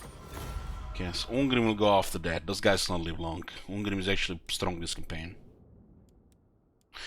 Okay, who do we declare war next? Fear the pirate queen!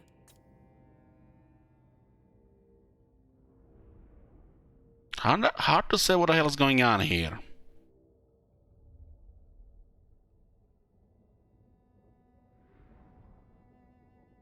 Who the fuck controls Scamblight?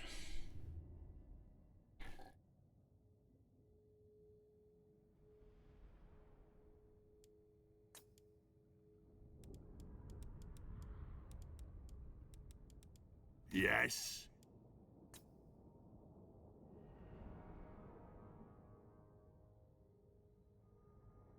We're avoiding conflict here. I think what the?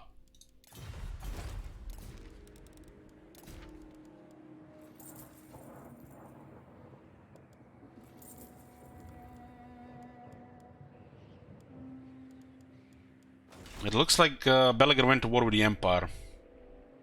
I care little for empty words. It is vengeance I crave. It's because the Karak hit him, most likely. The situation with these mountains, with the Clan Angro and Karak in this campaign has been bizarre. They went against border princes, and then went against the Empire.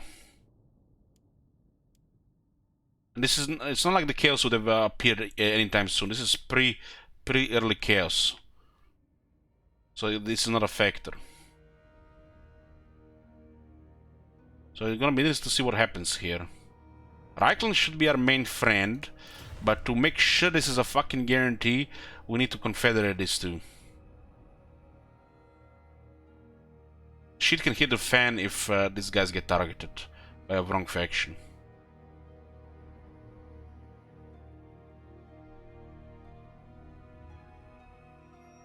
This is very strange.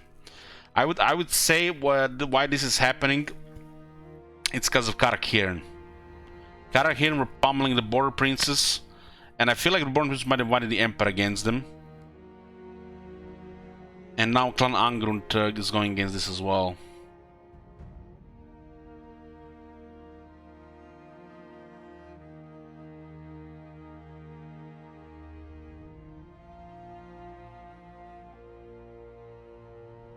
Okay.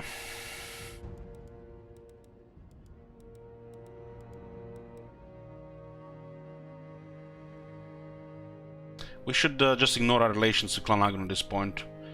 Heck, we should even consider declaring war on Clan Angrund. This action does not have my consent.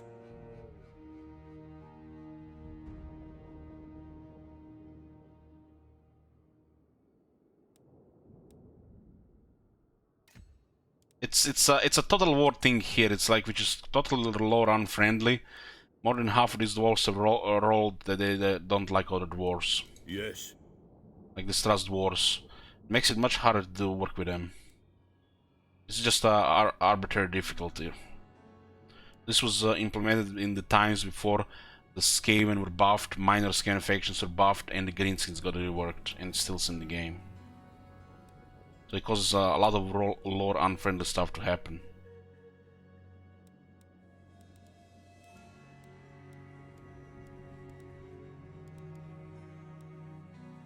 Who calls?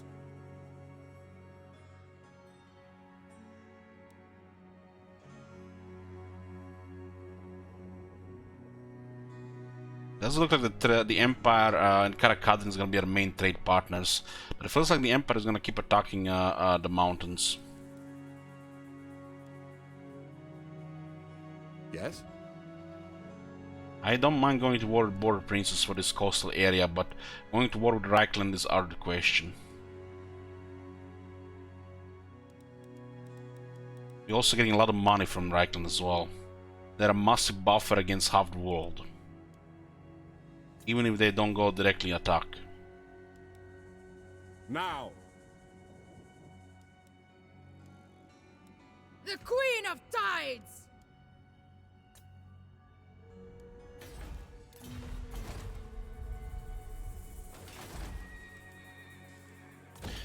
Gronti Mingle is gonna be the target for Pyre Sartosa, and they'll be here probably within 2 turns. We need to declare another war somewhere. Clan Morse is the obvious one, but we are trying to delay this for a bit until we control Dragon Isles. I could just send Sheet Wizard and Gromberdal to get just smack Kalira. We're gonna need 2 armies for that. The throng is mustered. So one more faction declare war against.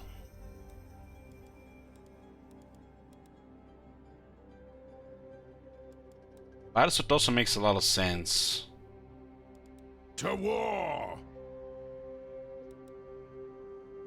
This is fine as well. I do not trust your clan, so...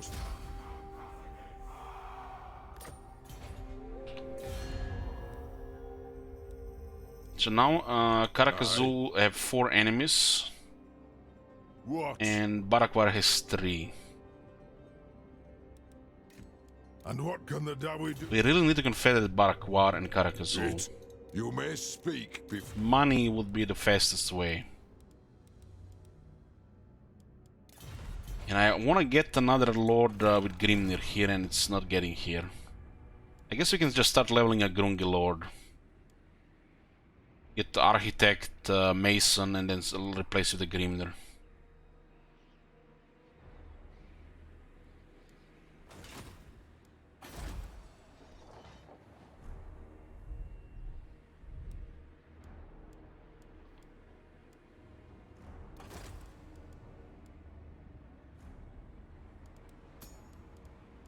I'll be getting a Grimnir Lord. But until then we should probably get another army just to increase military strength to increase the chance for confederation.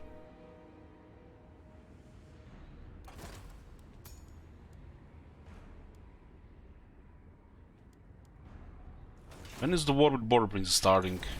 You come bearing arms. 9 Is it turns. war? Okay.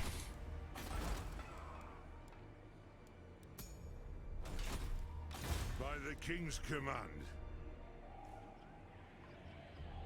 Beards in belts.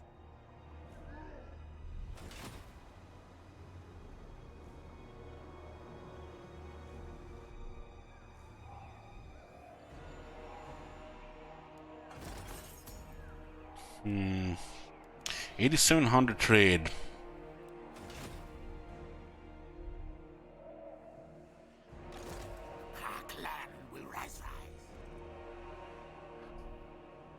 The funny thing is Zubar is not making a move against Clonferic because, you know, they have enough to just hold this place. But the relationship with Zubar is deteriorating to the point we'll start canceling treaties and they'll declare war on us, which are 10 times stronger than Clonferic. And they're gonna make a move on us. Okay. Honor to your ancestors.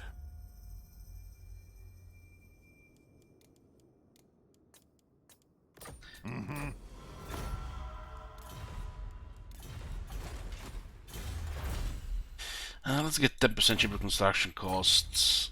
I'll be starting to recruit an army here in the next 4 turns. Most likely.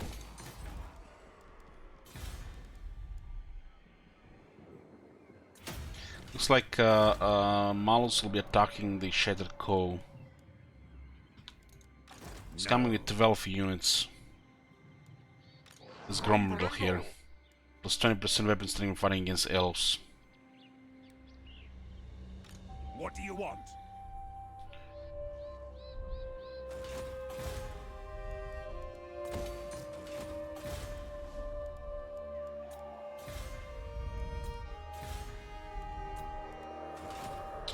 Okay, that's fine.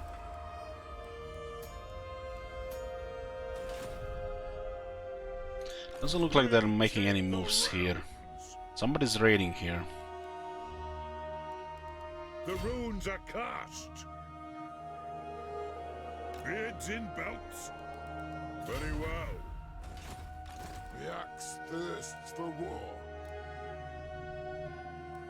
These guys recruit army faster than the Karak can fight them, destroy them. So they're probably not gonna go on Lamia unless we destroy all their military at the same time.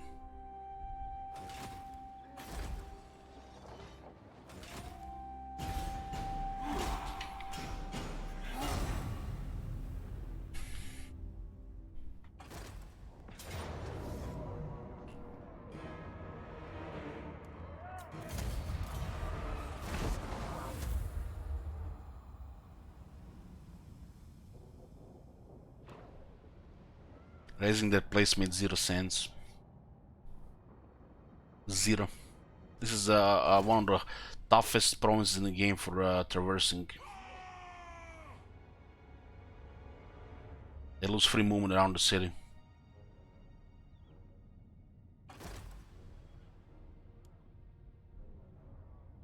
Looks like Barakwar does not care about Hagrif. They brought 3 armies here.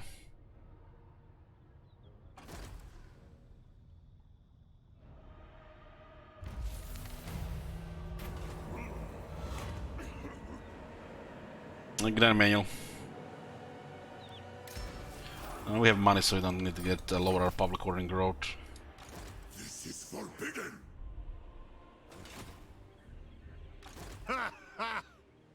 Moving off.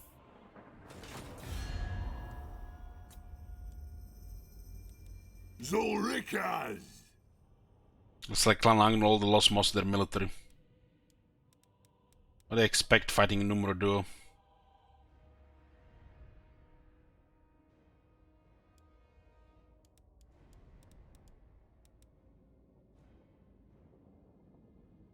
This is unlikely now because of the war between them and Reichland. Only true vengeance will make me happy. I don't think we're gonna be getting Belagan and the Ghosts this campaign. These heroes are very powerful because you get a set of powerful heroes which don't cost hero capacity.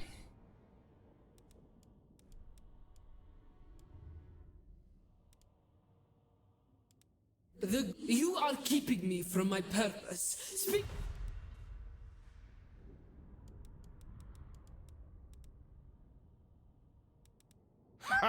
Dowry from another hold arrive. I don't know, Archmagens, but I can assume it's because of Karak here. Yes. And what can the dowry do for you? Yet, make your proposal. One, honor to your ancestors.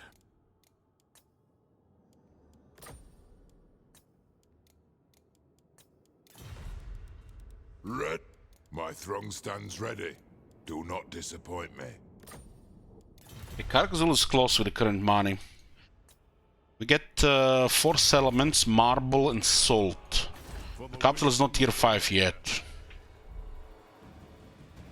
I need to convey Barakwar first though, because they're most likely to get attacked by unlikely faction.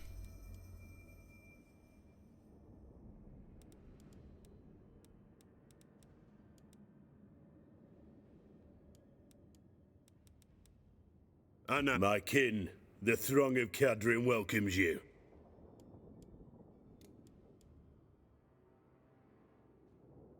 Won't happen.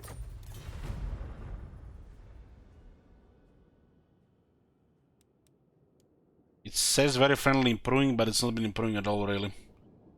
The Stras dwarves makes them not even dwarves.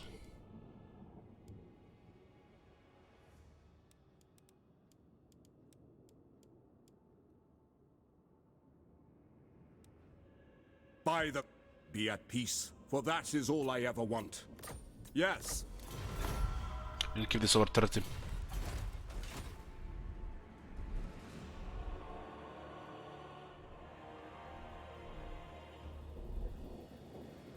What orders? One rug! Aye, it will better our cause. I think Lamia is exposed. Forwards! Might have the moment here next turn.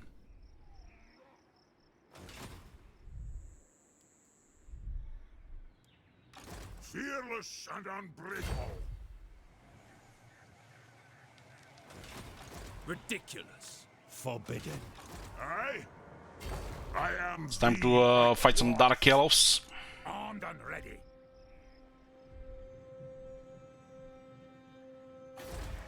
This is tier 5 now. Nagron rank 1, Reichland rank 2, Kalpesh rank 3, Clanmors rank 4.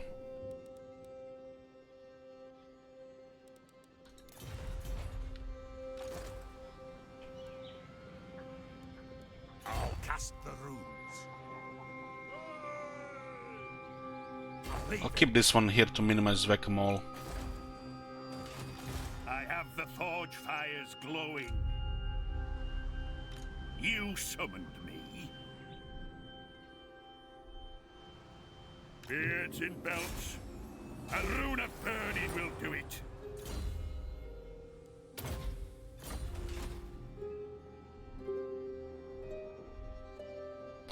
Are you going to raise Malus tier 5 city? It's not even an Elf city, it's a Lizardman city. Ready to do the guild's bidding.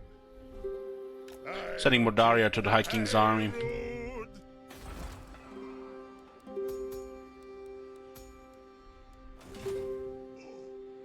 Aye. Onward.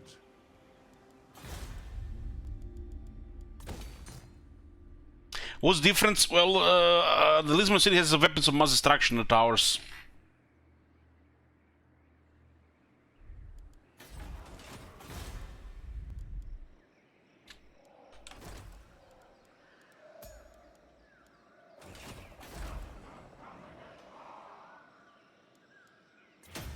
We want the better towers here. Arnessa is poking into border princes, now they're also getting pressured by other factions. Belgar cannot can no longer fight him though.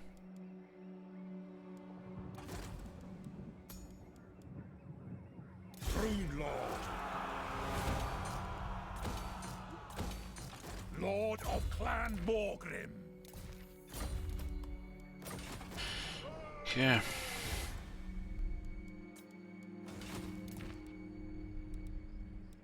Should really be getting a fourth army here, but waiting a few more turns for the trees to expire here, because our target will probably gonna be Border Princess or Clan Ferric.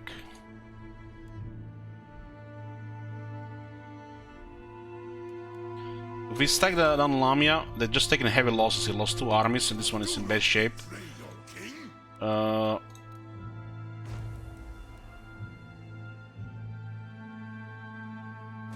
They'll lose most of their military here.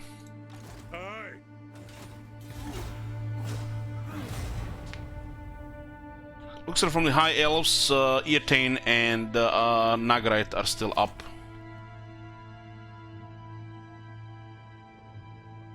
Okay, that was a good move. Raise and leave. But it's only because White Dwarf has arrived. They have no chance against his army.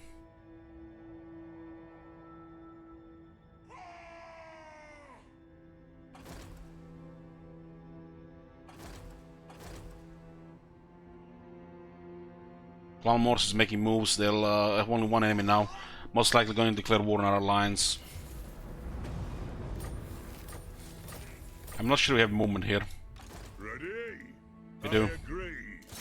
Not by Beautiful, me. beautiful. This is just what we needed. Thanks to Karaz-a-Karak, they lost most of their military here, and now we can attack the city, which is not ever extra army on it in it. Should the wizard wake up? There's a massive garrison here, but we have troops. Take Lamia. Lamia is the big prize here. Got the gems and the extra slots. Climate is unpleasant, but at least we turn the war zone into the desert and no longer in the on the other side. But before we do this battle, I'll be back in a few minutes.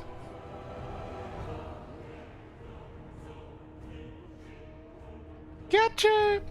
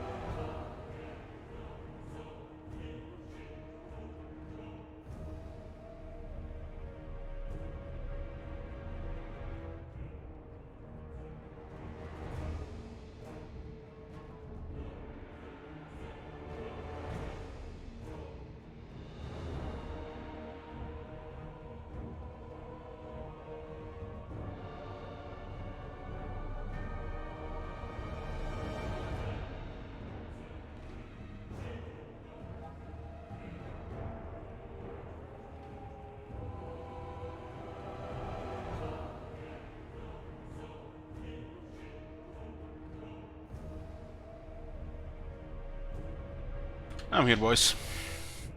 We finally got the door to Lamia without having many armies around it. This is where they're gonna lose most of the military quality. We've been poking around. Prediction, huh? Prediction. 5 Tomb Guards, huh? Blue for close victory, red for order. Yoo-hoo!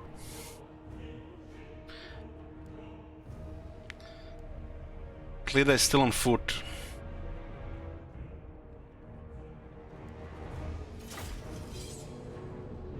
This is a great city to capture. The province is also one of the best because there's 3 resources. 10 slot city with gems. It's just a rich place.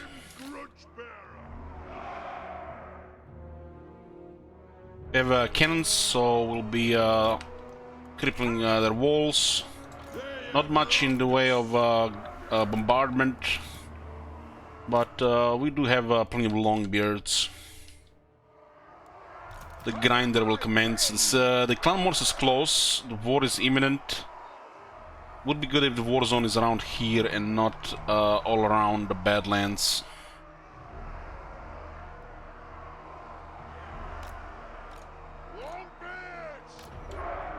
I have a runesmith for the right tower, and Thorin can handle these 2 towers for now. Regarding Tomb Guard, we do have 2 users on Scepter of Stone. Thorin also has a Starbreaker, which should have plenty of damage. Have good resistances. We have 2 Thunders as well.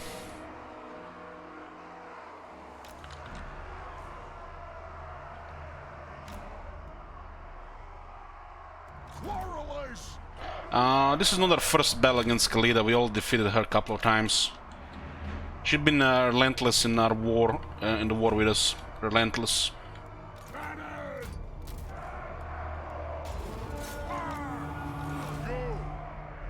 Okay, I'll take the towers here. I'm pretty sure those towers are magic damage. So we have quite a good resistance here. 40, 53 plus 130 armor. Those towers are good against infantry.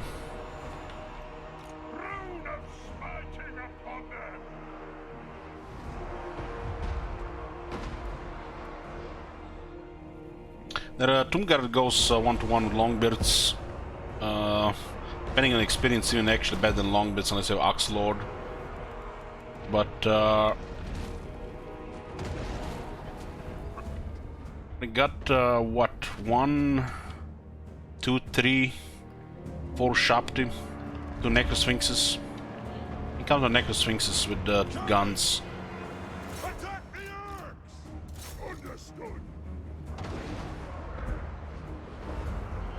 Depending on what you fight, Merconos.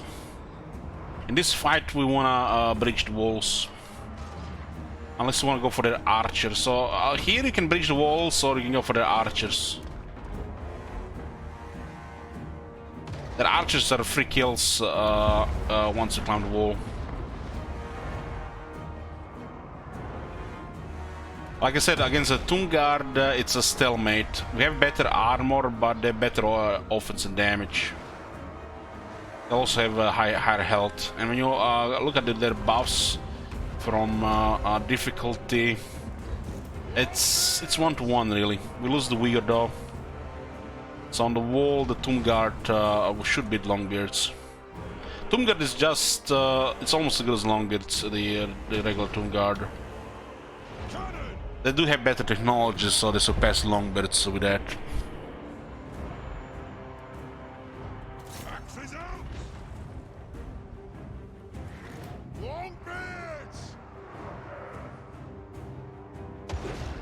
I think the only thing that Tomb Guard don't have better is armor. Overall.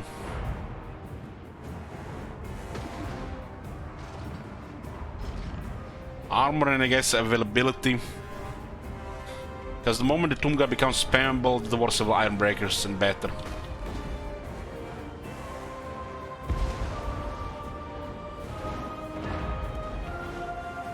That makes sense. The Tomb Guard is better than the Longbeards, right? They have wronged us.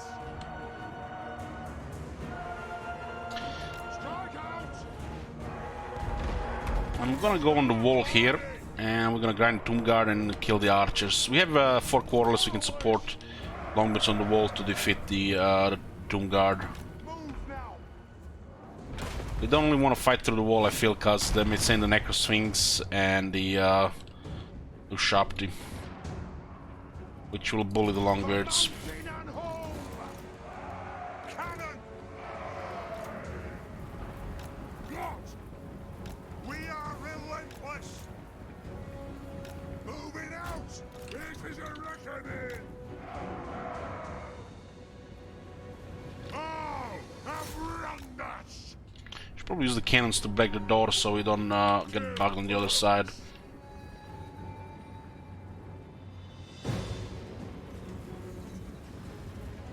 The archers are not good against Longbeards, but the damage will pile up over time. They have a lot of ammo.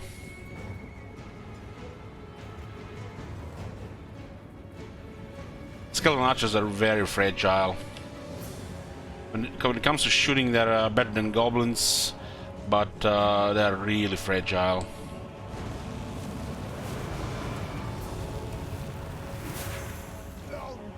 The Goblin Archers do have a better upgrade now. So if you look according to upgrades, they kind of surpass the Skeleton Archers.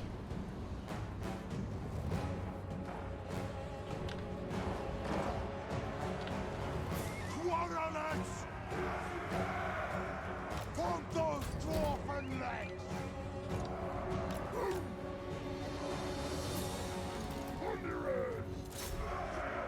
Knock the door down. Just scratch the storm with a cannonball.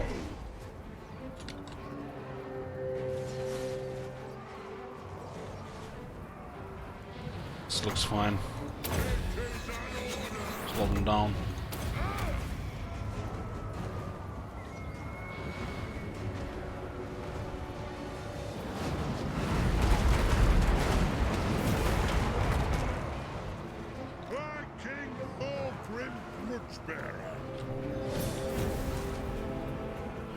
One left. Okay, we're fighting from the walls right now. With Sphinx there. I should over the wall to slowly kill the Sphinx. Leda has 50 armor, very fragile against crossbows. It regenerates.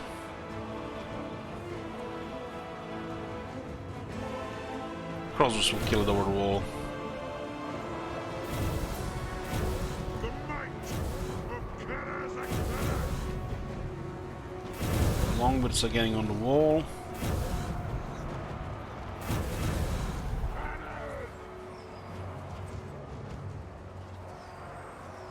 The runes glow!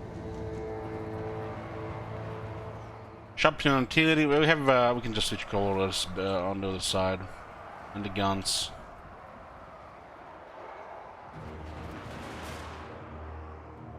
But we don't really need artillery anymore this fight, so we can just get it closer as well.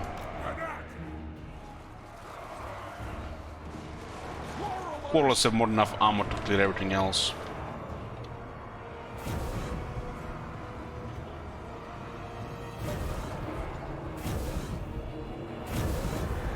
So, we're fighting Tomb Guard on the wall, currently nothing. Yeah, shoot a Shapti here. Slow them down so that they can't get anywhere. Use that movement to 16. Satisfy the brutes!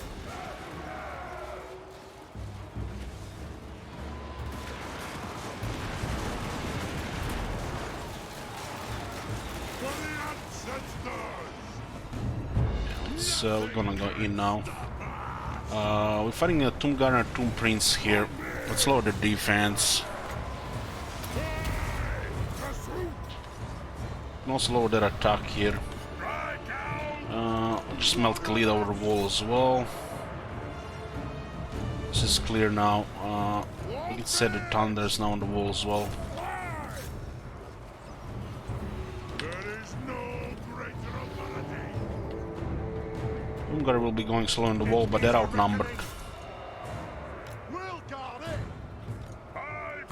His arm buff is great here.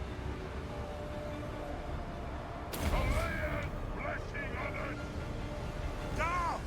Be it ready. Longbeards. Kill them.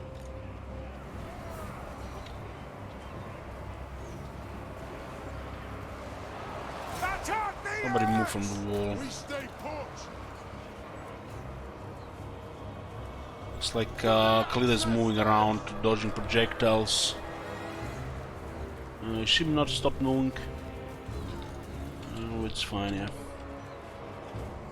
So it looks like most of the Tunguard is on the wall now, which means the Long will take a lot of damage.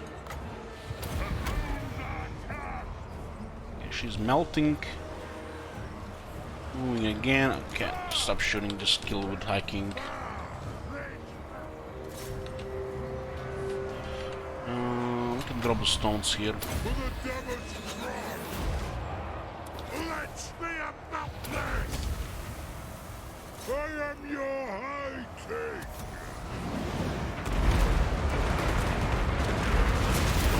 High King Thorgrim Grudgebearer.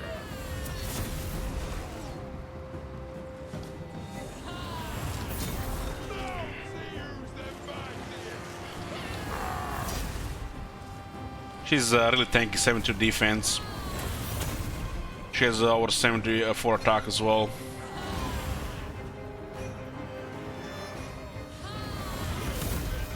We are missing quite a lot here. Get about 38% chance to hit. For the Karaz-a-Karak. This is all So I best to just shoot her because it's very hard to hit in melee. move to attack. I got a hit. Lower her defense with the High King's ability, so it should be more consistent now. Kaduk. Is she down? Bang me. Hit them. Killers. I will need to grind the rest of the Tunguard. Longbeards. Longbeards are good for this. We outnumber them as well. I'll send this guy to shoot there. We can shoot here and we can shoot here.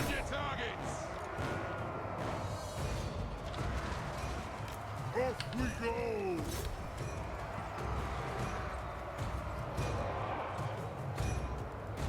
Cannon. Runesmith.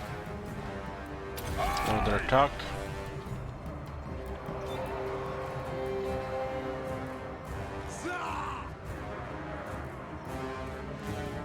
Nothing could stop us. We outnumbered them on the wall. Don't have the Axe Lord, otherwise the Longbeards would have a very easy time. Missing 8 attack, 8 defense makes all the difference. And battle skills pretty much just not only give the Longbeards an advantage in melee against this, but just totally negate their difficulty buff. Yes, Dave. Snowy, attack. Hunt the That'll do. Longbeards. Attack the axe. That'll do. Let the vengeance begin.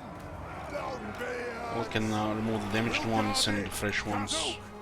Vengeance. The clans unite. Killer. Slay the oath. It's our full health guard against High King. I am your high king. Pay back every grudge. Kazoo. Runes of spell breaking.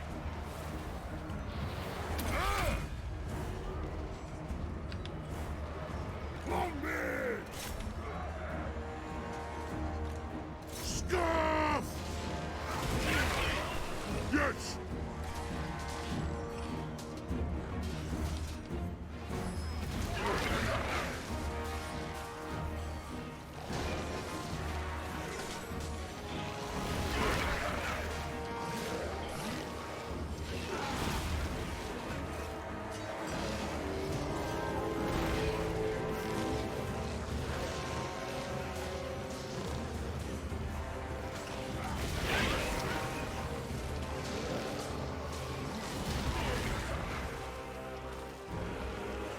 The runes flow! Hey! Go! All of vengeance! Long beards! Now! Attack! It is an order! Alea's blessing on us! Yeah!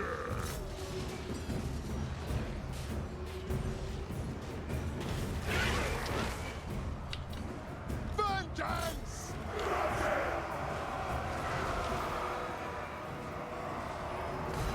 Let's leave this guy on the wall.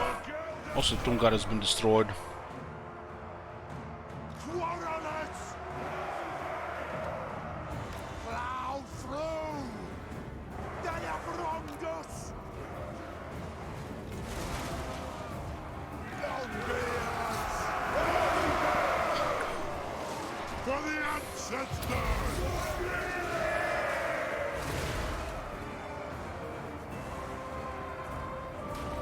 We're tanking this one as well. Longbeards! We'll guard it! For the Karaz-a-Karak! Test has been cleared here now. Longbeards! Attack the ox! Vengeance! It is an order! Ah!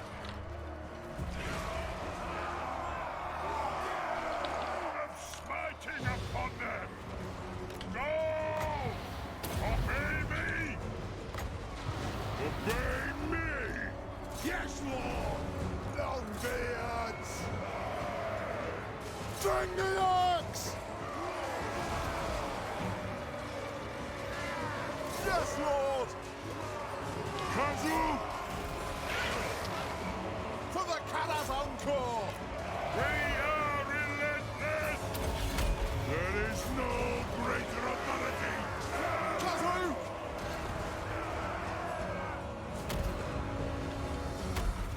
The guns. Wanderers! Don't have any slayers, so thunderers will do.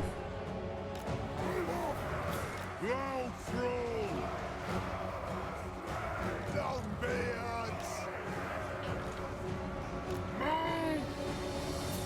Full grim grudge bearer! Charge! Ah! Wanderers! Kazook! Longbeards! Axes out! The might of Karaz-a-Karak! For the ancestor gods! On! Wanderers! Shield bearers hold! Let's be accomplished! Echo Swings counter Storm because he's exhausted. Longbeards! Vengeance! Actually, quite a bit of damage. Attack the earth!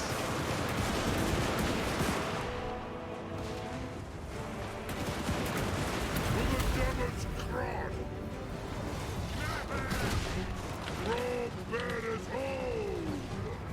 There is no greater authority! Aye! Quicken pace! Thorgrim is large, so he gets messed up by the Necro Swings.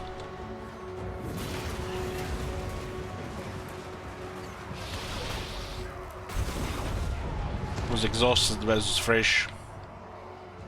Let the vengeance begin!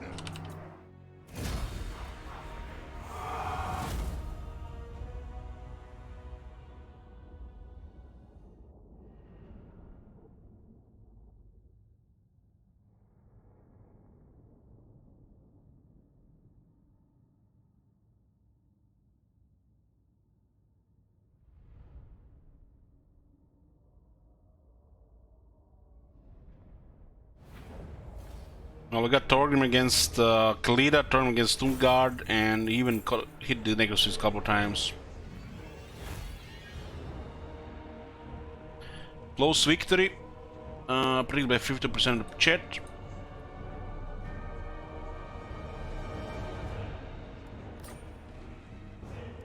Got a prize of Southlands, Lamia.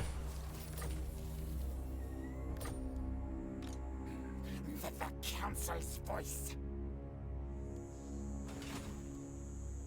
Throne bearers, let's march. For Rune of Negation here.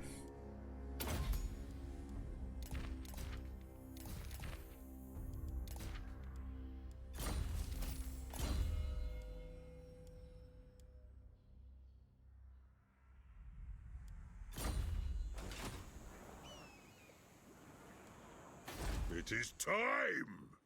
The Lamia on tier 3. It's nice. Send me to vengeance.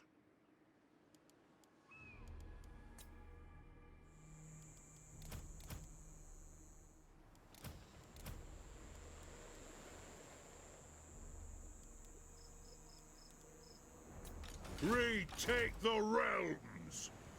Regiment of Slayers here.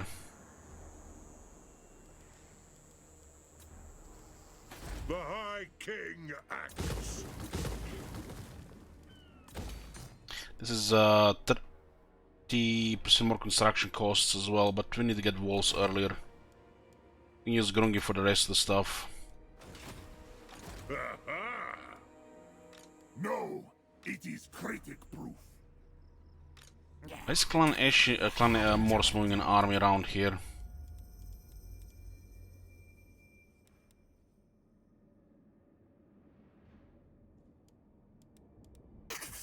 They're literally planning to attack here. Could be a multiple armies here. All hail Horned Rat. I don't think we can lose these ones. I've not experienced it before.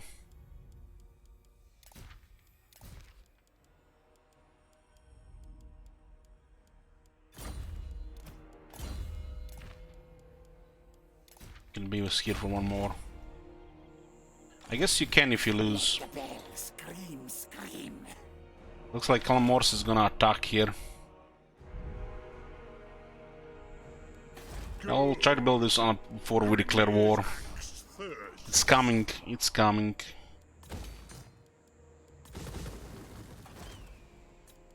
Let us begin.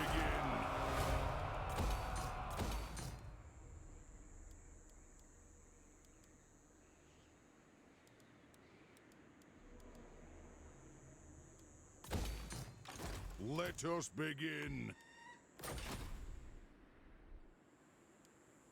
Onward!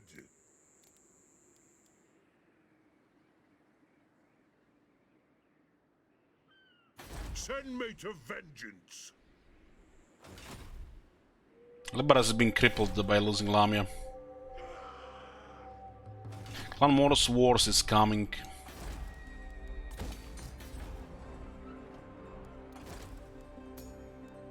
I'm ready. Just agreed to the wrong region, my bad. This can wait though. It can wait.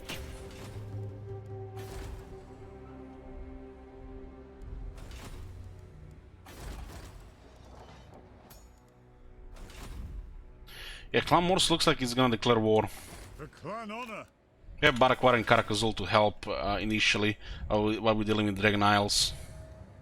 I am the White Dwarf. Forward! Sword-sighted, Lord of Clan Morgrim. I'm going. The runes are ready. Collapse! Still get more archivists here.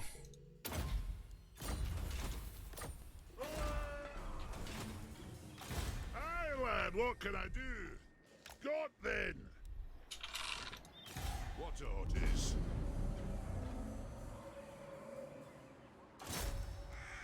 fulfill my drinking oath. Hero action against Clanferic, 3 points, nice. Hero action against Clanferic, 2 points, beautiful.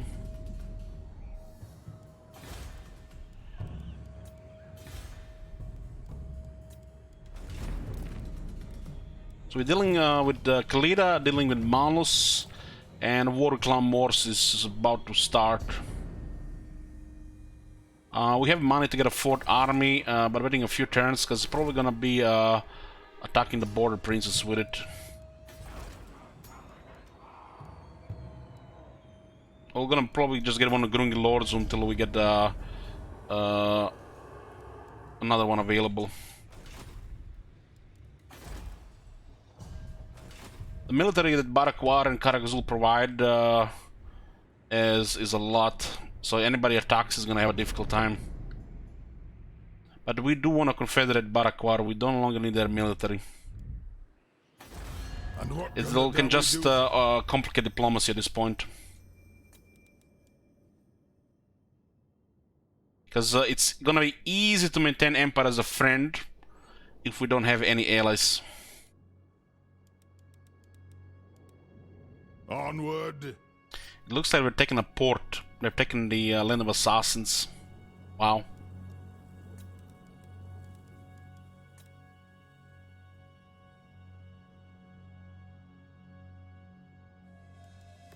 My throng stands ready.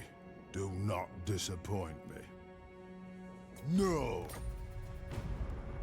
We can manipulate the relations with gifts. Yes. These guys actually like gifts because they don't distrust dwarves.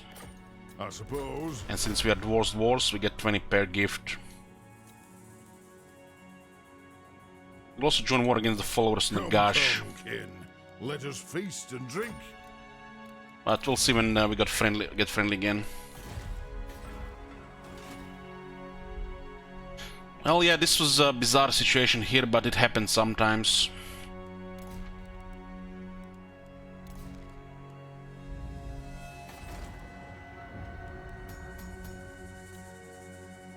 We'll get a Grungi one.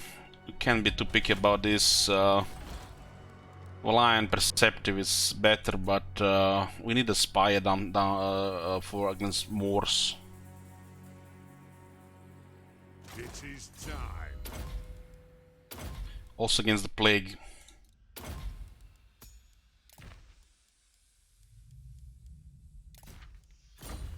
So be it.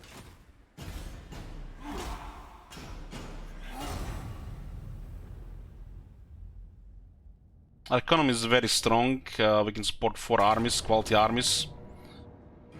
But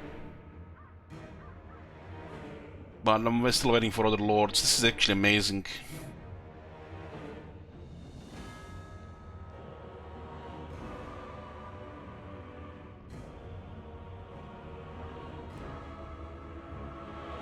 Malus is no joke to fight in melee though. Should not be underestimated. We don't have any slayers to just do massive damage to him. He can kill a lot of longbeards, a lot.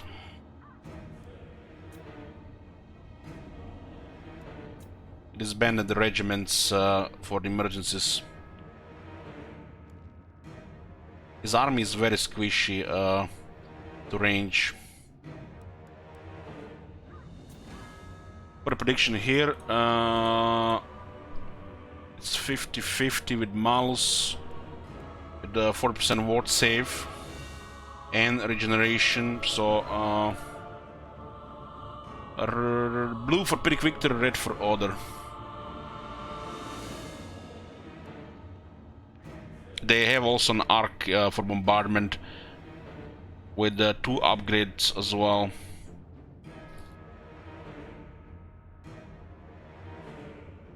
Our units do have 10% more damage against elves.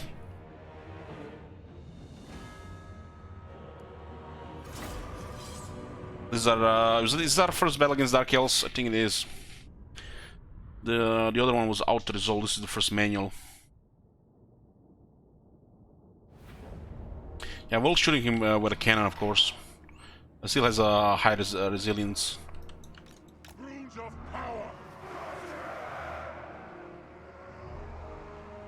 Faction effect of Grombrindal is called, if I'm not mistaken, Legendary Warrior. He basically gives you near guaranteed evasion against interception, unless the enemy has high chance to intercept. The only way to counter it, so you cannot be intercepted, your armies, without the enemy having a high chance to do it. And he also grants you 20% damage, weapon strength, so 20% damage in melee against all elves for all armies. And also an event where you can choose to make Grumble provide a massive bonus in a way, campaign or battle-wise.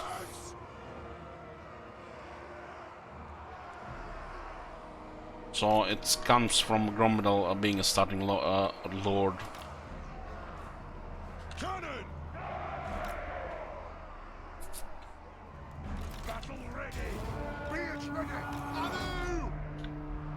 Understood, Lord!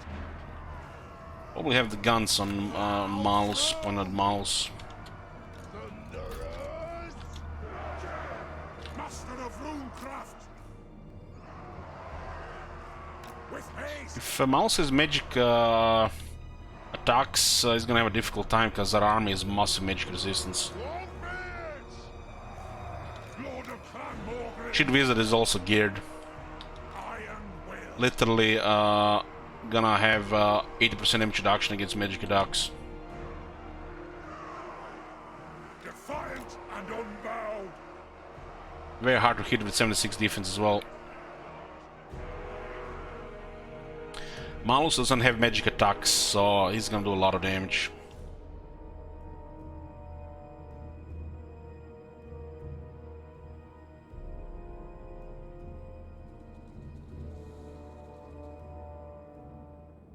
He's real resilient in melee. Real resilient.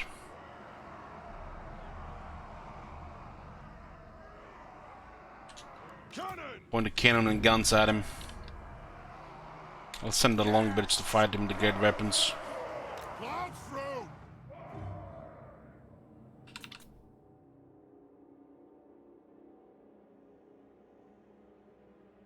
Cannon is not really good because he's on foot, but it will do some damage. He's over 8,000 health. His effective health is probably like around 12,000 right now. Regarding the cavalry, we can just delete it with grudge throwers. We're not really worried about their infantry.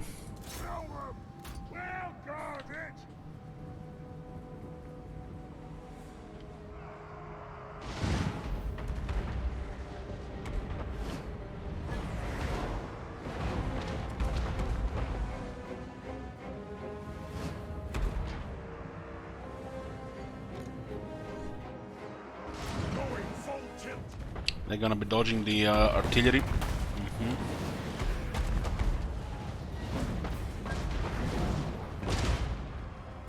Well, they can dodge all three. Yeah, switch here, I guess.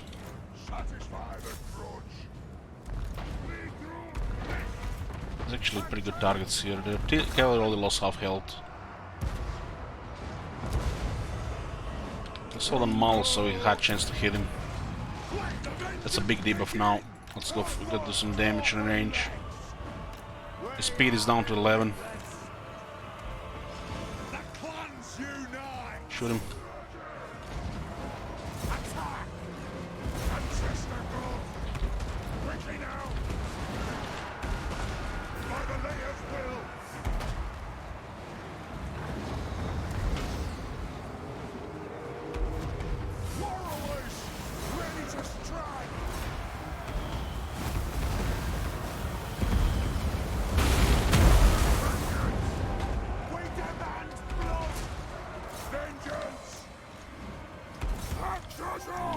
Get the dark shards down.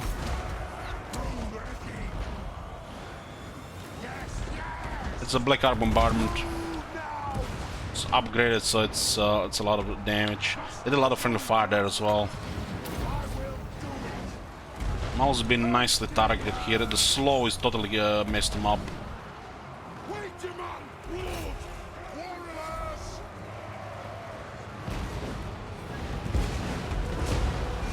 Cannon just hit him nicely as well.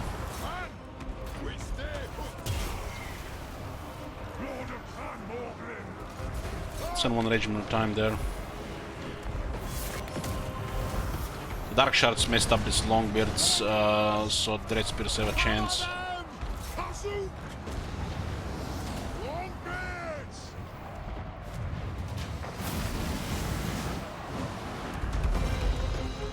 This is a problematic, really problematic. Let's set out his army. We won't be able to do this.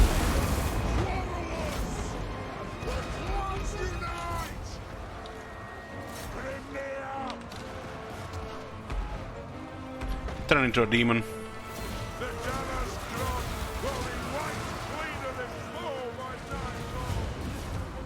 This is the one of the toughest lords to deal with in melee. From the AI. This is like the old Vlad. Back before everybody got buffed Modern Vlad.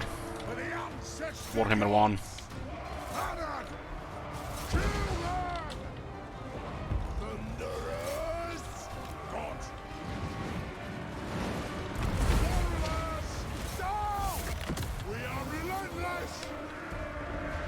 Those Dread Spears killed over 40 Longbeards because they got messed up by the range.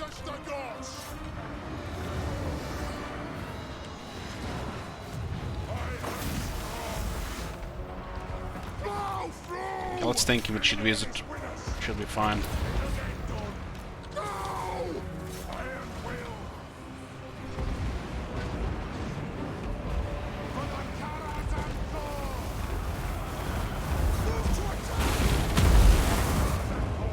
Sheet Wizard have massive defense. And this is why you get the defense one. When you're exhausted, you lose only 10% defense, but you lose 30% attack. We just need to tank here. This is why you get the Gatekeeper one. What's it called actually? The god damn. The one that gives you defense and slow. The Gatekeeper's hammer over the Iron Warden. Gatekeeper's hammer. The Vigor is not important here because we can't damage him.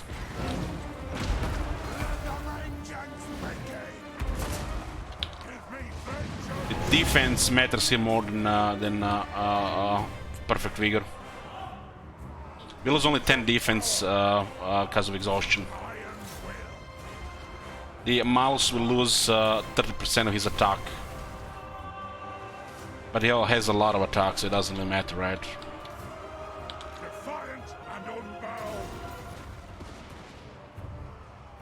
The Thunderers should do the work here, though.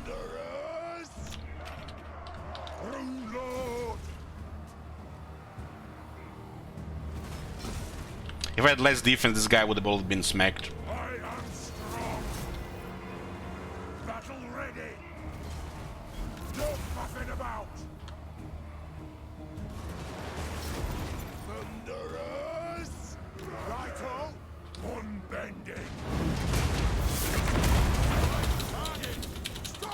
Fucking hell. Stop firing! Armed and ready.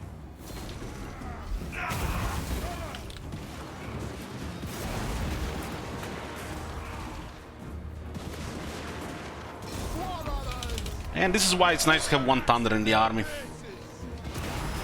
You get shit like this.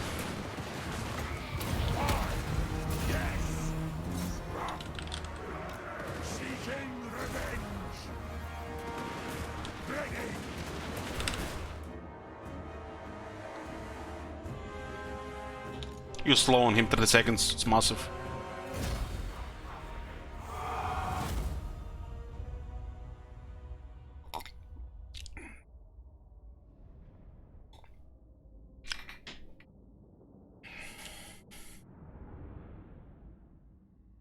It was a close victory, predicted by 75% of the chat.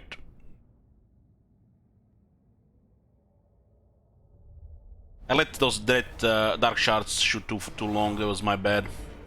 Would have could have lost 100 less. The longbirds got fucked by the crossbows.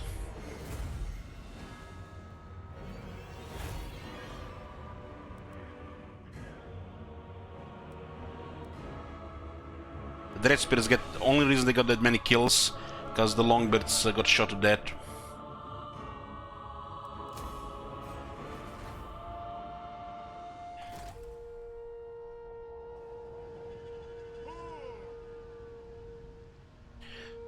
We got Malus's trait, 30 AP, that's great.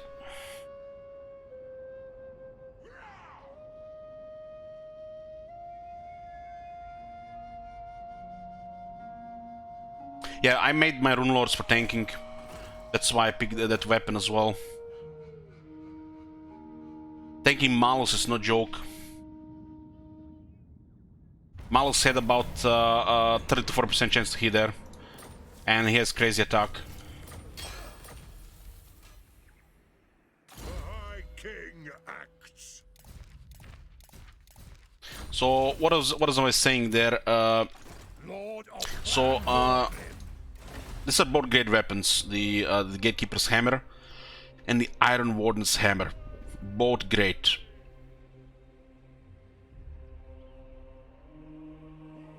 If you're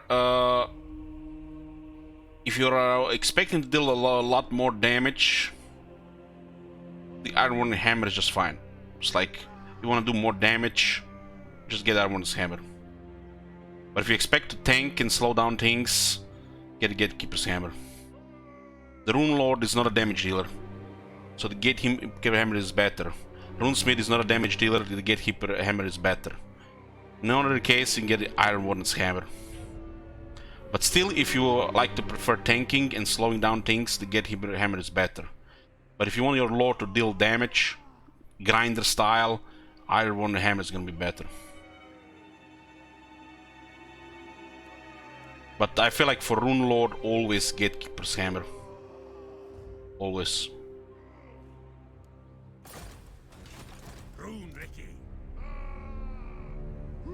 I think I'll make the Elfbane. Let's see. Elfbane. We have like more old gold that we can spend. We can just put the Elfbane on one of them when we are in Nagaroth or Ult 1. It's perfectly fine. Because it also gives you a lot of toughness if you have to fight Malekith or Tyrion. If they have magic attacks. It'll be impervious to their damage. So if you're on Ulton or Nagaroth surrounded by elves, it's fine. Because you get massive damage and you get massive resistance. If they have magic attacks on top of the early dwarf, high resistance will be impervious to their damage.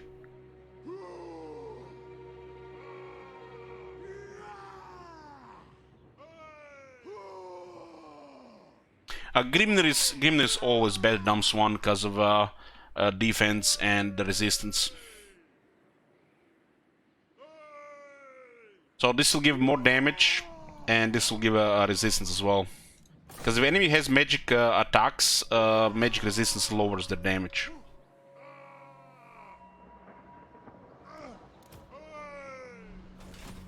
This is my preferred trait for the Dwarf Lords, Grimnir. So you get more attack, more defense, chance to hit evasion in melee, and you get the resistance. Voila is also fine too. But the primary role of the Dwarf characters, in my opinion, is tanking, melee expert. They'll be doing some damage anyways, but you know, evading hits and tanking is the primary role.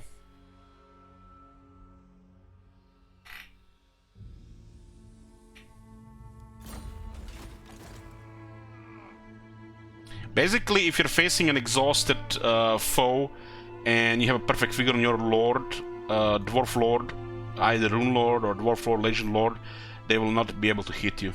8% chance all the time. If you're in case like Malus, when you can get your attack over 100, they'll have about 30 to 40% chance to hit you. Unless they have perfect figure as well. And even if you don't have perfect figure, you're only going to lose 10% defense, which is going to accumulate to 4 defense. So Shield Wizard was exhausted there. He had 72 defense, 72. Malus was exhausted there, and he had about 70 attack. So he had like 1 of 5 attack chance to hit. So it was about 33-34% chance to hit on Shield Wizard from the front.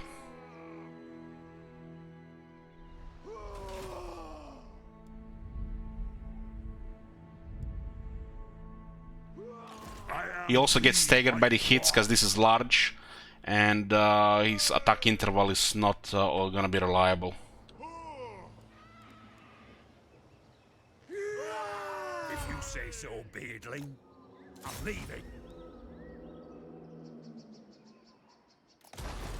Rune Lord can just also execute plan, whatever is plan, you know, maneuver. Just put the Rune of Wrath and Ruin on something, point him with the Thunderers, and that thing will be dead in 30 seconds. We can also get massive resistance on top of all the massive resistance available. Rune Lord is just, you know, it will not die and it will make your life miserable. While the Dwarf Lord is just the Emperor Captain on steroids. How can I help? Don't you fret, it's done. Forbidden.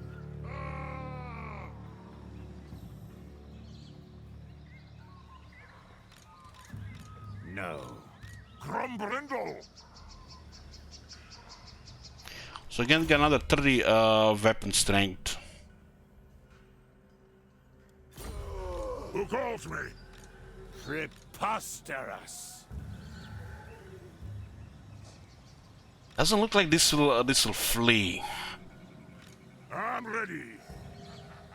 But if they do, they will flee in a really bad direction.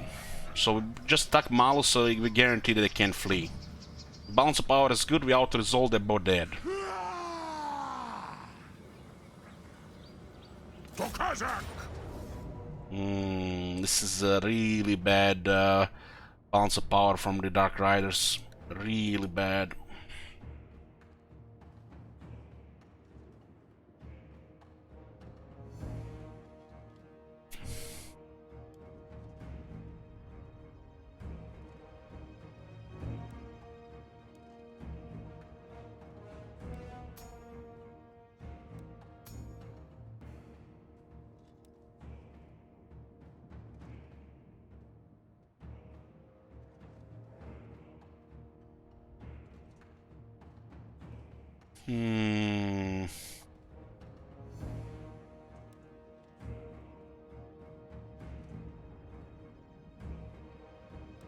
I think auto-resolve here saves us 2 turns.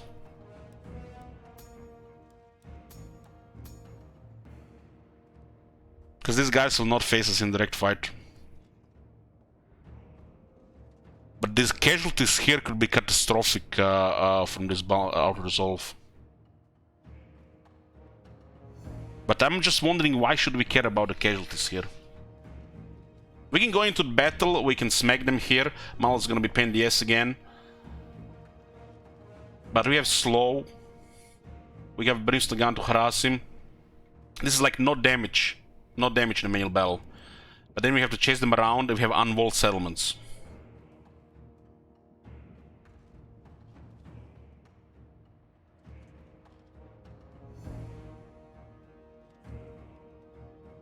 We have Iron Drakes, so they should not do crazy damage in auto-resolve. But it does look like the Slayers are dead.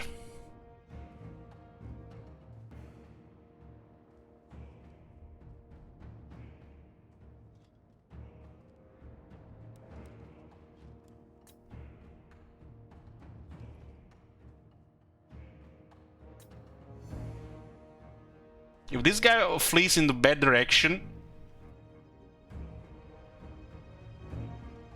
we get the Emergency Lord and lose some money, like, what, 10k? If it has to stay for 1 turn. But if he goes into Asylum, he just recruits new stuff. But we out-resolve here, and this is, if this is dead, we save 2 turns. At least 2 turns. Because we attack this guy retreats. And we have to go after him, and then just recruit a new lord close to the settlement.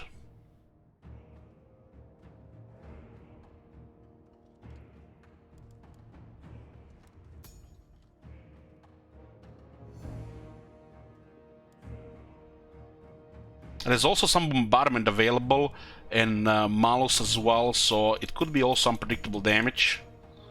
But this guy's fleeing is the issue. We can just lightning strike Malus and he's just gone like that. This army here.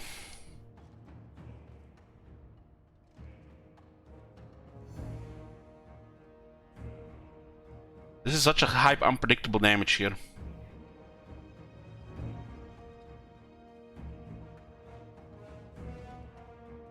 I'm thinking just ignoring the army is best result here. Follow up Malus and ignore the army, we'll see where they go.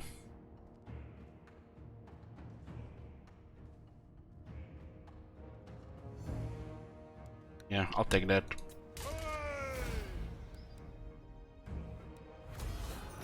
Aye. Oh.